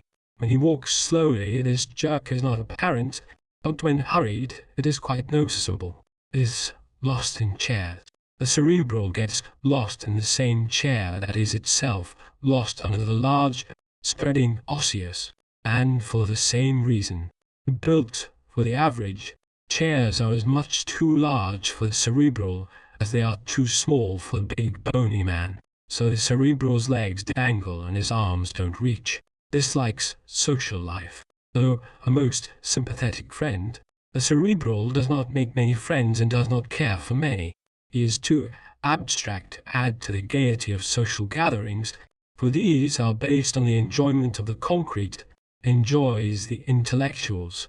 Readers, thinkers, writers, intellectuals like himself are the kinds of people the cerebral enjoys most. Another reason why he has few friends is because these people, being in the great minority, are not easy to find. Ignores the ignorant. People who let others do their thinking for them, and those who are not aware of the great things going on in world movements, are not popular with this type. He sometimes has a secret contempt for them and ignores them as completely as they ignore him. Avoids the limelight. Modesty and reserve, almost as marked in the men as in the women, characterize this extreme type. They do things of great moment sometimes, invent something or write something extraordinary, but even then they try to avoid being lionized. They prefer the shadows rather than the spotlight. Thus they miss many of the good things less brainy and more aggressive people gain, but it does no good to explain this to a cerebral. He enjoys retirement and is constantly missing opportunities because he refuses to mix. Cares little for money. Friends mean something to the cerebral. Fame sometimes means much, but money means little. In this, he is the exact opposite of the osseous, to whom the pecuniary advantages or disadvantages of a thing are always significant. The pure cerebral finds it difficult to interest himself in his finances. He seldom counts his change. He will go away from his room leaving every cent he owns lying on the dresser, and then forget to lock the door. This type of person almost never asks for a raise.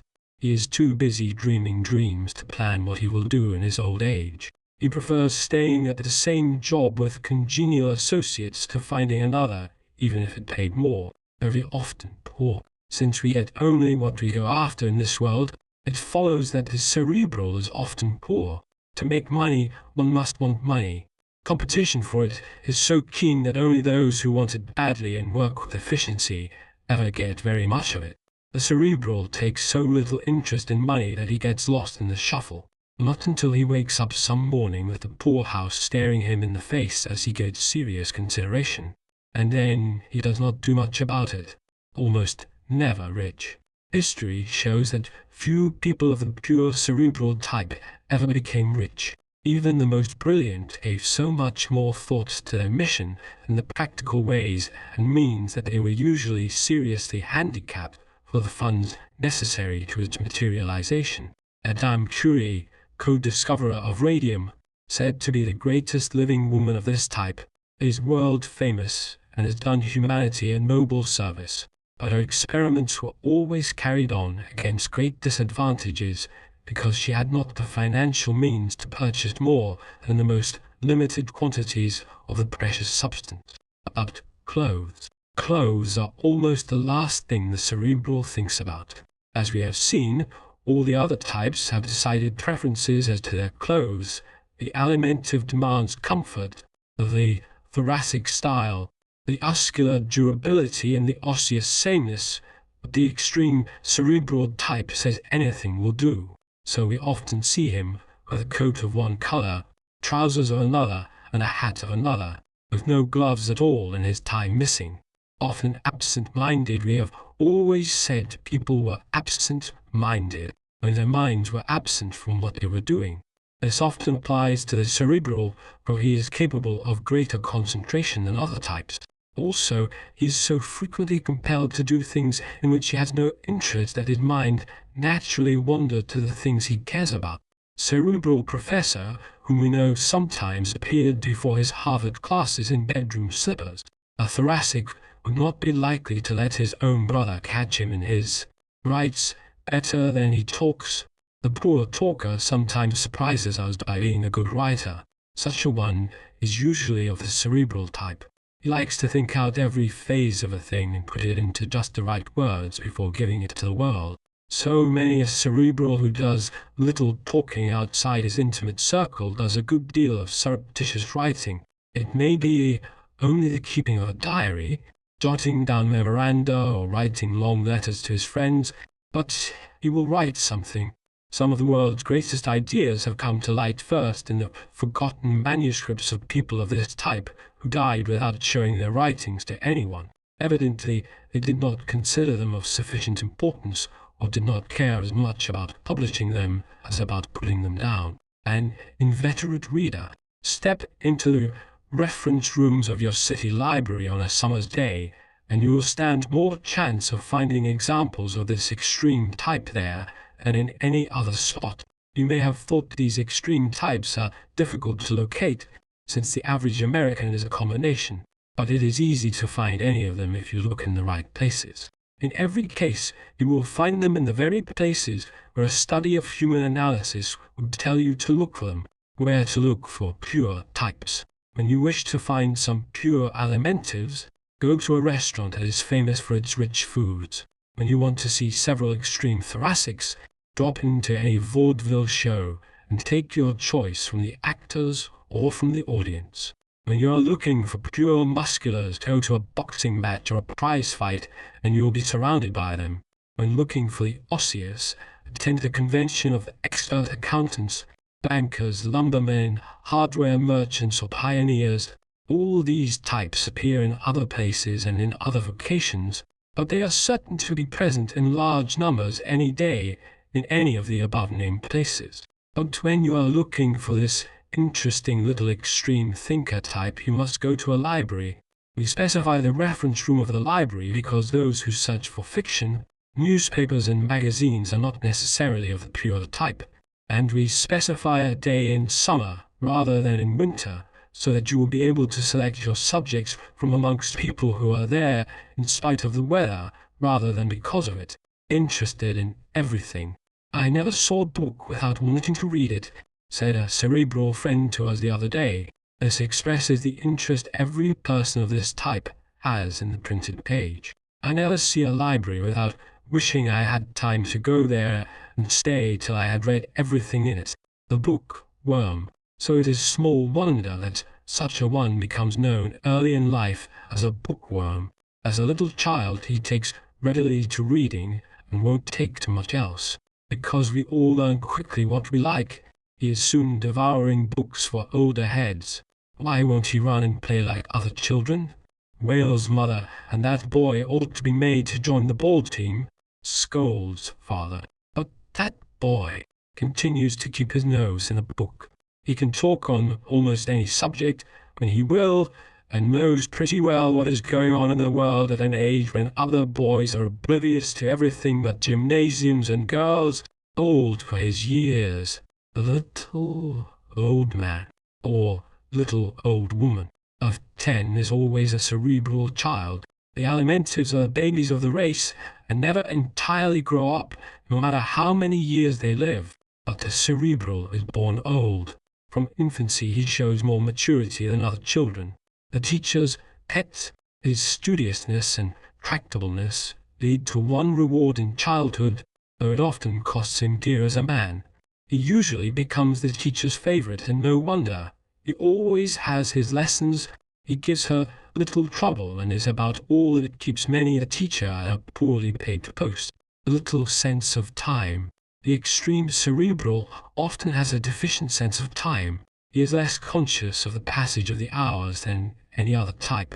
The muscular and the osseous often have an almost uncanny time sense, but the extreme cerebral man often lacks it, forgetting to wind his watch or to consult it for hours when he does. Is a familiar habit of this type. We know a bride in Detroit whose flat looked out on a bakery and a bookstore. She told us that she used to send her cerebral hubby across the street for the loaf of bread and was found lacking just as they were ready to sit down to dinner. Or had to wait hours and then have him come back with a book under his arm. No bread and no realization of how long he had been gone. Inclined to be unorthodox. Other types tend to follow various religions, according to the individual's upbringing, but the cerebral composes a large percentage of the unorthodox, the political reformer. Because all forms of personal combat are distasteful to him, the pure cerebral does not go out and fight for reform as often as the muscular, nor die for causes as often as the osseous types. But almost every cerebral believes in extreme reforms of one kind or another. He is a comparatively silent but faithful member of clubs, leagues, and other kinds of reform organizations. He may never star in them. He seldom cares to. But his mite is always ready when subscriptions are taken, even if he has to go without breakfast for a week to make up for it. This type is usually sufficiently intelligent to know the world needs reforming and sufficiently conscientious to want to help to do it. He is not bound by traditions or customs as much as other types, but does more of his own thinking. Without the foresight and faithfulness of the cerebrals, very few reforms could have started or have lived to finish. The social nonconformist. Ask any small-bodied, large-headed man if he believes in the double standard of morals, anti-suffrage, eternal punishment, saloons, or the 400. This little man with the big head may not openly challenge you or argue with you when you stand up for things as they are, for he is a peaceable chap, but he inwardly smiles or sneers at what he considers your troglodyte ideas. He sees a day coming when babies will be named for their fathers, whether the minister officiated or not, and the man who now talks about the good old days of a wide-open saloon on every corner, who will himself be a hazy myth, and when society idlers will not be considered better than people who earn their livings. The world's pathfinder, the cerebral, therefore leads the world in ideas. The world is managed by fat men, entertained by florid men, built by muscular men, opposed by bony men, but is improved in the final analysis by its thinking men. These thinkers have a difficult time of it. They preach to deaf ears, and often they die in poverty. But at last, posterity comes around to their way of thinking, abandons the old ruts, and follows the trails they have blazed. Therefore, many great thinkers who are unknown while alive became famous after death. More often than not, fame is the food of the tomb, indifference to surroundings. The wise man it was who said, "Let me see a man's surroundings, and I will tell you what he is." The cerebral does not really live in his house, but in his head, and for that reason does not feel as great an urge to decorate, amplify, or even furnish the place in which he dwells.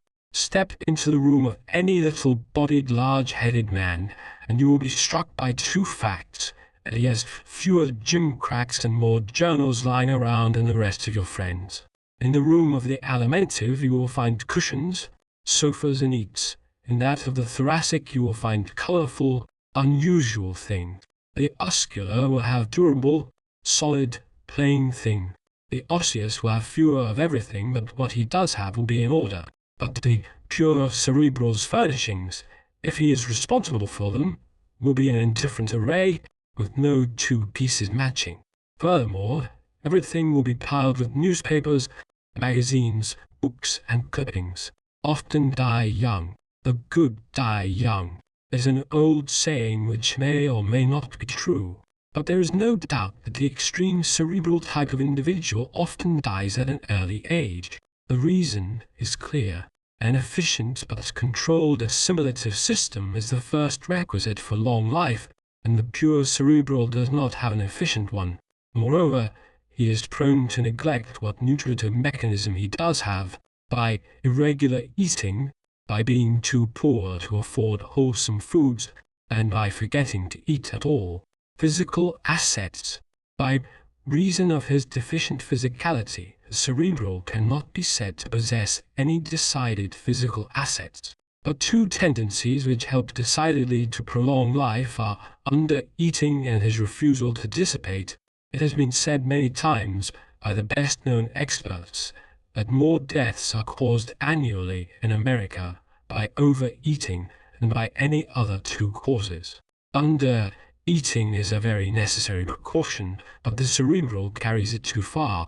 The cerebral, lacking a large alimentary system, is not tempted to overload his stomach or overtax his vital organs, and because he is a highly evolved type, possessing little of the instincts which are at the bottom of most dissipation, he is not addicted to late hours, wine, women, or excitement. Diseases he is most susceptible to. Nervous diseases of all kinds most frequently afflict this type. His nervous system is supersensitive. It breaks down more easily and more completely than that of the more elemental types, just as a high-powered car is more easily wrecked than a truck. Music, he likes highbrow. Music is kept alive mostly by highbrows, while the other types cultivate a taste for grand opera or simulate it because it is supposedly proper. The cerebral really enjoys it.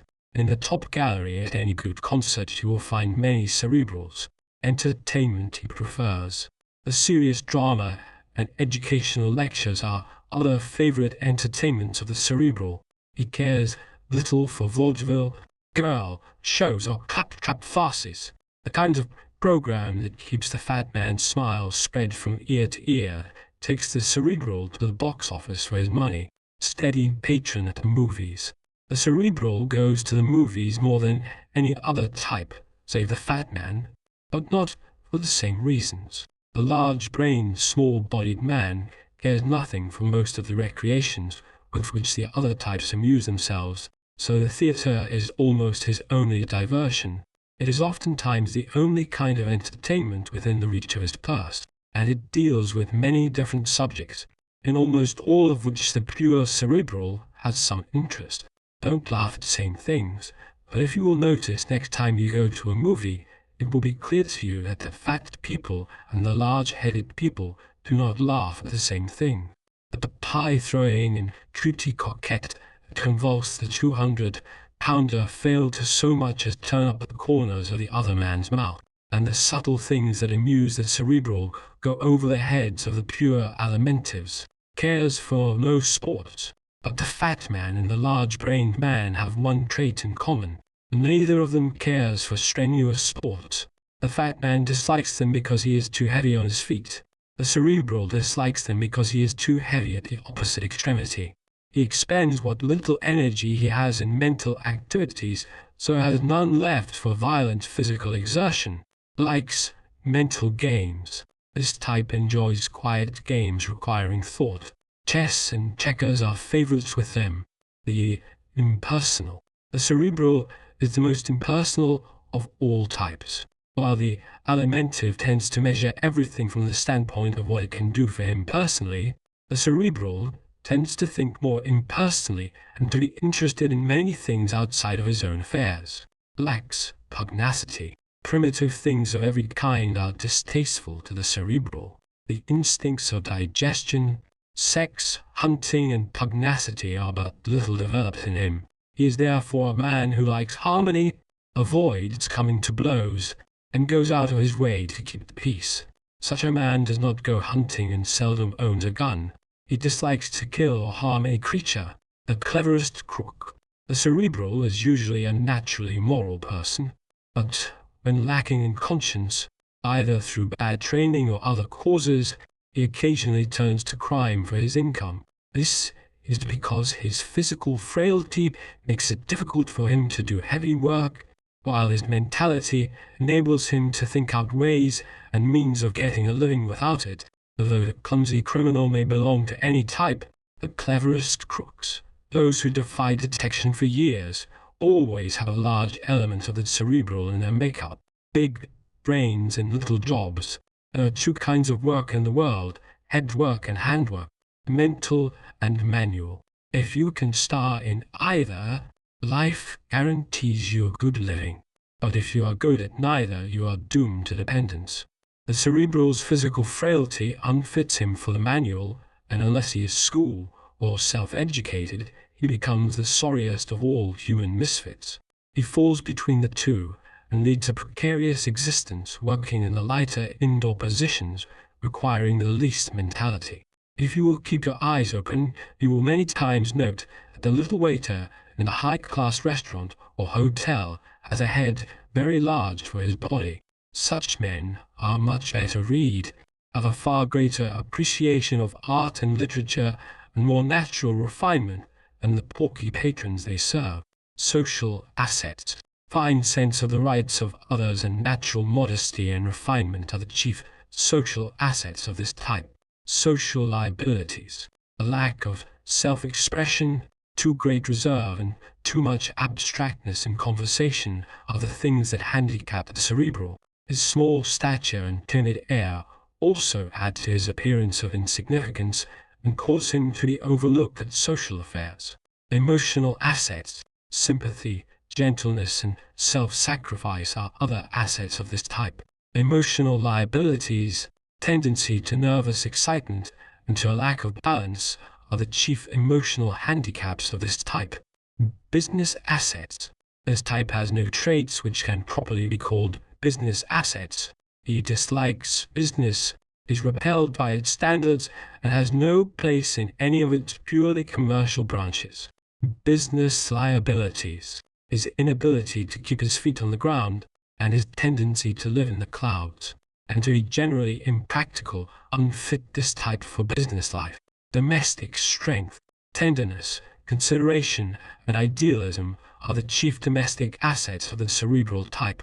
Domestic weakness, inability to provide for his family, incapacity for making the money necessary to meet their needs, and his tendency to spend the little he does have on impossible schemes are what wreck the domestic life of many splendid cerebral men. Inability to make $1 do the work of two is a serious handicap to the cerebral wife or mother. This man should aim at building up his body and practicalizing his mental processes. The cerebral should avoid shallow, ignorant people, speculation, and those situations that carry him farther away from the real world. His strong points, his thinking capacity, progressiveness, unselfishness, and highly civilized instincts are the strongest points of this type. His weakest points, impracticality, dreaminess, physical frailty, and his tendency to plan without doing, are the traits which stand in the way of his success. How to deal with this type socially? Don't expect him to be a social lion. Don't expect him to mingle with many. Invite him when there are to be a few congenial souls, and if he wanders into the library, leave him alone. How to deal with this type in business? Don't employ this man for heavy manual labor or where there's more arm work than head work.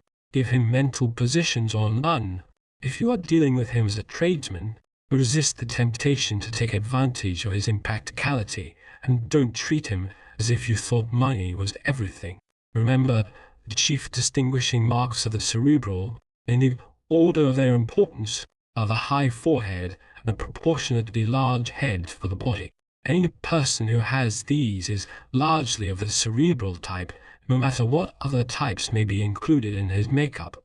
To understand combinations, determine which type predominates in a subject.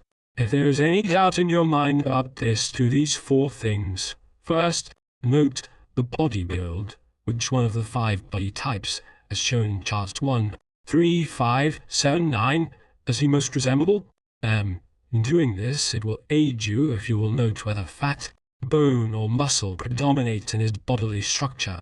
Second, decide which of the 5 typical faces his face most resembles. Third, decide which of the 5 typical hands his hands most resemble. Fourth, if still undecided, note his voice, gestures, and movements, and it will leave no doubt in your mind as to which of these types comes first and which second.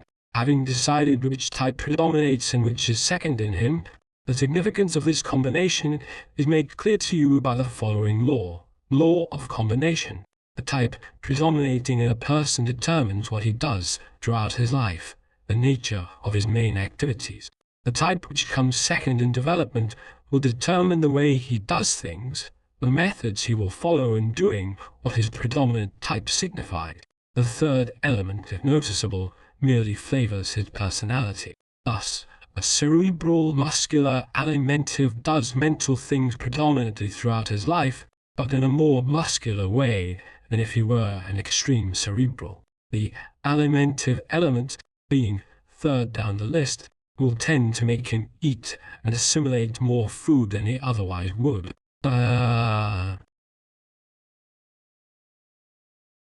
Chapter 6. Types that should and should not marry each other.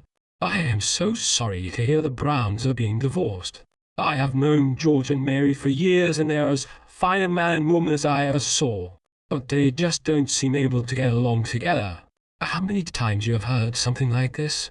And the speaker got nearer the truth than he knew. For the Georges and Marys everywhere are, on the whole, fine men and women. And married to the wrong one, each one is all right in himself, but merely married to the wrong person, a fact we have recognized when both George and Mary made successes of their second ventures and lived happily ever after.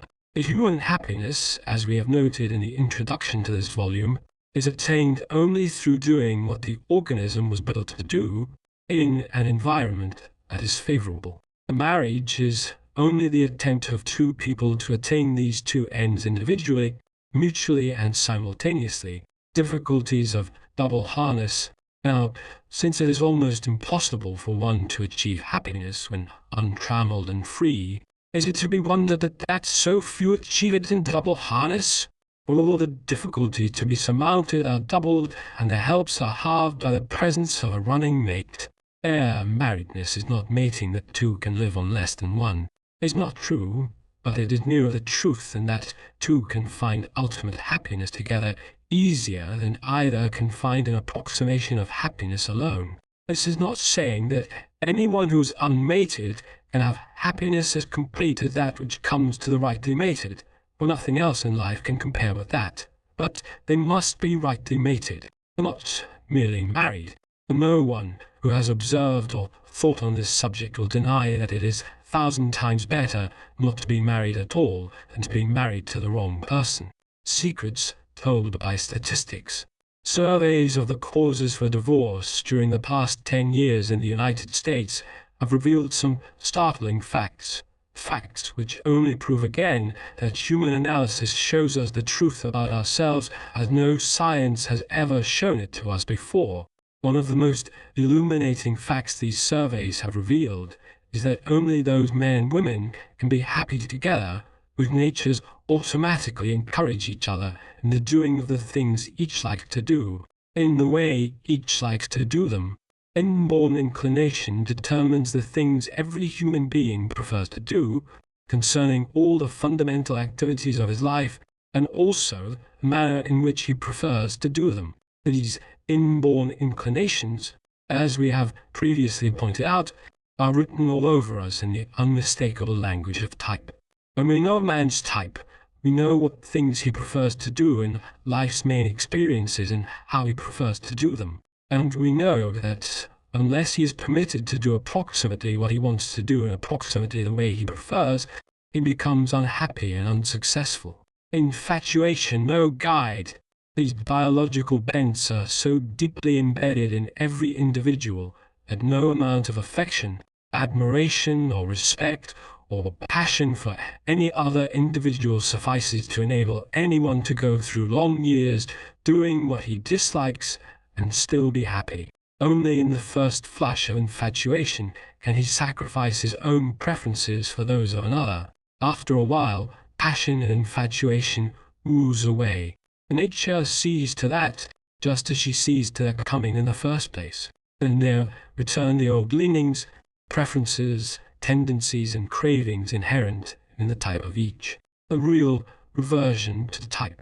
Under this urge of his type, each reverts gradually but irresistibly to his old habits, doing largely what he prefers to do in the ways that are to his liking.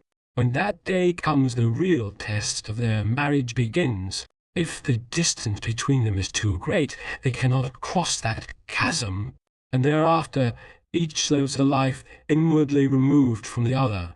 They make attempts to cross the barrier, and some of these are successful for a short while. They talk to and fro across the void sometime, but their communings become less frequent, their voices less distinct, until at last each withdraws into himself. And there he lives, in the world of his own nature, as completely separated from his mate as though they dwelt on different planets. We can know. But how is one to know the right person? You ask. By recognizing science's recent discovery to the effect that certain types can travel helpfully, happily, and harmoniously together, and that certain others never can. What every individual owes to himself, every individual owes it to himself to find the right work and the right mate, because these are fundamental needs of every human being. Lacking them, life is a failure. Possessing but one of them, life is half a failure. To obtain and apply the very fullest knowledge toward the attainment of these two great requisites should be the aim of every person. Neglected subjects. Despite the fact that these are the most vital problems pertaining to human happiness, and that every individual's life depends for its glory or defeat, joy or sorrow upon the right settlement of them They are two of the most neglected: divorce courts. Our divorce courts are full of splendid men and women who are there not because they are weak or wrong, but because they stepped into nature's age-old instinct trap without realizing where it would lead them. These men and women who pay so heavy a price for their ignorance and blindness are not to blame, but most of them have been taught that to be legally bound together was a sufficient guarantee of marital bliss. But experience has shown us that there are certain kinds of people each individual can associate with in harmony, and that there are those with whom he could never be happy, though 100 ministers pronounce them mated for life. Times will change, but the time is coming when we will select our mate scientifically, not merely sentimentally. It is also coming when we will know what every child is fitted to do by looking at him, just as we know better today than to set a shepherd dog on the trail of criminals or a bloodhound to herd sheep. But the great quest, instead of beclouding the significance and the sanity of life's great quest, instead of encouraging every manner of mismating as we do today, we will someday arm our children with knowledge, enabling them to wisely choose their life work and their life mate.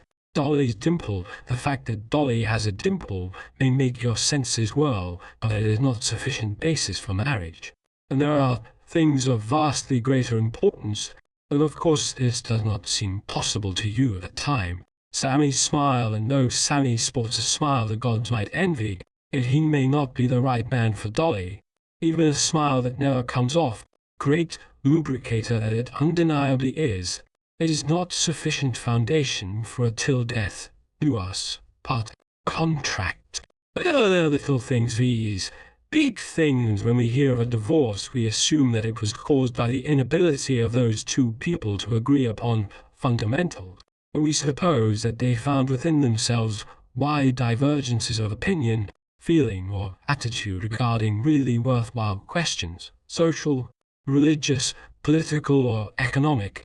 We are inclined to imagine that the little things should take care of themselves and that only the big things, such as these, should be allowed to separate two lives once they have been joined together. What do the records show? Yet the exact opposite is what happens according to the divorce records of the United States. These records show that divorces do not arise out of differences in what we have always called the big things of life, but out of those things which we have always called the little one. Why, he can't change. We do not expect a husband or wife to change his religion and take on his partner's faith. We imagine this is an inherent thing more or less deeply embedded in him and not to be altered, while we consider it only fair and right for John to give up his favorite sport, his hobby, and some of his habits for Mary's sake. At the risk of shocking the supersensitive, it must be admitted that most individuals get their religious leanings from external sources: parents, teachers, ministers, friends, and especially by the accident of being born in a certain country, among a certain sect, or within a certain community. On the other hand, one's preferences in the matter of diversions are born in him, part and parcel of his very being, and remain so to the end of his life.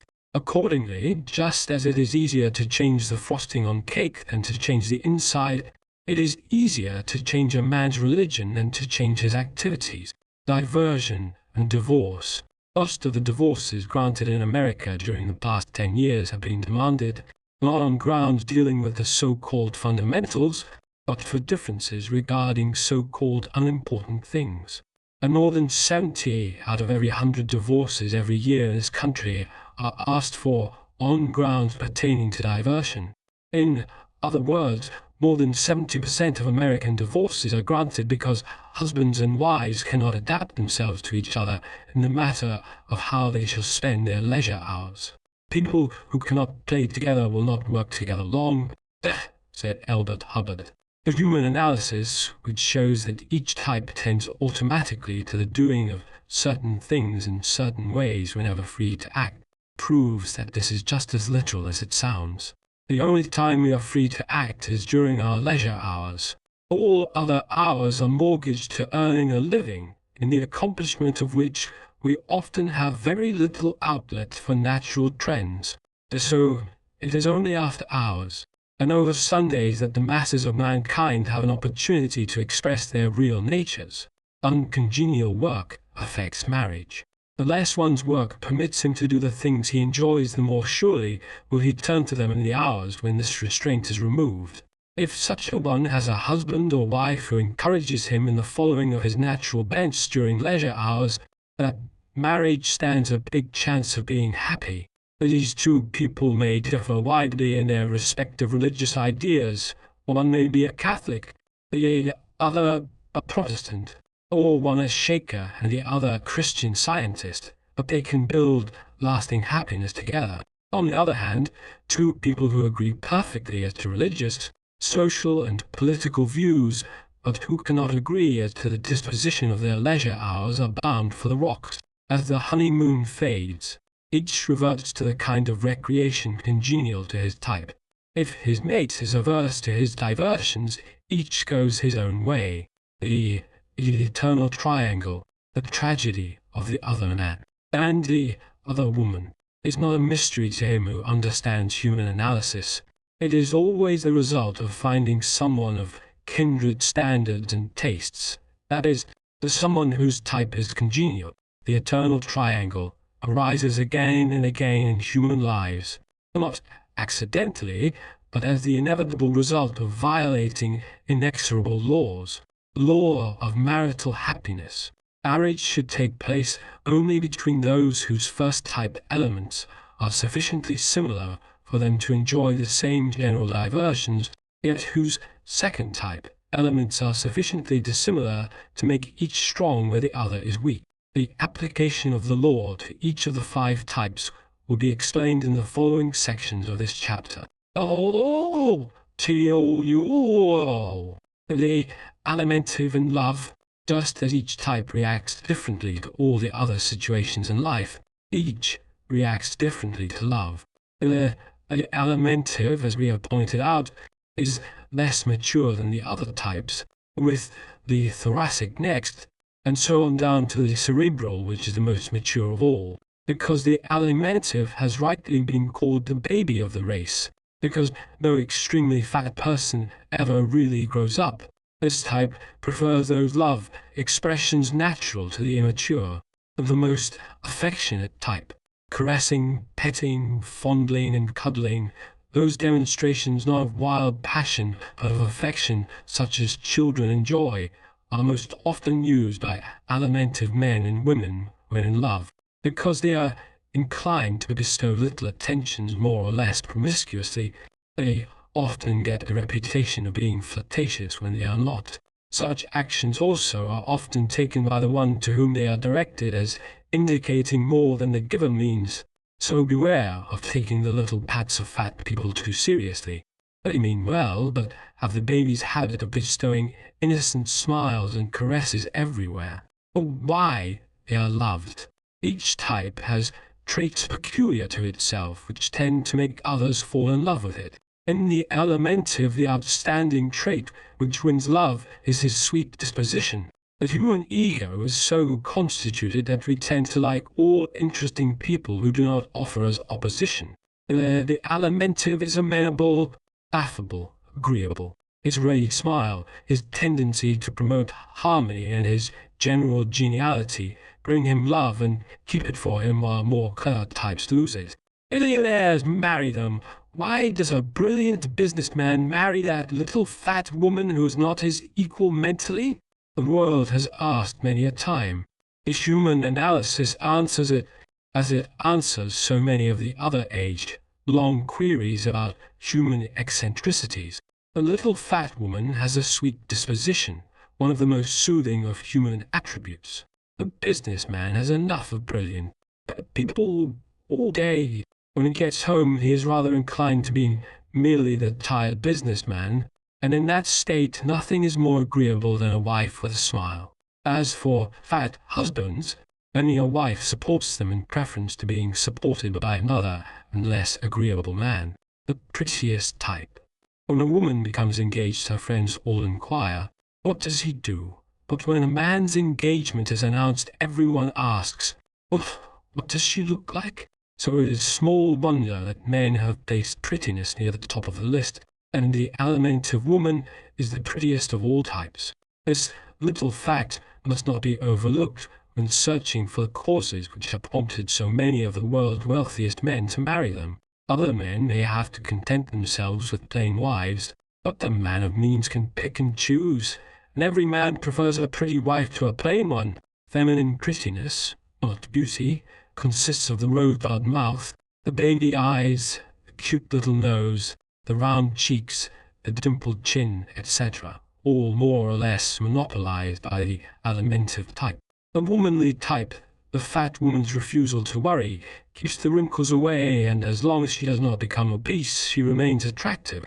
Her clinging, vine ways make men call her the most womanly type, and even when she tips the scales at 250, they are still for her, and they say she looks so motherly.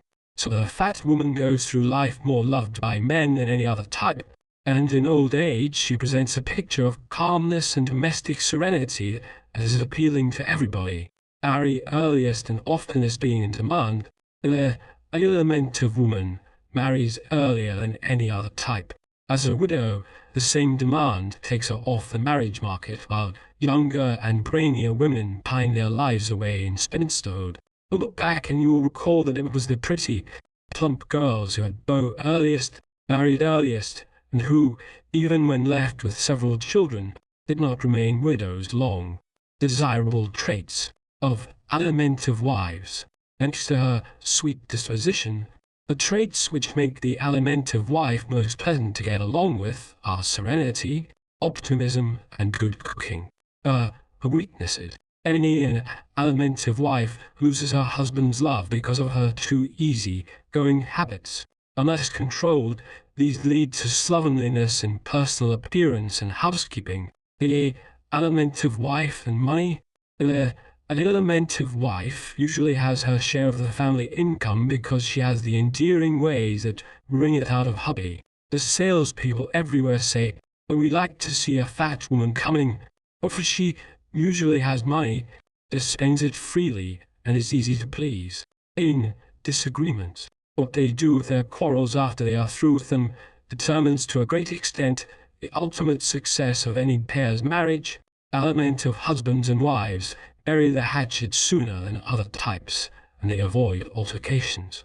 Lies anywhere. The Alimentive wife offers less resistance to her husband's plans than any other, so when he announces they are moving to some other neighborhood, the city or state, she acquiesces with better grace than other types. Family friends. The responsibility of adding new friends to the family rests equally upon each partner in marriage.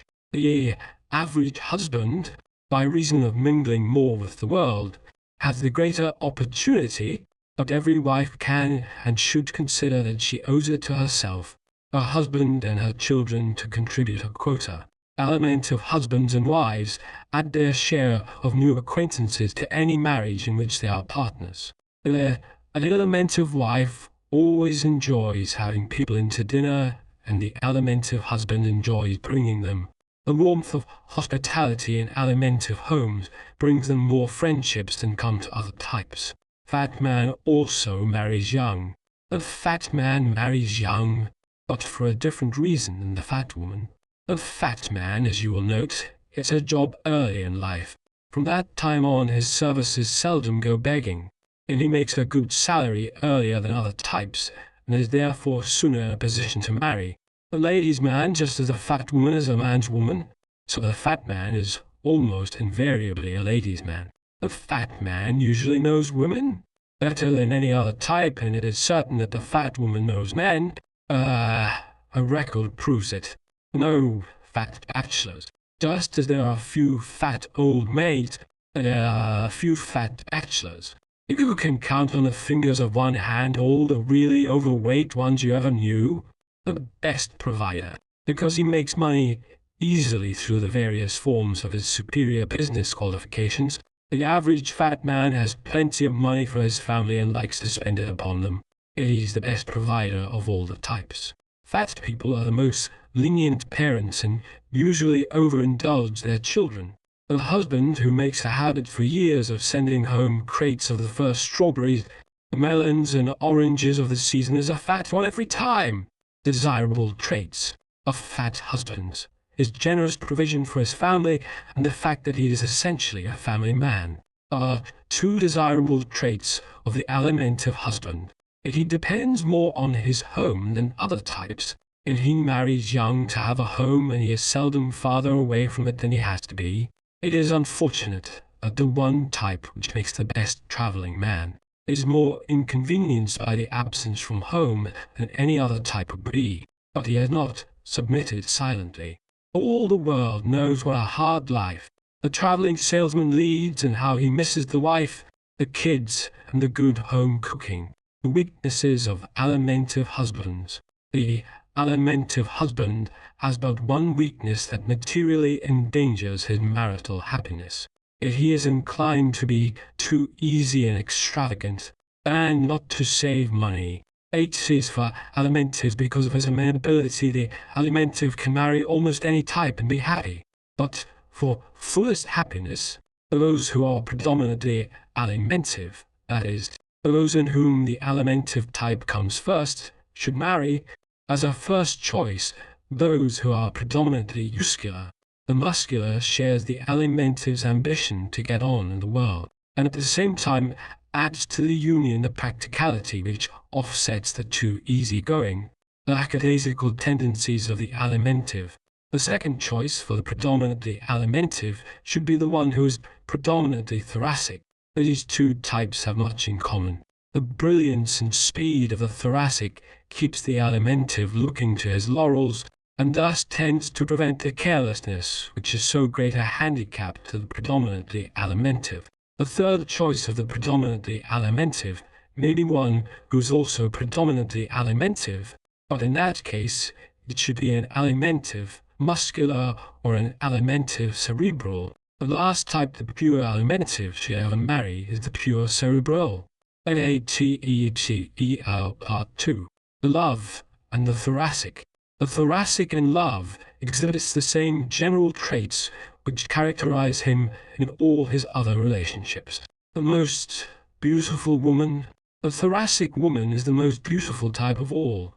She is not pretty, like the alimentive, but her refined features and beautiful coloring give her a distinctive appearance. The handsomest man. The thoracic is also the handsomest man of all. He is tall, high-chested, wide-shouldered, and has the masculine face resulting from his high-bridged, prominent nose and high cheekbones. The thoracic charmer? The thoracic has more of that quality we call charm than in any other type. Charm is largely self-expression by tactful methods. Since this type is the most self-expressive and the most tactful, it possesses naturally this invaluable trait. Both men and women of this type have an elusive, attractive something in their personalities that others do not have, a very personal appeal that makes an immediate impression. It pierces farther beneath the surface of strangers than other types do on much longer acquaintance. The thoracic does not seem a stranger at all. His own confidence is given to you almost immediately upon meeting you. Remove the barriers. The lure of the thoracic. There is about the thoracic person a lure that others seldom have. You do not attempt to describe it. You say he is just different.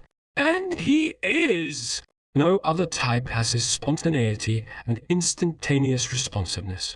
So while the alimentive is always liked, it is in a more mild, easy, comfortable way. The alimentive does not stir the blood, but has a strong, tender, even hold on people.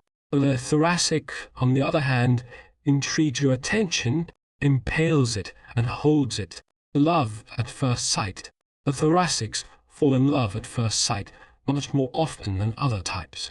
They also cause others to fall in love with them without preliminaries, for they pursue the object of their affections with a fire and fury that is almost irresistible.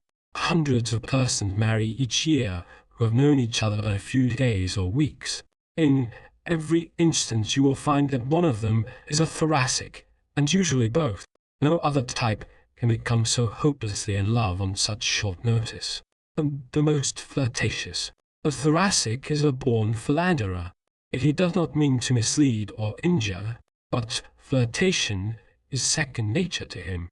This comes from the fact that flirtation, more than any other human experience, contains that adventurous, thrilling element he desires. Overheard in transit. We overheard the following conversation in the streetcar the other day between two young women who occupied the seat in front of us. "I was sorry to hurt him," explained the thoracic. "I did love him last week and I told him so, but I don't love him anymore, and I do love somebody else now." Does she really loved him last week? Thoracics can have a severe case of love and get just as completely over it in a week as the rest of us get over the measles. The joy of life. Joy in living expresses itself in almost everything the thoracic does, especially when he is young. Such people appear almost electrical. These are traits of great fascination, and the thoracic uses them freely upon others throughout his life, always blushing. His overdeveloped circulatory system causes the thoracic to blush easily and often. This tendency has long been capitalized by women, but is not so much enjoyed by men. Whilst easily hurt because of his supersensitiveness, the thoracic's feelings are more easily hurt than those of other types. As everyone who has ever had a florid friend or sweetheart will remember, they forgive quickly and completely, but every little thing said, looked, or acted by the loved one is translated in terms of the personal. Only people especially find it difficult to understand or be tolerant of this trait in the thoracic, because it is the exact opposite of themselves. They call the thoracic thin-skinned, and the thoracic replies that the bony man has a skin like a walrus, and each is right from his own viewpoint. The chivalrous thoracic man, with his keen intuitions, his sense of the fitness of things, and his trigger-like adeptness, the thoracic man easily becomes an attentive and chivalrous companion. Whether the bony man is often oblivious to the fine points of courtesy, the thoracic anticipates his friend's every wish and movement, picks up her handkerchief almost before she has dropped it, opens doors instantaneously, and specializes in those graces dear to the heart of woman. He is likely to do as much for the very next lady he meets just as soon as he meets her. These ready courtesies cost the thoracic husband as many explanations as the caressing habit costs the alimentive. Breaches of promise. A bona fide breach of promise suits are brought against the thoracic man than any other.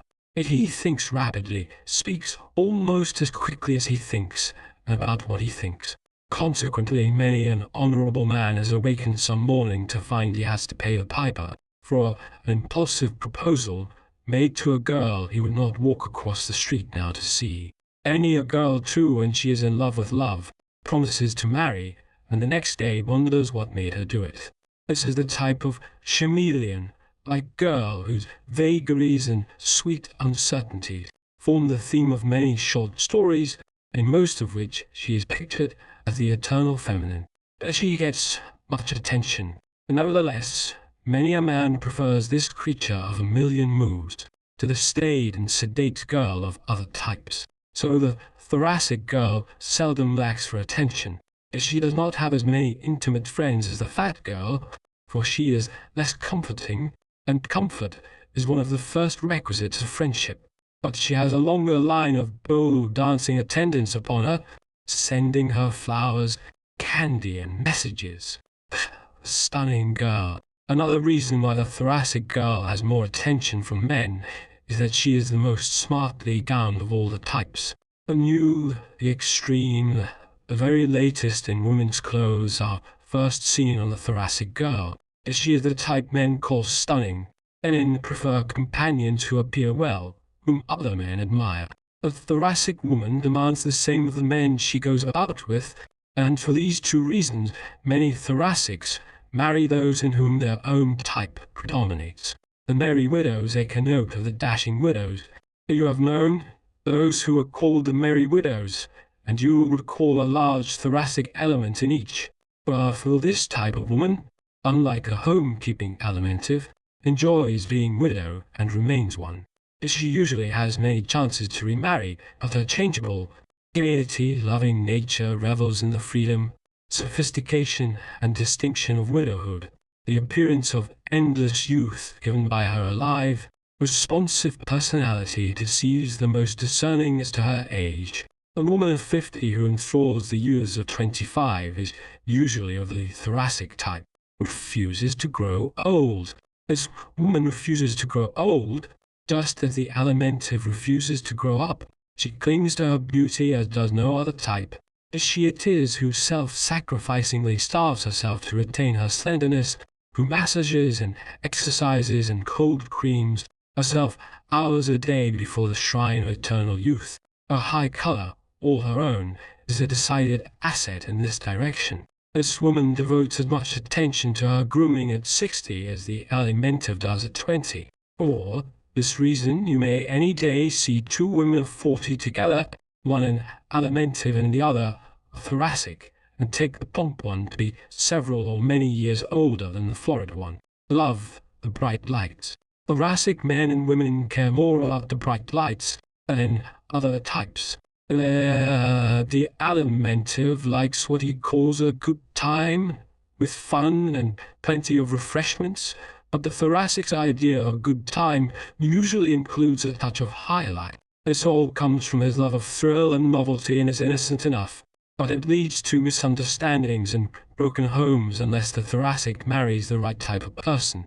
The osseous, for instance, has nothing in his consciousness by which to understand the desire for excitement which is so strong in the thoracic. We have all known good wives and loving mothers whose marital happiness was destroyed because they could not compel themselves to lead the drab existence laid out for them by their bony, stony husbands. In many cases, the wife, who only wanted a little innocent fun, was less to blame than her unbending spouse. Why, she went insane. One day, several years ago, we drove up to a lonely farmhouse in Montana just as a tragedy was enacted. The mother was being taken to the state asylum for the insane. The 7 little children watched the strange performance, unable to understand what had happened. The father, a tall, raw-boned, angular man, was almost as mystified as the children. "Crazy?" he said. "I don't believe it. Say, what did she have to go crazy about? She hasn't seen anything to excite her. Why, she's not been off this farm for 20 years.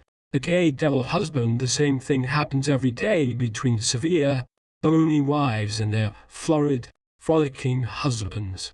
She is a perfect housekeeper and a good wife," exclaim her friends. "Why should her husband spend his evenings away from home?" These questions will continue to be asked until we realize that being a good housekeeper and a good wife does not fill the bill with a thoracic man. A wife who will leave the dinner dishes in the kitchen sink occasionally and run away with him for a lark on a moment's notice is the kind that retains the love of her florid husband. A husband who is willing to leave his favorite magazine, pipe and slippers to take her out in the evening is the kind the thoracic woman likes. She even prefers a gay devil to a stick, as she calls the slow ones. Makes him jealous. The thoracic man wants his wife to look well and be pleasing, but no husband wants his wife to be irresistibly attractive to other men. So it often happens that the thoracic woman causes her husband much jealousy. Her youthful actions and distinctive dressing make her a magnet for all eyes. If he happens to be too different in type to understand her naturalness and pure-mindedness, in this he often suffers keenly. Sometimes he causes her to suffer for it when they get home. The human analysis makes us all more tolerant of each other. It enables us to know why people act as they do, and best of all, that they mean well and not ill most of the time. Dislikes the monotonous. The thoracic, you will remember, dislikes monotony. Everything savoring of routine, sameness, a dead level, wears on him. 3 meals a day, 365 days in a year, with the same person in the same room at the same table is unspeakably irksome to him. He may love that other person with completeness and constancy, but he occasionally demands what Bernard Shaw calls domestic change of air. "My wife's gone to the country," was the biggest song hit of its year because there were so many florid men who understood just how that man felt. The florid wife is as loving as any other, but she heaves a sigh of relief and invites her women friends in for a party when John goes away on business. Not easy to live with. Thoracic husbands or wives are not as easy to live with as the Alimentive. They are too affectable, too susceptible to sudden changes of mood. They live alternately on the crest of the wave and in the depths, and rob the home of that serenity which is essential to harmony. Impulsive tendencies which made the sweetheart adorable are less attractive in the wife, and hubby's hair, trigger temperament she now calls just plain temper. Desirable traits of thoracics, that they are the most charming in manner, the most tasteful in dress, and the most entertaining of any type, constitute the traits which make the thoracic husband or wife desirable and attractive. Live beyond means. Husbands and wives of this type present this marital problem, however. They tend to live beyond their means. The husband in such a case seldom confides the true state of his financial affairs to his wife, while the thoracic wife, bent on making the best possible appearance, finds it almost impossible to trim down expenditures to fit the family purse. The habit of entertaining extravagantly and almost constantly also cost the thoracic household dear. The desire on the part of a thoracic husband or wife to move frequently from that particular house, the neighborhood or city presents another difficulty. Should marry own type. For the reasons stated above and throughout this work, the predominantly thoracic person should marry his own type as first choice. No other can understand his impulsiveness. His second choice should be a person predominantly of the Alimentive type. The Alimentive is more like the thoracic than any other, and in the places where they differ the Alimentive gives in with better grace than other types. The third choice may be a predominantly muscular person. In the latter case, however, the muscular should have either thoracic or Alimentive tendencies combined with his muscularity, because they are so different as to be almost opposites, and therefore unable to understand each other. The last person the thoracic should marry is the osseous, ATECER3, carriage and musculars. The muscular does not marry early like the Alimentive nor hastily like the thoracic. His is a practical nature, and his practicality is expressed here as in everything else. Back of his marriage, you will often find some of the same practical reasons that prompt his other activities. Aries between 25 and 35, most musculars are still unmarried at 25, when their Alimentive friends have families and when their thoracic ones have had a divorce or two. But few musculars are unmarried at 35, although at that age their osseous and cerebral friends are often still single. The muscular does not marry on nothing, and as he does not star in any line of work as early in life as the Alimentive or thoracic, he does not have the means to marry as early in life as they. But he is a splendid worker, gets something to do and does it fairly well. The Alimentive spends too much on food and other comforts, and the thoracic too much on luxuries, but the muscular, while not mercenary, saves a larger portion of his income. Sensible marriages so that somewhere around 30 the muscular is prepared to establish a home. By that time he has lived past the rash stage and selects a mate as much like himself as possible, in order not to be thwarted in his aims for getting somewhere in the world, aims which dominate this type all his life. For wearing qualities, this type selects his mate as he selects his clothes. For wearing quality, he prefers plain, simple people, for he is plain and simple himself. They are not carried off their feet by impulse, as are some of the other types, and he therefore choose wives and husbands whose lovable qualities show signs of durability, of the most positive lover. The muscular makes love almost as strenuously as he does everything else. Yet he does not do it especially gracefully like the thoracic, nor caressingly like the Alimentive, but intensely and in dead earnest. Yet he does not cut short the courtship like the thoracic, The more extended for years, like the osseous, but marries as soon as the practical requirements can be met. The alimentive is the most affectionate in love, and the thoracic the most flirtatious, but the muscular is the most positive, the fatal handicap. And the muscular has more strong traits than any other type from the marital point of view, but he has one weakness of such magnitude that it often counterbalances them. His pugnacity causes him to give way frequently to violent outbursts of anger. In them he says bitter things that are almost impossible to forgive. This type's chief handicap in all his relations is his tendency to fight too quickly, to say too much when angry, and thus to make enemies. In marriage, this is a serious handicap which loses many an otherwise ideal husband or wife the chance for happiness. Another muscular trait which makes life difficult for his mate is his tendency to be so generous with outsiders that his family suffer. Also, this type of husband or wife is inclined to sacrifice the social side of family life to work and thus widen the distance between husband and wife as the years go on.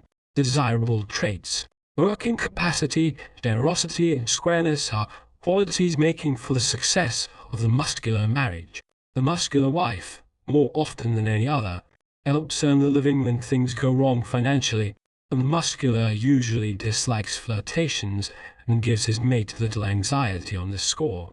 8 C's for musculars. The muscular has 4 choices in the selection of a mate. There is but one type he should never marry, and that is the osseous. The stubbornness of the osseous, when pitted against the muscular pugnacity, causes constant warfare. The predominantly muscular person should choose a mate who is also predominantly muscular. No other type aids him in the practical affairs of the family's future. But it is well for him when this muscular has decided cerebral tendencies.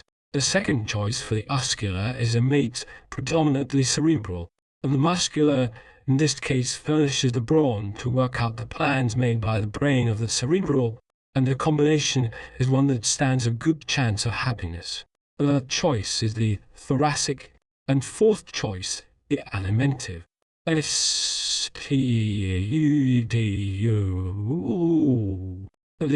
osseous in love. Bring to mind all the men and women you have known who waited 10, 20, or 30 years for the one they had given their hearts to. You will recall that they all had large bones or large joints for their bodies. Such people are always predominantly osseous. The loved one may marry, but the bony man or woman remains faithful. It must be the one they want, or none. The riddle solved. This fact accounts for some of the incongruous matches in middle or later life of old friends who seem to be unfitted to each other. Often one of them has waited many years for the other to consent, but for children to grow up, or for death to clear the way. One lover through life. Osseous men and women are so constituted that it is practically impossible for them to love many times during a lifetime. Bony people, even when young, have fewer sweethearts than other types. The large-boned boy or girl is usually ill at ease in the presence of the other sex, avoids social affairs, and does not attract love as early in life as other types do. They suffer keenly from the near ostracism resulting from this, but are powerless to change it. Live apart from others, because they live more or less apart from their fellows, even as children, and tend to withdraw into themselves. The osseous see little of the other sex, learn little about it, and come to think of it as unapproachable. As we have seen, the alimentive feels at ease with the other sex. The thoracic charms them, the muscular cultivates them when he is in earnest, but the osseous avoids them. If he does not marry, he becomes more and more awkward in their presence as he grows older. Such a person will often go a block out of his way to avoid meeting a person of the opposite sex. Aries less often, this naturally leads to the unmated life which characterizes so many men and women of the osseous type. We asked you to recall the 1 or 2 alimentive bachelors and spinsters you ever knew, the 3 or 4 thoracics, and the not more than half a dozen musculars who didn't marry. But it will take some time to enumerate the osseous people you know who have never married. This type constitutes a very large proportion of the unmarried. Thus difficult to live with when the Osseous does marry. He is the most difficult of all types to live with because he is inclined to be immovable and unbending. To give and take has long been considered the secret of happy marriage, and certainly is one of them. But this type finds it almost impossible to adapt himself to his mate. He wants everything in a certain way at a certain time and for a certain purpose. Whoever opposes him is pretty ruthlessly handled. Another marital liability of this type is his disinclination and inability to make new friends. He contributes to the family circle only those few intimates he has had for years, likes to dominate. The Osseous is inclined to dominate and often to domineer over his mate and over his family in general. This is as true of the women as of the men. As we have seen, type and not sex is what causes the big distinctions between people. The hen-pecked husband, whenever you see a hen-pecked husband look at his wife, you will always find that she has either large joints, large bones, or a square jaw. Many times we have heard men declare they would show such a wife how to act, but unless they could change her boniness, they would find it difficult to show her, not much or anything. The reason the husband of such a woman seldom resists is because he is 9 times out of 10 an alimentive or cerebral, types that prefer to be bossed rather than to boss. The same combination is usually present when the husband dominates the wife.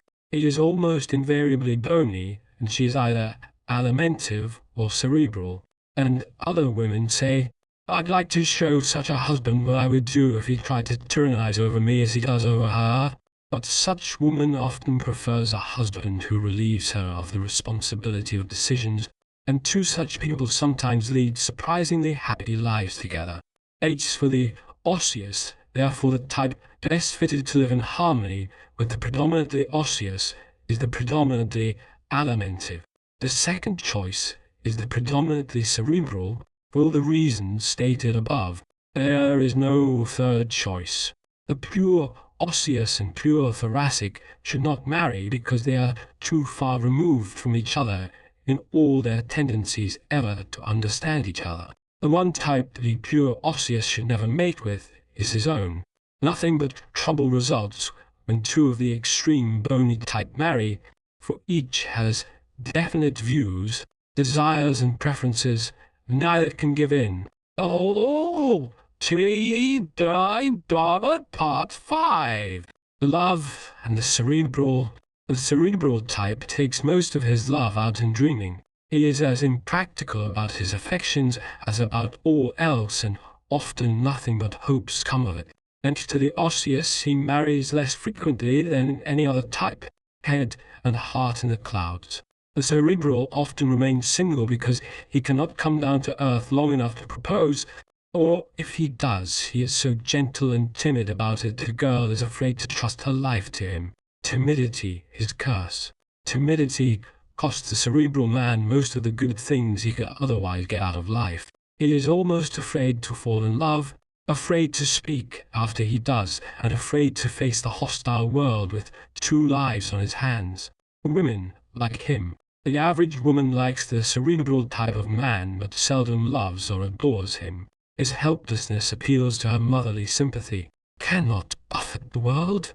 But women are afraid to marry the extreme type, even when the feeling he prompts is more than mere protectiveness. They know he cannot buffet the world for them and their offspring. So, even when they love him best, they usually marry the fat salesman, the muscular worker who always has a good job, the thoracic promoter who promises luxury, or the Osseous man who won't take no for an answer. Always leap year for him. When this type of man does marry, it is often due as much to her proposal as his. He is especially aided in his courtship if she happens to be a quick-spoken thoracic, a straight from the shoulder muscular, or one of those determined Osseous girls. The much-loved cerebral woman, the cerebral woman, is more fortunate in achieving marriage than the cerebral man. The impracticality which so seriously handicaps him is since the husband is supposed to support the family, it is not quite so much of a handicap to her. Men who love her at all love her for her tenderness, conscientiousness and delicacy and deeming it a pleasure to work for her, and she is one type of woman who usually appreciates it. The cerebral's weaknesses, the tendency to dream his life away instead of doing tangible things that assist in the progress of the family, is the greatest marital handicap of the cerebral type. Inability to make money results directly from this, and since money is so important in the rearing and educating of children, those who cannot get it are bound to face hardship and disillusionment. The saddest sight, the most pathetic sight to be seen anywhere, is that of the delicate, intellectual man who loves his family dearly, has the highest ideals, and yet is unable to provide for them. And when love flies out the window, when poverty comes in the door, love flies out the window. It's a saying as old as it is sad, and it is as true as it is both old and sad. Despite the philosophers, who are all cerebrals themselves, love should grow in sheltered soil, protected from the buffetings of wind and storm. Without means no man can provide this protection. Happy marriage, as we have seen, is based on the cultivation of the strong points and the submergence of the weak ones of each partner. Poverty does more to bring out the worst in people and conceal the best than anything else in the world. So, although this type is high-minded, more idealistic in his love than any other type, and has fewer of the lower instincts, he makes less of a success of marriage than any other type. H is for the cerebral, because he lives in his mind and not in his external world.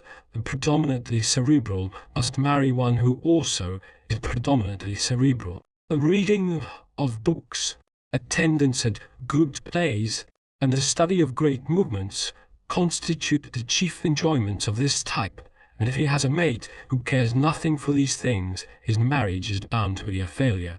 The cerebral he marries should, however, be inclined to the muscular also. Second choice for this type is the predominantly muscular, and third choice is the osseous. The firmness of the latter is often a desirable element in the combination, although the cerebral does not mind giving the reins over to his osseous mate. He does not like driving anyhow. The last type of all for the pure cerebral to marry is the pure alimentive, because it is farthest removed from his own type. These two have very little in common. But remember, in marriage, type is not a substitute for love. Both are essential to ideal mating. People contemplating matrimony are like two autos planning a long journey together, each driving his own car. Whether they can make the same speed, climb the same grades on high, and be well matched in general depends on the type of these two cars. But it takes love to supply the gas, the self-starters and the spark plugs.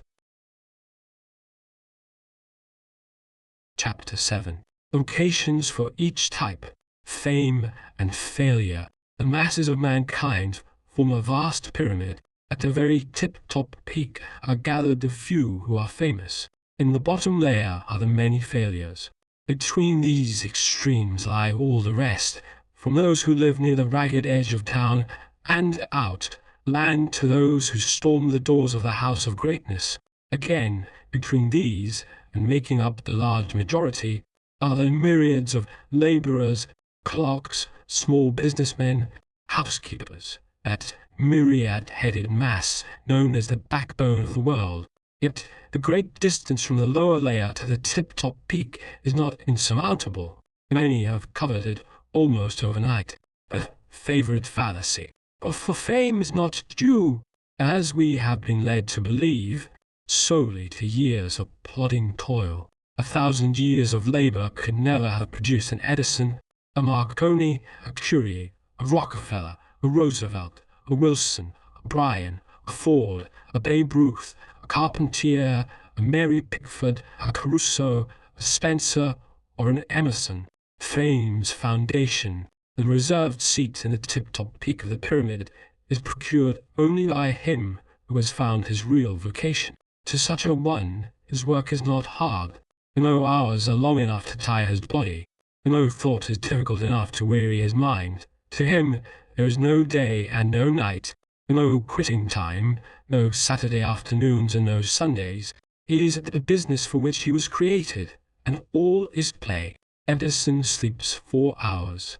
Thomas A. Edison so loves his work that he sleeps an average of less than 4 hours of each 24. When working out one of his experiments, he forgets to eat, cares not whether it is day or night, and keeps his mind on his invention until it is finished. Yet he has reached the age of 74 with every mental and physical faculty doing 100% service, and the prized place in the tip-top peak of the wizards of the world is his. He started at the very bottom layer, an orphan newsboy. He made the journey to the pinnacle because early in life he found his vocation. Failures who became famous. Each one of the world's great successes was a failure first. It is interesting to note the things at which some of them failed. Darwin was a failure at the ministry for which he was educated. Herbert Spencer was a failure as an engineer, though he struggled years in that profession. Abraham Lincoln was such a failure at 33 as a lawyer that he refused an invitation to visit an old friend because, he wrote, "I am such a failure, I do not dare to take the time." Babe Ruth was a failure as a tailor. Hawthorne was a failure as a custom house clerk when he wrote The Scarlet Letter. Theodore Roosevelt was a failure as a cowboy in North Dakota and gave up his frontiering because of it. These men were failures because they tried to do things for which they were not intended. But each at last found his work, and when he did, it was so easy for him, it made him famous. Play, not work, brings fame. Fame comes only to the man, or woman, who loves his work so well that it is not work but play. It comes only to him who does something with marvelous efficiency. Work alone cannot produce that kind of efficiency. Outdistancing competition. Fame comes from doing one thing so much better than your competitors that your results stand out above and beyond the results of all others. Any man who will do efficiently any one of the many things the world is crying for can place his own price upon his work and get it. He can get it because the world gladly pays for what it really wants, and because the efficient man has almost no competition. Efficiency comes from enjoyment. But here's the rub. You will never do anything with that brilliant efficiency save what you like to do. Efficiency does not come from duty, or necessity, or goading, or lashing, or anything under heaven, save enjoyment of the thing itself. Nothing less will ever release those hidden powers, those miraculous forces which, for the lack of a better name, we call genius. Knowing what are not your vocations, elimination of what are distinctly not your vocations, will help you toward finding those that are. To that end, here are some tests which will clear up many things for you, and will help you to know, especially whether or not the vocations you have been contemplating are fitted to you. How to test yourself. Whenever you are considering your fitness for any vocation, ask yourself these questions. Question 1. Am I considering this vocation chiefly because I would enjoy the things it would bring, such as salary, fame, social position, or change of scene? If, in your heart, your answer is yes, this is not a vocation for you.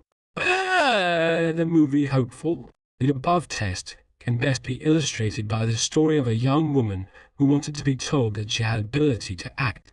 I am determined to go into the movies. She told us, "Do you think I would be a success?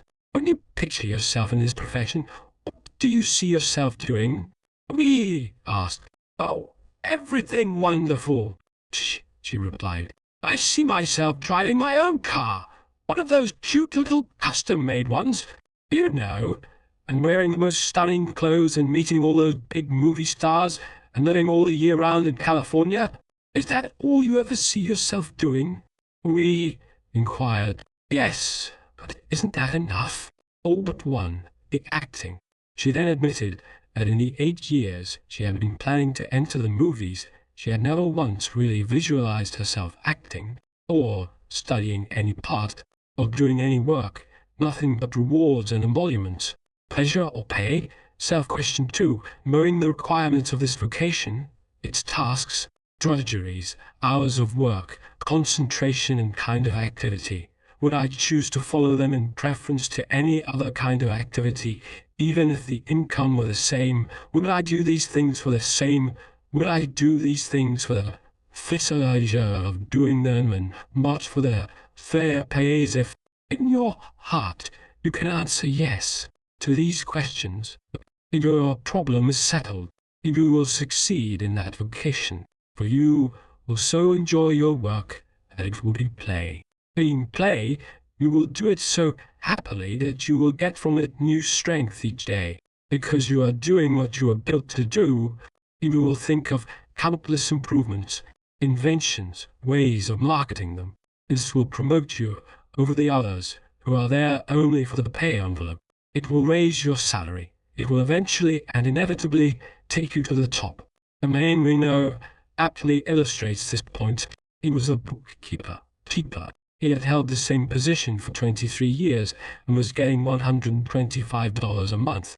He had little leisure but used all he did have: evenings, Saturday afternoons, Sundays, and his 10-day vacations, making things.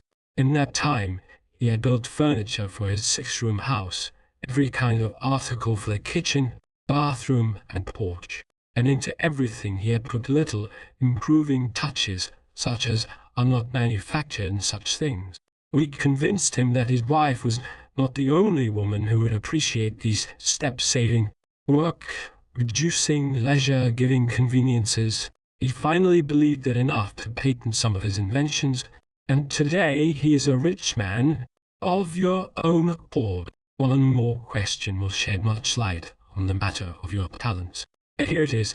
Self-question 3. Do I tend to follow? Of my own accord, for the sheer joy of it, the kind of activity demanded by this vocation which I am contemplating. If you do not, you will never succeed in this line of work. Thought it would do him good. One incident will serve to illustrate the foregoing test.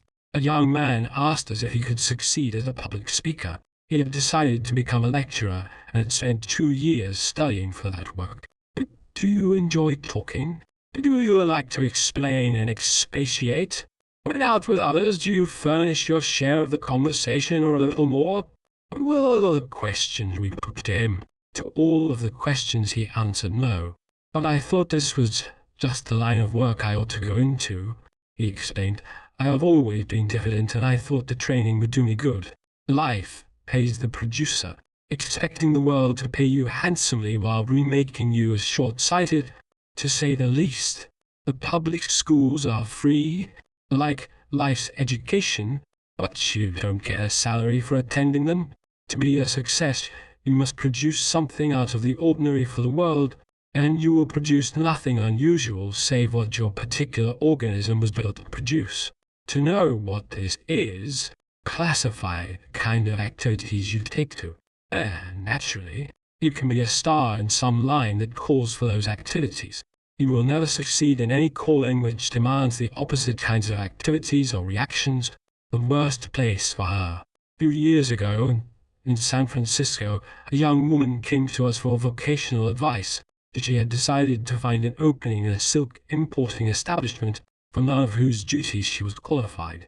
When asked how she happened to hit upon the thing for which she unquestionably had no ability, she said, I thought it would give me a world outlook which I need. Compel me to learn fabrics, something I think every woman ought to know. Forced me to attend to details, which I have always hated but which I must learn to master. And because it would bring me into contact with people, I dislike them but think I should learn to deal with them. When considering a position, when position is being considered, the questions an applicant should be asking himself are, what must I do in this position? Am I qualified? Can I make good? Do I like the activities demanded by this position? But 99 out of every 100 applicants for a vacancy ask no question of themselves whatever, and only one of anybody else. That question is to the employer, and it is only 4 words. What does it pay? He overlooks the fact that if the salary involved is large enough to be attractive, he will soon be severed from it unless he makes good. He also forgets that if the salary is small, he can force it to grow if he is big enough himself. If the particular task he is considering does not warrant a large salary, his employers will find one for him that does if he shows he has ability. Every business in the world is looking for people who can do a few things a trifle better than the mass of people are doing them today. And whenever they find them, they pay them well, because it pays them in the long run. The big salaried men, don't be afraid that you may develop ability and then find no market for it. The only jobs that have to go begging are the big salaried ones, because the combination of intelligence and efficiency is not easy to find. The men who are drawing from $10,000 to $50,000 a year are not supermen. They are not very different from anybody else, but they found line that fitted their particular talents, and they went ahead cultivating those talents without asking for everything in advance. Looking for chicken feed. While touring through the Rockies last summer, we came one day to a log shack perched on the mountain side near the road. In the backyard was the owner, just ready to feed his chickens. As he flung out the grain, they came from every direction, crowding and jostling each other and frantically pecking for the tiny morsels he threw on the ground. Several dozen flocked around him, but 3 or 4 stayed on the outer edge, ready to scamper for the big grains he threw now and then amongst the boulders up on the hillside. "I do that just to see them use their heads," he explained. "People are just like that. They rush for the little chances where all the competition is, instead of staying out where they can see a big chance when it comes. Life is full of opportunities for every person who will consult his own capacities and aim for the big chance. Causes of misfits. Various influences are responsible for the misfit, chief amongst which are his loving parents. Many fathers and mothers, with the best intentions in the world, urge their children to enter vocations for which they have no natural fitness whatever. These same parents often discourage in their children the very talents which, if permitted to develop, would make them successful. Such a child has small chance in the world if it happens that his parents are sufficiently well-to-do to hold the purse strings on his training. Not until he has failed at the work they choose for him will such parents desist. When they finally allow him to take to the work he prefers, they are usually surprised to see how clever he is. But if he does not succeed at it, they should bear in mind that it is doubtless due to their having cheated him out of his priceless youth, the years when the mind is moldable, impressionable, and full of inspiration. Poverty's one advantage in this situation alone does the child of poverty-ridden parents have greater opportunities than the child of the well-to-do. He at least chooses his own work, and this is one more little reason why the world's most successful men so often come from the ranks of the poor, ruined by too much mothering and fathering, is a verdict we would frequently render if we knew the facts. Richard and Dorothy. One instance in which fate took a hand was very interesting. A New York widow, whose husband had left his large fortune entirely to her, nursed definite ambitions for her son and daughter. Richard, she had decided, should become a stock raiser and farmer on the several thousand-acre ranch they owned in Texas. Dorothy should study art in Paris. But it so happened that Richard and Dorothy disliked the respective vocations laid out for them, while each wanted to do the very thing the other was being driven to do. Richard was small, dark, sensitive, aesthetic, and bent on being an artist. Dorothy, who was 6 feet in her stockings, laughed at art and wanted to be a farmer. But mother was obdurate, and mother held the family purse. So, in the spring of 1914, Dorothy was sent to Paris to study the art Richard loved, and Richard was sent to the Texas ranch that Dorothy wanted. Then the war broke, and Dorothy hurried from Paris to avoid German shells, while Richard enlisted to escape the Texas ranch. Dorothy, in her element at last, took over the ranch, of which Richard had made a failure, turned it into one vast war garden, became a farmerette, and is there now, a shining success. Richard got to Paris during the war, and when it closed, refused to come home. He wrote his mother that the war had taught him he could earn his own living, an accomplishment he is achieving today with his art. The mother herself is happier than she ever was before, and proud of her children's success. 3 kinds of parents. Parents can be divided into 3 classes: those who overestimate their children, those who underestimate their children, and those who do not estimate them at all. The great majority are in the first group. This accounts for the fact that most fathers and mothers are disillusioned as their children, one by one, fall short of their cherished hopes. Those who underestimate their children are in that small group of parents who live to be happily surprised at their achievements. The best parents of all are those who allow their children to follow their natural talents. Don'ts for parents: don't push your child into any vocation he dislikes. Don't be like the parents we dined with recently. As we sat around the table, they pointed out their 4 children as follows. There's Georgie. We're going to make a doctor of him. Our best friend is a doctor.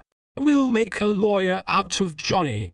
There's been a lawyer in the family for generations. Jimmy is to be a minister. We thought it was about time we had one of them in the family. What about Helen? We asked. Oh, Helen, why? She's going to marry and have a nice home of her own.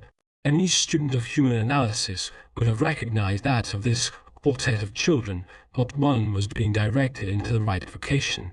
He would have seen that the square-jawed, muscular Jimmy would make a much better lawyer than a minister, that little Johnny should be a teacher or a lecturer, that fat Georgie was born for business instead of medicine, and that Helen had more ability than any of her brothers. But the woman misfit! Too many parents have gone on the theory that belonging to the female sex was a sure indication of homemaking, mothering, housekeeping abilities. The commercial world is full of women who have starved, wasted and shriveled their lives away behind counters, desks and typewriters when they were meant for motherhood and wifehood. The homes of the land are also full of women who, with the brains and effort they have given to scrubbing, washing and cooking, could become captains of industry, the sealed parcel. If you are a parent, don't allow yourself to set your heart on any particular line of work for your children. Your child is a sealed parcel, and only his own tendencies, as they appear during youth, can tell what that parcel really contains. Allow these traits to unfold naturally, normally, and freely. Don't complicate your own problem by trying to advise him too soon. Don't praise certain professions. Children are intensely suggestible. The knowledge that father and mother consider a certain profession especially desirable oftentimes influences a child to waste time working toward it when he has no real ability for it. Every hour of youth is precious, and this wastage is unspeakably expensive. On the other hand, do not attempt to prejudice your child against any profession. Let him think, for instance, that you consider overalls a badge of inferiority, or a white collar the mark of superiority. Only a man in blue denim today could buy and sell the collar and cuff friends of his earlier years. The size of a man's laundry bill is no criterion of his income. Popular misconceptions. Other parents make the equally foolish mistake of showing their dislike of certain professions. Not long ago, we heard a father say in the presence of his large family, I don't want any of my boys to be lawyers. Lawyers are all liars. Ministers are worse. They're all a bunch of sissies. Doctors are all fakes. Actors are all bad eggs.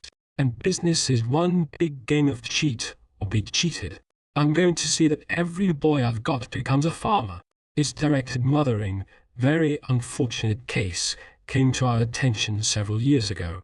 In Chicago, a mother brought her 18-year-old son to us for vocational counsel. I am determined that James shall be a minister, she said. My whole happiness depends upon it. I have worked, slaved, and sacrificed ever since his father died that he might have the education for it. And now, want you to tell James to be a minister.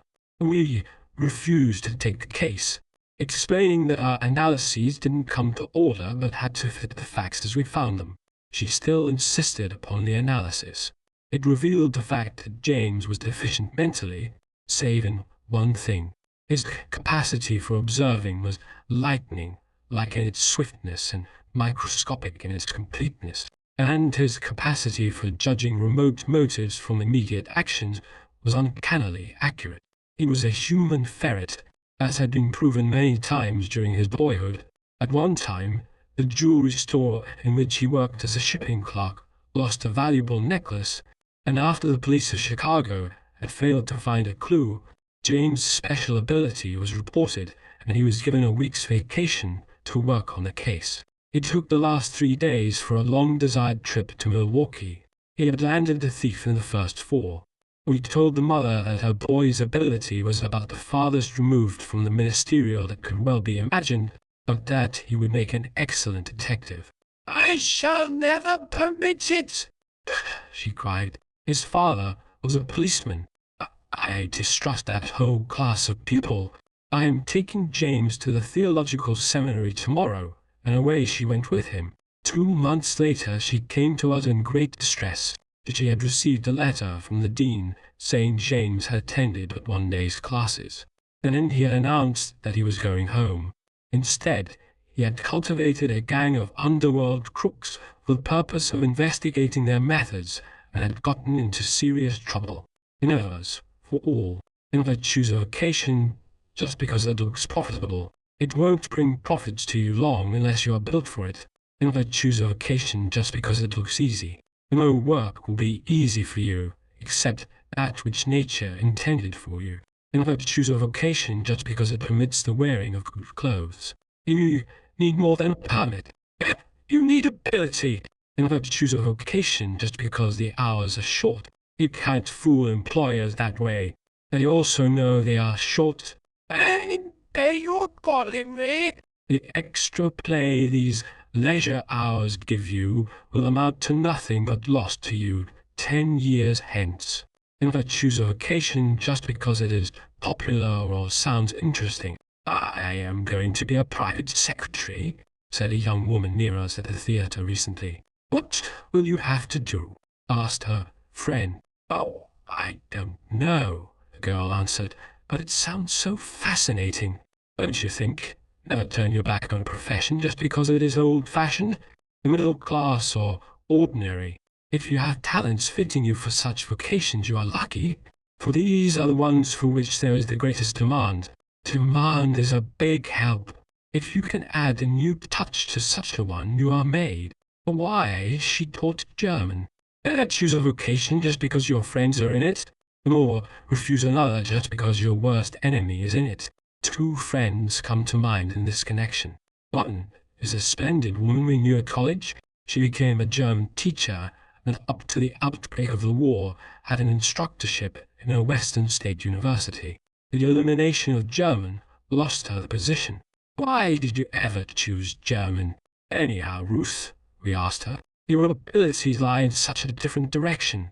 "Because my favorite teacher in high school taught German," she replied. "Enemies and engineering." An opposite case is that of a friend of ours who has worked in an uncongenial profession for 30 years. "You were meant for engineering, Tom," we told him. "With all the leanings you had in that direction, how did it happen you didn't follow it?" "Because the man who cheated my father out of all he had was an engineer," he said. "Never choose a new vocation just because you are restless. You will be more so if you get into the wrong one. The society delusion, never choose a vocation just because it promises social standing.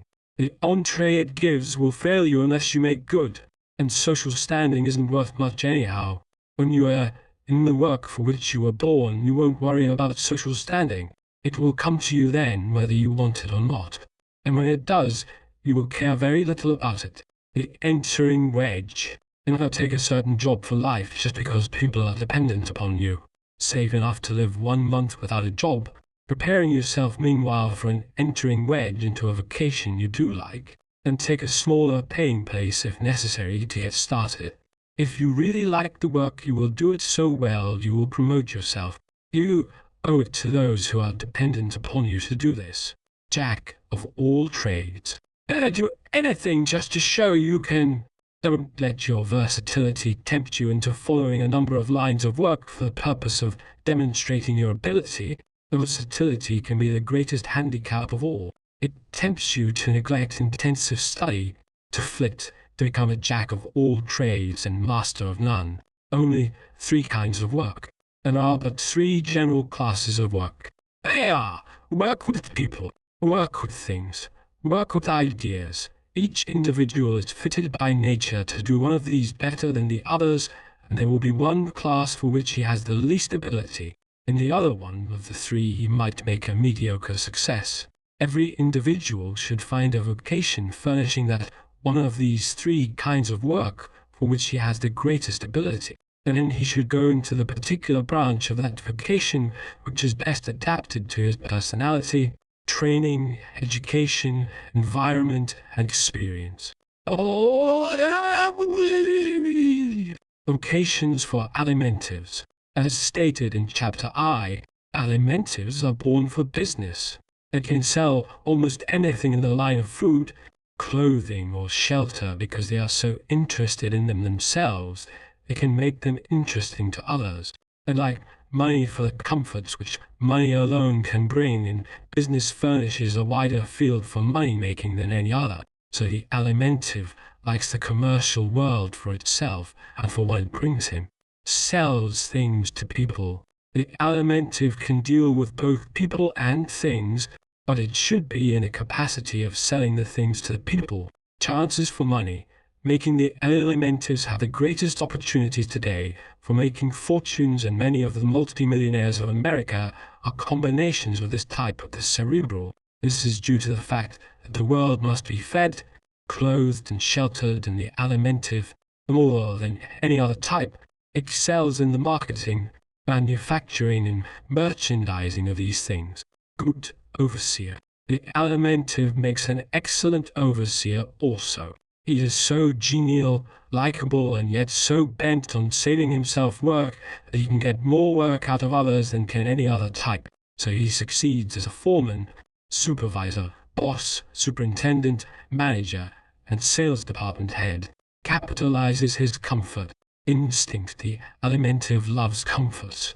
He feels he must have them, because any man's success will be found to lie in the direction which most nearly satisfies his basic instincts. The alimentive succeeds by making the good things of life so interesting to others they are willing to buy them from him at the best prices. The alimentively inclined. Every man who is largely alimentive in type can sell commodities or oversee the work of others. Every woman who is largely alimentive can also sell the same commodities, oversee the work of others in her department, and become a good cook. But things to avoid. The alimentive should avoid vocations dealing exclusively with ideas. Books are almost the only things an alimentive cannot sell successfully. This is due to the fact that he is not as interested in ideas as in things, and the things he is interested in, food and comforts, are the farthest removed from books, or partners, to select. When he goes into partnership, the alimentive should endeavor to do so with a practical muscular, a clever thoracic, or another alimentive. Partners and employees to avoid. He should avoid as partners the pure cerebrals and the pure osseous. The former are too highbrow and visionary for him, and the osseous are too critical of his easy ways. Bosses to avoid. The alimentive, when looking for employment, should try to avoid the boss who is a pure cerebral or a pure osseous. The cerebral may be a good planner, but his plans and those of the alimentives will not work well together. The cerebral cannot see the alimentive's point of view clearly enough to forgive him for his too primitive methods. The pure osseous boss soon becomes disgusted because the alimentive is so lacking in system. He usually comes out all right in the end, but the orderly osseous is too exasperated by what he considers the alimentive's slackness to wait for the end. Localities to avoid. The alimentive should avoid all frontiers. He cannot work well without conveniences, and since these are few and far between in unsettled regions, it is much more difficult for him to be a success there. Vocations for pure alimentives. Cooking, catering, nursing, merchandising of all food and drink stuffs, the conducting of cafes, restaurants, hotels, cafeterias, restrooms, and all places maintained for the ease, comfort, and feeding of mankind, are the general vocations for pure or extreme alimentives. The vocations for alimentive, thoracics, the merchandising of the artistic, novel, and aesthetic in food, clothing and shelter, conducting of tea rooms, confectionery stores, smart specialty and clothing shops, salesmanship of restricted residence districts, fancy cars, etc. The vocations for alimentive, musculars, the merchandising of more practical commodities such as potatoes, meat, middle-class homes, durable clothing. Alimentive, muscular women make excellent dressmakers. The vocations for the alimentive, osseous, merchandising of farms, ranches, timber, lumber, hardware, bond salesmanship. Vocations for alimentive, cerebrals, merchandising, manufacturing and marketing of food, clothing and shelter commodities on a large scale in world markets. This type of combination exists in most of the world's millionaires.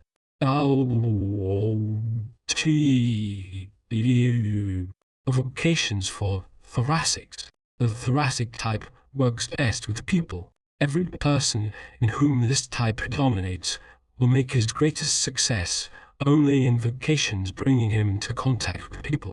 The born entertainer. As we have pointed out, the thoracic is a born entertainer. His greatest abilities lie in the direction of the stage and all forms of its activities. Capitalizes his approbative instincts. The thoracic loves the approval and applause of others. He is clever, dazzling, often scintillating, brilliant and magnetic. All these enable him to win fame behind the footlights, upon the screen, and in many lines of theatrical work. His gregarious instincts also enable him to make a success of work with others. Chances for money. Making his chances for making a great deal of money are excellent. $1,000 a week is not an unusual salary for an entertainer, and $1,000 a night singer is no longer a rarity. These always belong to the thoracic type, for reasons stated in Chapter 2. Chances for money. Spending, but when the stage gives him a large income, it also furnishes the companions and temptations for spending money freely.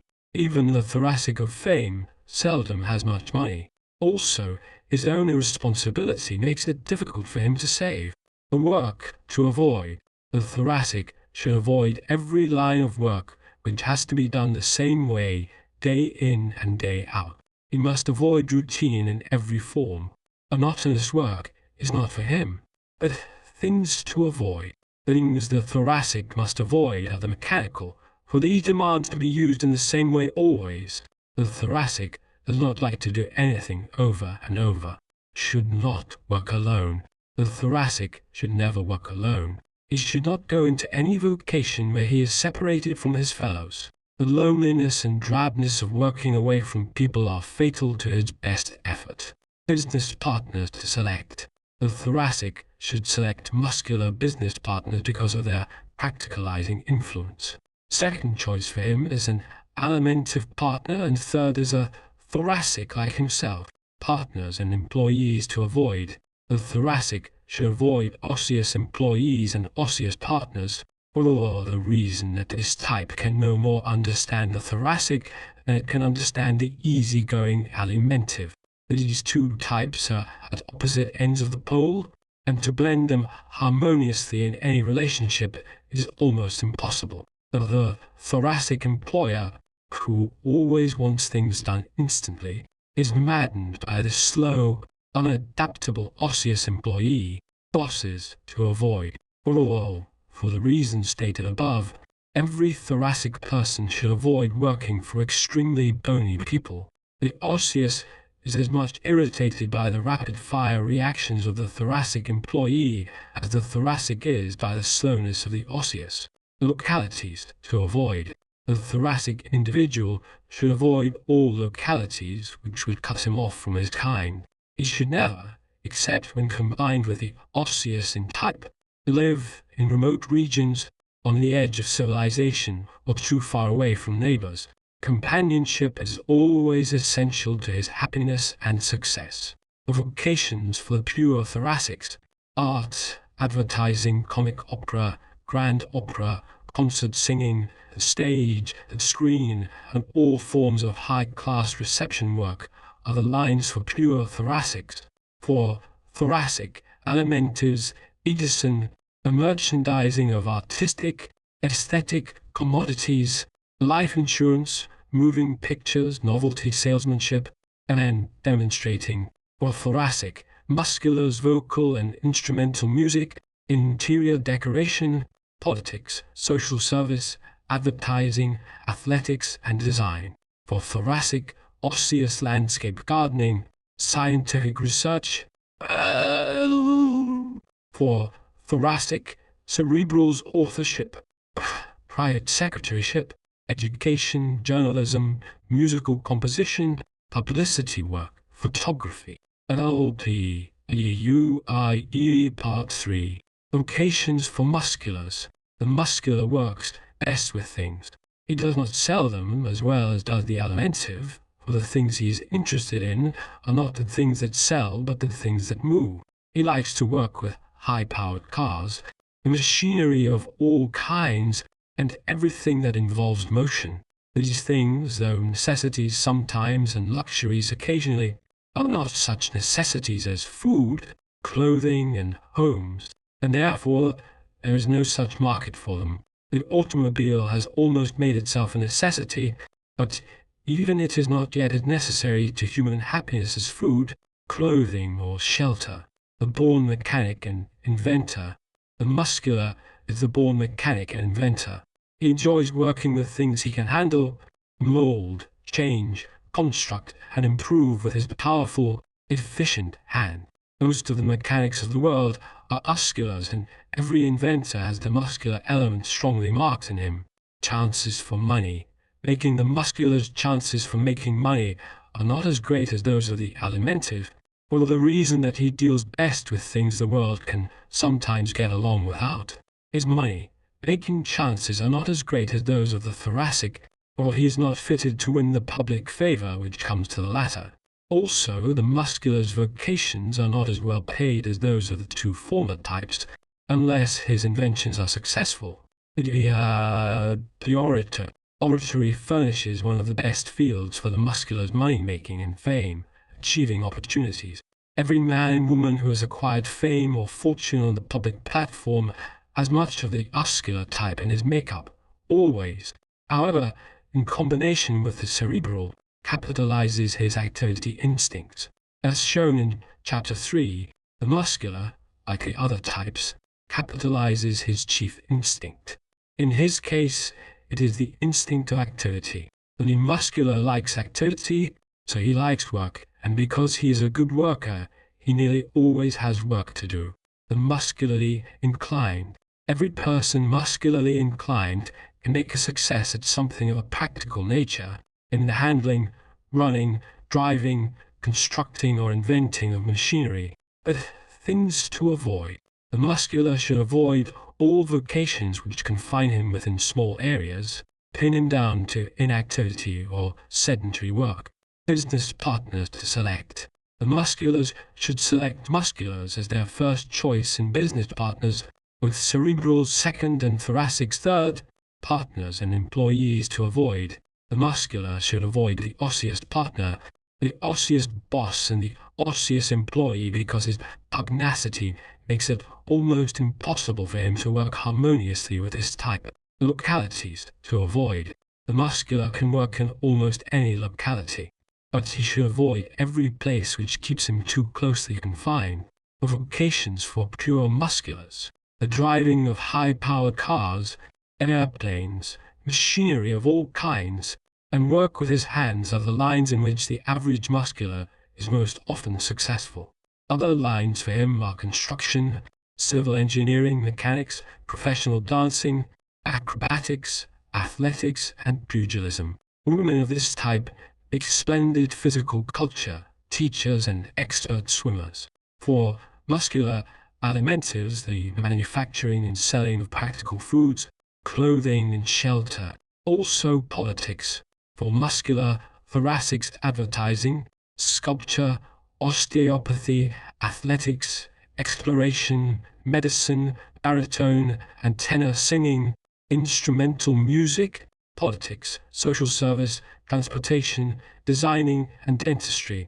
For muscular, osseous construction, bridge building, office law, policemen and policewomen, mechanics, mining. For muscular, cerebrals, architecture, art, journalism, trial or jury law, oratory, surgery, transportation.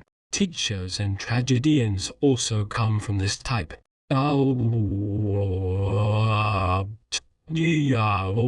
Part 4. Vocations for the osseous. The osseous man or woman can do his best work with things. Those with which he works best are lands, forests, the sea, plains, mountains, and certain kinds of mechanical things.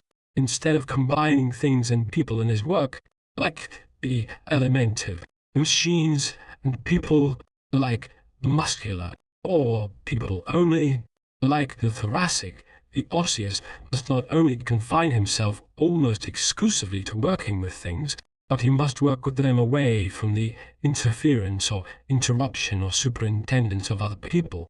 Capitalizes his independence instinct. The osseous, like other types, succeeds in work which automatically brings into play his basic instincts. His fundamental instinct is that of independence. He never succeeds signally in any line of work in which this instinct is repressed or thwarted. He chafes against restriction, enjoys mastering a thing, and when let alone to work in his own way, he makes an excellent employee. As has been stated, he is the steadiest of all. Chances for money, making chances for the osseous to make a great deal of money, are few. Unless he confines himself to finance, working as exclusively with money as possible, or to dealing with natural resources, the osseous seldom becomes rich. He cares more for money than any of the other types, saves a much larger portion of what he earns, and no matter how rich, is seldom extravagant. His greatest obstacle to money-making is his tendency to hang on to whatever he has, awaiting the rise in prices which never go quite high enough to suit him. An osseous friend of ours has lived for 40 years on almost nothing while holding, for a fabulous price, an old residential corner on a desirable block of a downtown street in one of the large American cities. He could have sold it years ago for enough to make him comfortable for life, to give him travel, leisure, comforts, and self-expression, but he refused.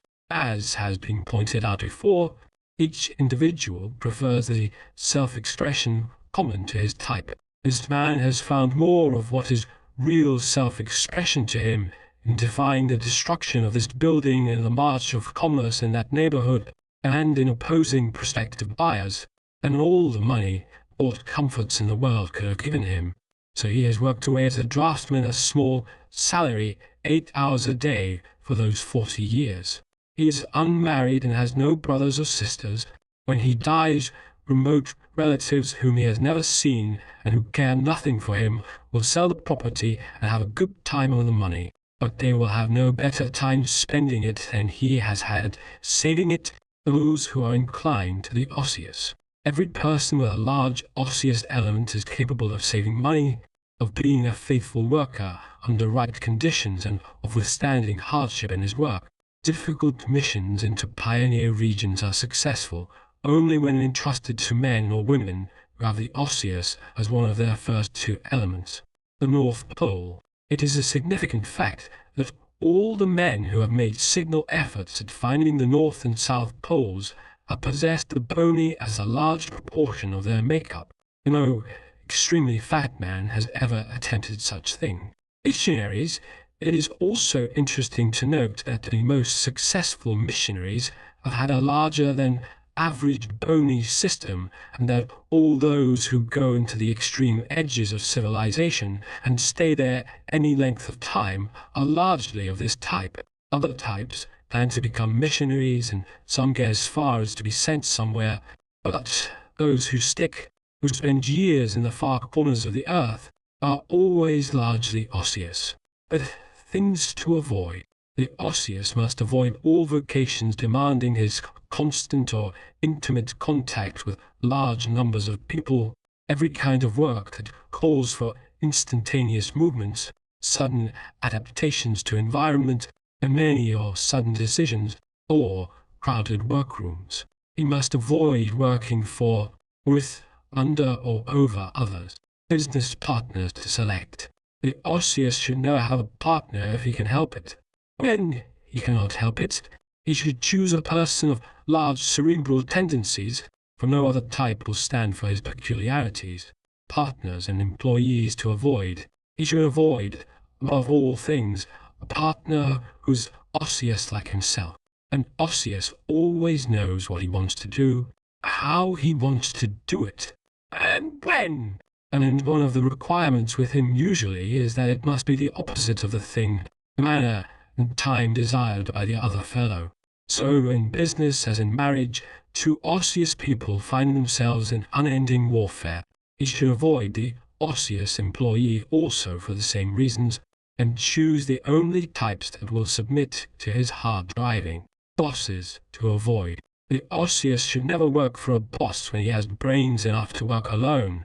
He is so independent that it is almost impossible for him to take orders, and the contrary streak in him runs so deep that he is just naturally against what others want him to do. He is the most insubordinate of all types as an employee, and as a boss is the most inexorable. Localities to avoid. The Osseous should avoid all congested communities. He does not belong in the city. Except in some vocation where he handles money, he seldom succeeds in a metropolis. His field is the frontier, the great open spaces of land, sea, forest, and mountain, where he works with things that grow, that are not sensitive, that do not offer human resistance to his imperious, dominating nature. Vocations for pure Osseous. Farming, stock raising, lumbering, lighthouse keeping, open, sea fishing, hardware, saw, milling, and all pioneering activities are the vocations in which the unmixed Osseous succeeds best. For Osseous, alimentives work as a farmhand, a sheep or cattle herder, or truck gardener are the lines in which this combination succeeds best. He can do clerical work also. For Osseous, thoracics agriculture, carpentering, railroading, mining, office floor, electrical and chemical engineering are the first choices for this combination. Both men and women of this type succeed on police forces also. For Osseous, cerebrals, the invention of intricate mechanical devices, is something in which this combination often succeeds. Other lines for him are those of statistician, mathematician, proofreader, expert, accountant, genealogist, and banker.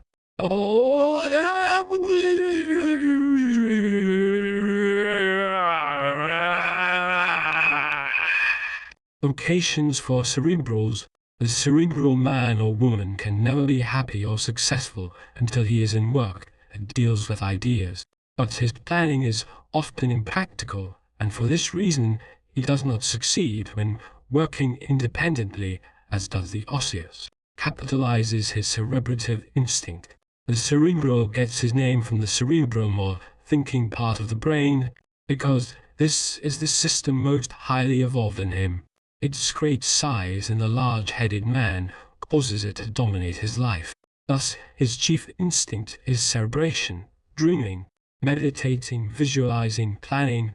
Since these are the real starters of all progress, this type should be encouraged with a view to making him more practical. The born writer. The brain system is large in all men and women who achieve distinction in writing, or in other lines where the brain does most of the work.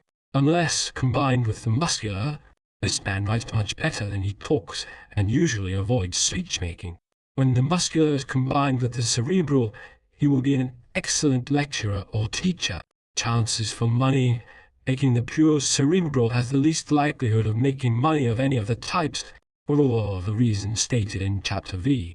If he is a pure cerebral, his ideas and writings, however brilliant, will seldom bring him financial independence unless he gets a muscular, thoracic, or alimentive business manager and strictly follows his directions.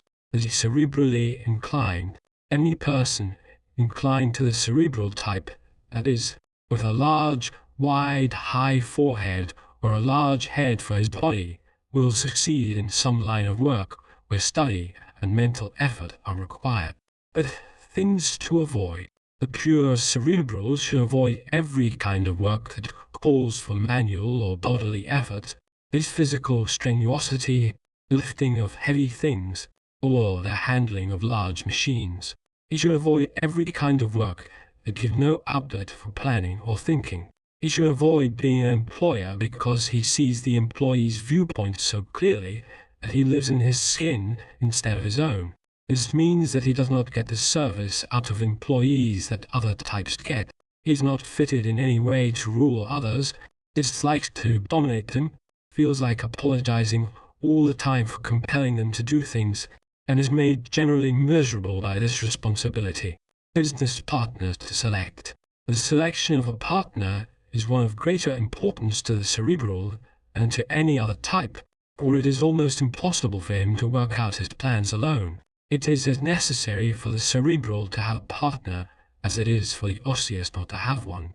This partner should be a person largely of the muscular type, to supply the practicality the cerebral lacks.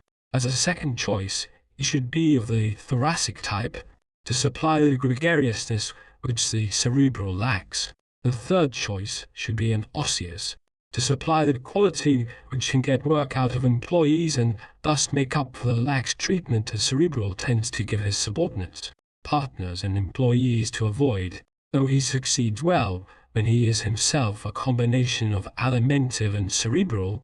The pure cerebrals should avoid partners and employees who are purely alimentive. Their ideas and attitudes are too far away from his own for them to succeed cooperatively. Localities to avoid.